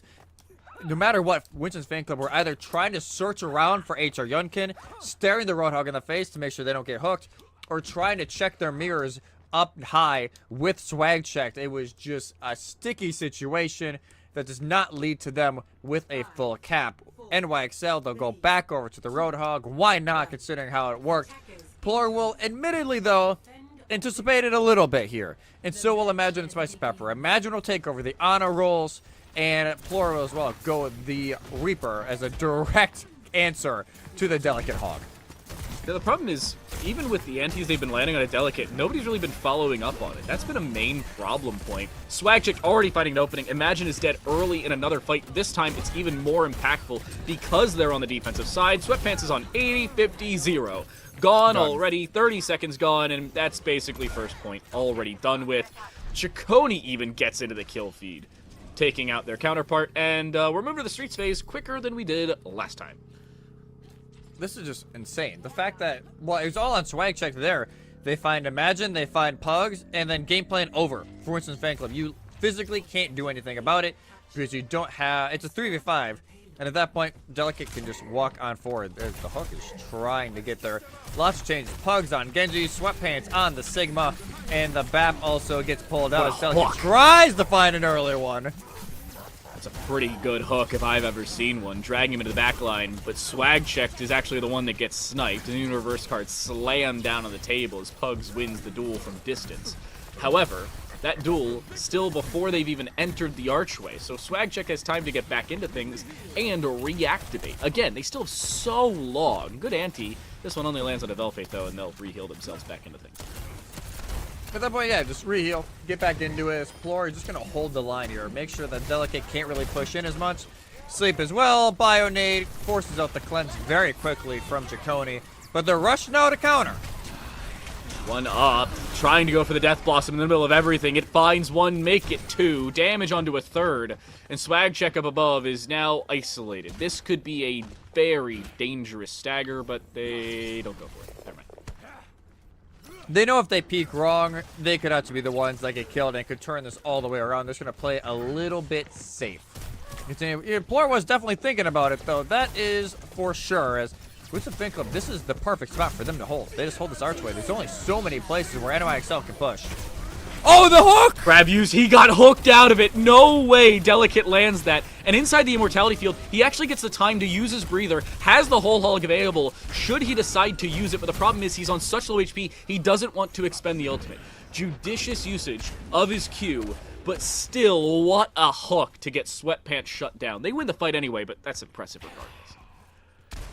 The fact that this is still going here for Winston's fan club, we talked about impressive defenses. And they were sadly, sadly for them, on the opposing end of it just a little bit ago. Now it's NYXL, already 2 minutes gone with no real answers so far. Well, as I say it. There's one. Nano onto Sweatpants, and then the problem is Plor is already low, has to disengage, is being just shot down by the Doomfist, and yet he wins the fight? What? He was on 30 health and gets off so many shots. Apparently the Hellfire shotgun buff in diminishing the spread helps him find the kill, and NYXL, they're going to have a worse time bank than Winston's fan club, but they're a fight away from going on to Streets phase. And we talked about this earlier, especially due to the fact that Winston fan club did not actually cap. You only need, I would say, 2 minutes. I would say a rough minimum. You can deal with it the minimum 1.5, but you want probably 2 to 2.5 minutes to at least feel relatively comfortable on how you want to push in. And Sweatpants now going to be more on the Junk Queen because of the Doom.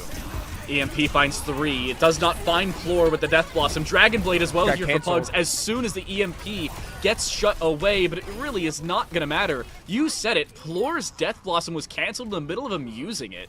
Delicate just punched him away from everything, and it's going to be nearly mirrored time banks. No, it's not. It's actually not even close. It's a minute and 20 seconds, not 20 seconds. NYXL still with a decent bit of time considering its final phase. And especially because of the fact that they can, stall their ultimates out. They know they don't need, a stall fight ultimate to really save on Delicate. Oh, okay. That was something. Please tell me Pugs teabagging back. It'd be only fair. They apologized for the chat, maybe just a little get even, and we'll call it there for the slight little, movement at the end. The stalls and the staggers will come through. And that'll just be a full reset here for NYXL. Window still available, though, as Swag Check, ever since they got into the Cassidy, still getting a decent amount done. Obviously, not the instant pop-offs that we did see when they were on the Widowmaker, but it is helping keep Sweatpants and Plor slightly more at bay. Now sub 3 minutes, but still only 35 meters and change required. Amplification Matrix, Sweatpants jumps in front of it, but is shut down by everybody. Everybody looking in their general direction. Swag Check finds 3 kills. That could have very well ended this game itself. We're down to one final fight, and NYXL coming down to things if they can get as quick as possible. 10 meters the difference. Winston's fan club will have Rampage, Deadeye. They're close to Nano, and they'll decide to use it early. But Swag Check not going to be able to get their own Deadeye off. There's the Nano on towards Sweatpants. Plor does enough damage to force Velfade into a grave, and NYXL are forced back for the time being, but 1.3 meters in well over 2 minutes. That could change things for Winston's fan club. Yeah, especially because they lose both DPS, especially with the Deadeye in hand. Yes, they have the spawn advantage, so they'll get back relatively quickly, but NYXL won't have as much of a struggle pushing in here. They can try and play a little more quickly. Now Hack already goes on to Sweatpants, commanding shout already forced. Kitsune in the middle of everything, but the Rampage straight through it. It finds 4 separate members, and they don't have a Suzu for it. Swag Check and Velfate go down. Seems like everybody will fall shortly thereafter. Chaconi, the final one, and will live inconsequentially. Winston's fan club down to 90 seconds, and the lead still very much there. The win is all of a sudden a little bit more possible here for Winston's fan club. Again, no matter what, these teams, no matter what, like, they continue just to have great defenses at the very end of the map, and that continues to be the case. Now Amp and that Death Blossom, we just gotta hope. You wonder if you almost like time it to try and see as soon as punch happens, that's when you go and use the Blossom. The EMP in the middle of everything, though. It catches Plor, who does not actively have time to use the Death Blossom. They should be able to pop it now if they find the opportune position, but they aren't able to use it. Trying to hunt down Chaconi, who's doing damage back at them, but from distance, it's Swag Check up above. That could be the difference maker. Finds at least one. Close range Sweatpants, not taking as much damage as they need to, though, who actually kills Velfate. Swag Check is not going to win this fight close range against the Junker Queen. They should go down, and with the Nano use, they absolutely will. But with 30 seconds left, that's an ultimate you'll certainly want later, but Sweatpants will have Rampage, and they'll also have Death Blossom still available for a final fight. I was caught a little off guard from that Nano. I will not lie to you. For an ego play, I get it. Swag Check will now go off the Widow, realize that, hey, it may not be worth it, goes over to the Bastion. Big things to look for here. Rampage is online here for Sweatpants. There is Chaconi, who has the Protection Suzu available. I wonder how quickly they will try and force that Suzu and also bounce off of it. Meteor Strike's available for Delicate. They have to get out of jail free card, but there's the Death Blossom. It only does damage. Good Immortality Field keeps them alive, but a Rampage is good to force out more and more cooldowns. Kitsune and Amplification Matrix, but it's not going to be definitive. Winston's fan club should have it, but they don't! They disappear! NYXL had the damage done onto them, but they're able to return. Will the TP be there in time? Floor's down to just one. He's already used his Wraith, will not have a way to get back in, and will not have any team to follow up on it. I thought NYXL were out, but the Excelsior excel in towards push with the lead. Flashpoint with the lead. That was... they honestly played it so well, Winston's fan club, until the fact that NYXL realized, hey, you know, they initiated shortly after the fight started, with the rampage, they try and go for it. I think that was the activity that was talked about in chat there for a moment. But they go and they actually hit a few with it. They get swatched because of it. But I think Sweatpants realizes, hey, they're not. The backline is open. Or sorry, no, Delicate realized, hey, the backline's open, and both supports die like that. All the healing is gone, and NYXL are able to just get over the final hurdle in overtime. They're at 2-0, and now all of a sudden are at match point, series point, and a grand finals championship point. And I'm guessing we're going, back to a repeat map. We're not going to Coliseo. Yep. It's Flashpoint, so we couldn't go to Coliseo. New Junk City. The fact that we are going to New Junk City 4 times in Saravasa 0 is actually nuts to me. Actually, this is the one I'm okay with, because we don't see New Junk City a whole lot. It is cool that the high school scene is really, like, adapting to it and actually liking playing it. But it caught me impressed. I will say that. Yeah, it is impressive. It is also really disappointing to see the same map 4 times on 3 separate maps. In order today, we have had Lijiang, Kings Row, New Junk City. Yep. We've only gone to push twice. Luckily, they've been 2 separate maps. Yeah. So that's at least a bright side. Hopefully, we see push a 3rd time. I really want to see how the new changes at Coliseo change. But at the same time, at this level, I don't think these teams would play poke from a distance for 4 minutes like we see in college and T3. Yeah, that's true. Especially in collegiate. This year, especially, like, Poke City, a lot of time when you get over to some maps. And, at least we are done with the collegiate season for now, even though, I'm already missing it, to be honest with. What do you mean, thank goodness? I do not miss teams playing hide and go seek with each other when they're supposed to be fighting. I do watch Coliseo once a week, or once every 3 weeks for 16 weeks. And they did the same thing nearly every time.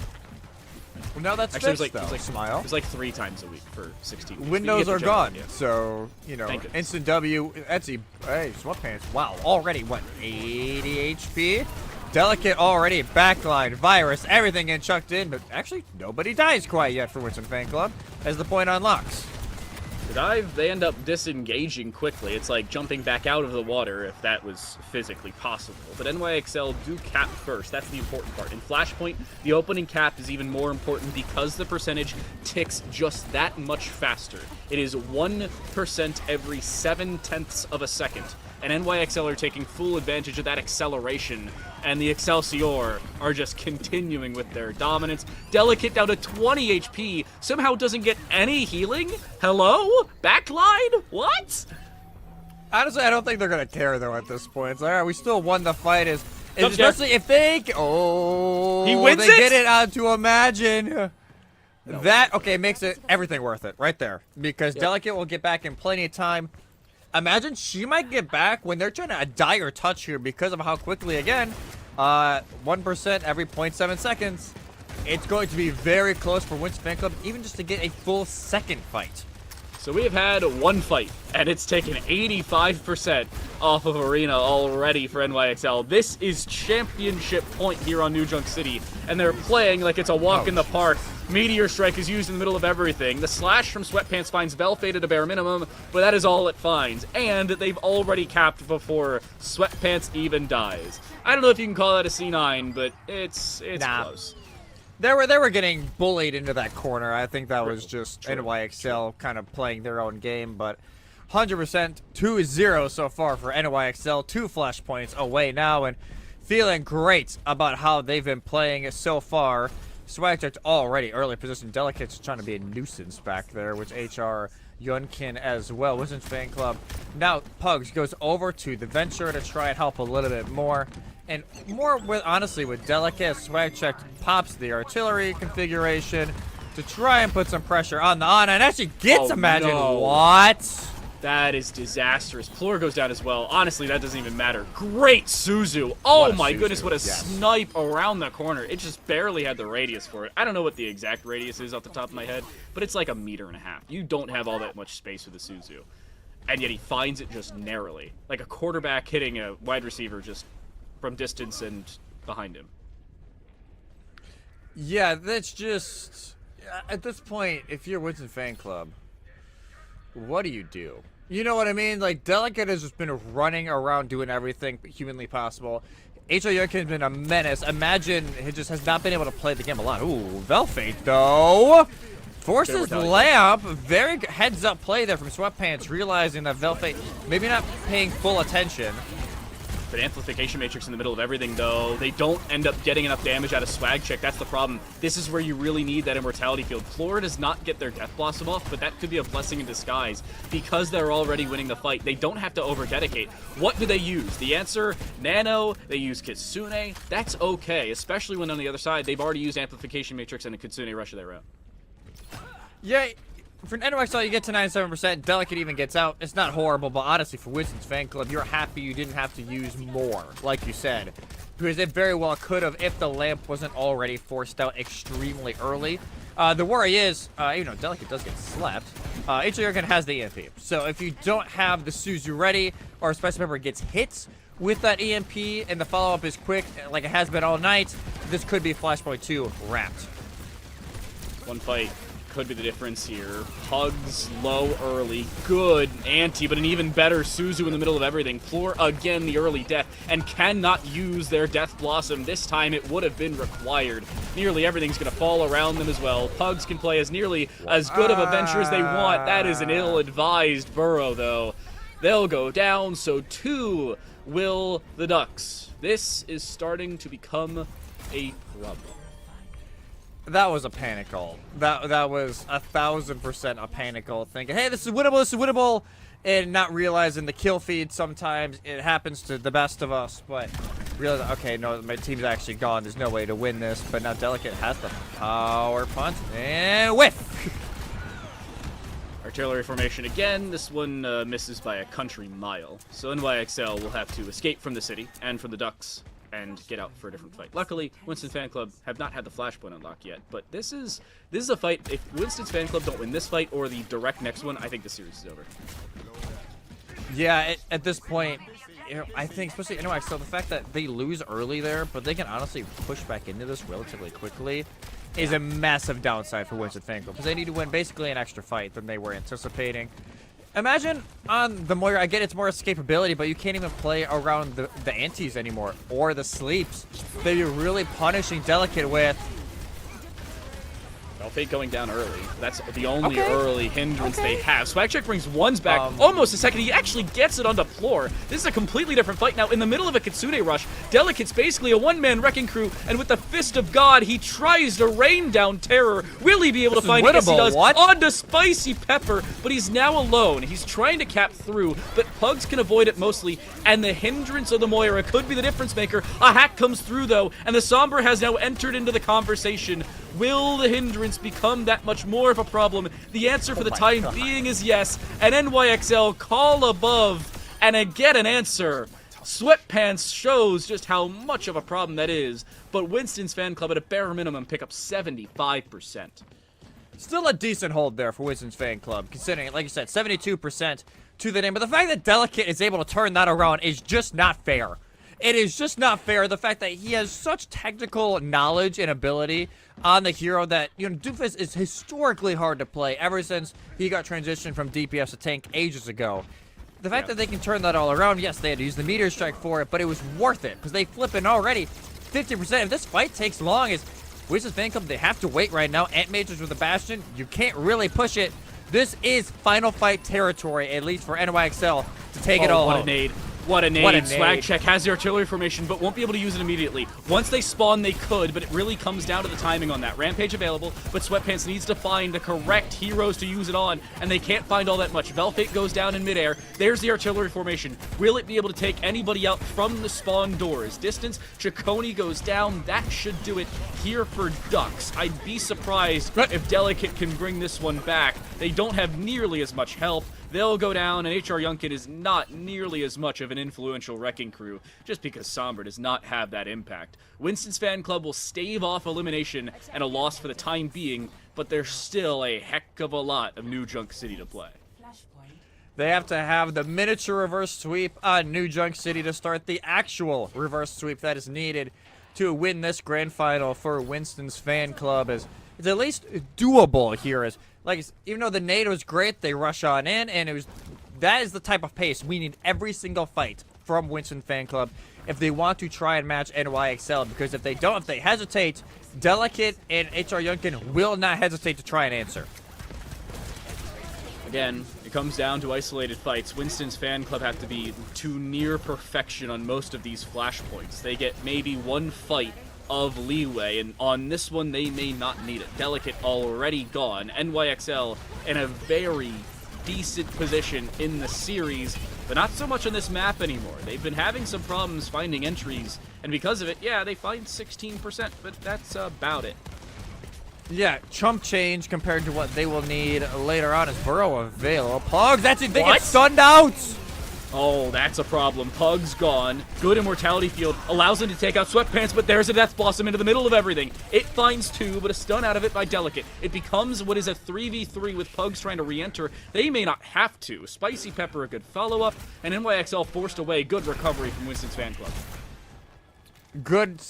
That was just perfect right there. As Delicate just kind of poking around a little bit. Plor just playing a little bit of a dangerous game, but still holding on here. Winston's fan club starting to get some momentum here on New Junk City. EMP is still online, so obviously a worry for them going into this fight. But if they win this, all of a sudden we are at 2-2 on New Junk City with the potential of map 4. Soon in the middle of everything. Nobody there for Winston's fan club, though, and as soon as they enter, they will fall. Swagcheck's really the only one that's going to take consequential damage here. Great shots from HR Yunkin, but it's just everybody falling for Winston's fan club. Now NYXL, I'm going to say it right now. I think this may be final fight. Despite the fact this is so early in this flashpoint, one fight, and that's another 30%. I see them also stalling with Ant Matrix again, just like they did last flashpoint. They could stall with Velfate, have Swagcheck look through it, because that can also build up the artillery formation for Swagcheck to help finish off the fight. So I do agree with you. This very well could be. Is like a big nade hits on the 3, and there is the artillery. Artillery formation in the middle of everything. Amplification matrix still available, so 2 is the EMP. Oh, luckily, Spicy the dead! Artillery formation doesn't find all that much, but Spicy Pepper going down, that could be the difference maker. 80% on the top of the board, and NYXL looking to shut things down as quickly as possible. A coalescence is all that's keeping Winston's fan club alive here, but that may be all they need. Sweatpants in the middle of everything. They've been shut down. Here comes a Meteor Strike, but it doesn't even need to be excelled to the max. Down goes Plor, down goes Winston's fan club. The monkey is no more. NYXL, a 3-0 sweep of the Overwatch 2 one-off grand finals, and a $7,500 team paycheck out of the event. They were the best team this tournament. Flat out. Like that, there is no other way around it. NYXL, they are your winners. Delicate, another championship win to their name. What a showing for them. What a showing for the entire NYXL team. $7.5 grand cumulative for them. And massive congrats again to everybody at NYXL. Because like we said at the very beginning of this tournament, very first streamed game, they were the favorites after that game, rightfully so, and they end up taking it all the way, only dropping one map the entirety of the tournament. That one map was in a 100-0 sweep a barn burner of a one game. submap, and then a 100-99 2 separate submaps in the loss. They were as close as they could have gotten without winning the map. Winston's fan club, nothing to scoff at. $5,000 in their back pocket and a very well-earned second place. But it is just 2 different tiers of play. When you're taking on Sun Valley and when you're taking on the NYXL priority of a team, Call of Duty background for Swagcheck, Rainbow Six for 3/5 of the rest of the team, and Chaconi comes in with a great backline to join Velfate. That is a textbook team to take away this Overwatch 2 event. Yeah, it's just, you can't say enough about it. And honestly, HR Yunkin as well. I don't think we got to talk about them enough because a lot of their stuff was set up. But that Spicy Pepper did not get to play to their standard tonight. Nope. Because of the fact that HR Yunkin was it's not just their fault. on. They were just on them 24/7, and Spicy Pepper just couldn't do anything about it. And they weren't able to play up to their standard, at least from what we could see. So, again, GG's to Winston's fan club. Obviously, they feel it could have maybe went different if Light was able to play. Personally, I think it maybe would have been 3-1, but I think the same end result would have stood with NYXL taking it home. But yes, what a phenomenal showing here for NYXL. And I will say this, because, we check chat periodically, during these. Shout out to Swag Check parents. I know they're in chat. Shout out. We love supportive parents in esports, especially Scholastic esports. So massive shout out to them. They were in chat literally every single game that NYXL had during the last 4 days. So massive shout out to them as well. I was going to bring that up. We've seen two very different sides of things throughout most of collegiate and high school esports. Yeah. Some parents a lot more supportive than others. When your parents make YouTube accounts based off of your name, and then they enter into chat. And Twitter accounts. Yeah, this is amazing. And combine that with the fact that they were here, even when NYXL wasn't playing, they were still supportive of the event as a whole, supporting people outside of, their own child. It's great. I love to see it. And Swag Check is already excelled outside of the NYXL name, outside of high school esports. Obviously a subliners content creator. That's the reason they picked up with the NYXL name, at least I'd suppose. It's a big credit to the parents allowing your student and obviously your child to pick up esports in a big way. And we've seen how successful they've been. Call of Duty, content creator, now winning an Overwatch 2 event. That is a $1,500 paycheck. That is a heck of a lot of money for a 17-year-old high school student for playing video games. Yeah, right? Like, I wish I could play for prize pools like this when I was in high school. Jeez, dude. But, again, massive shout out to NYXL. Congrats on the 7.5K being shared around right now. But that VC is popping right now it with should be. the vibes. But, again, we're going to say one more massive shout out. Advanced.gg, massive partner in this event. Make sure you go check them out. Advanced.gg. Use code VESL, 10% off. And honestly, if you're NYXL, hey, use some of your winnings towards this. You never know. Might as well stock up when the code is still in use. So go over there, stock up, 10% off using code VESL at advanced.gg. And also, massive shout out all the rest of the partners that we don't technically have to talk about, but UNCG, SET, Live Oak Bank, Charlotte Panthers, Charlotte FC. Thank you. Yeah, they're a big support of VESL in its entirety, not just some of these one-off events. Obviously, VESL runs during the academic year. They just finished up with state championships a couple weeks ago. It's been a little while. Yeah, it was just they finished up with state championships. It's a great program across the board. And if you like this one, there's still a bit on the horizon. Counter-Strike 2 has a one-off event of its own in the next week or so. That'll be run on June 24th and 25th. Same place, same general times, both on YouTube and on Twitch. So if you didn't see Swag Check's parents, that's because you weren't on the YouTube. And if you were on the YouTube, just realize we're on Twitch as well. So catch us on either one of those two platforms. I've been Time to Light. That right there has been Twin Salty. Massive shout out to Seymour and for Septilence on the earlier stages of this week, alongside the entirety of production staff, allowing us to bring these broadcasts to you. Don't forget, VESL's back on Monday. Counter-Strike 2 as we head into true first-person shooters. Hopefully we'll see you then.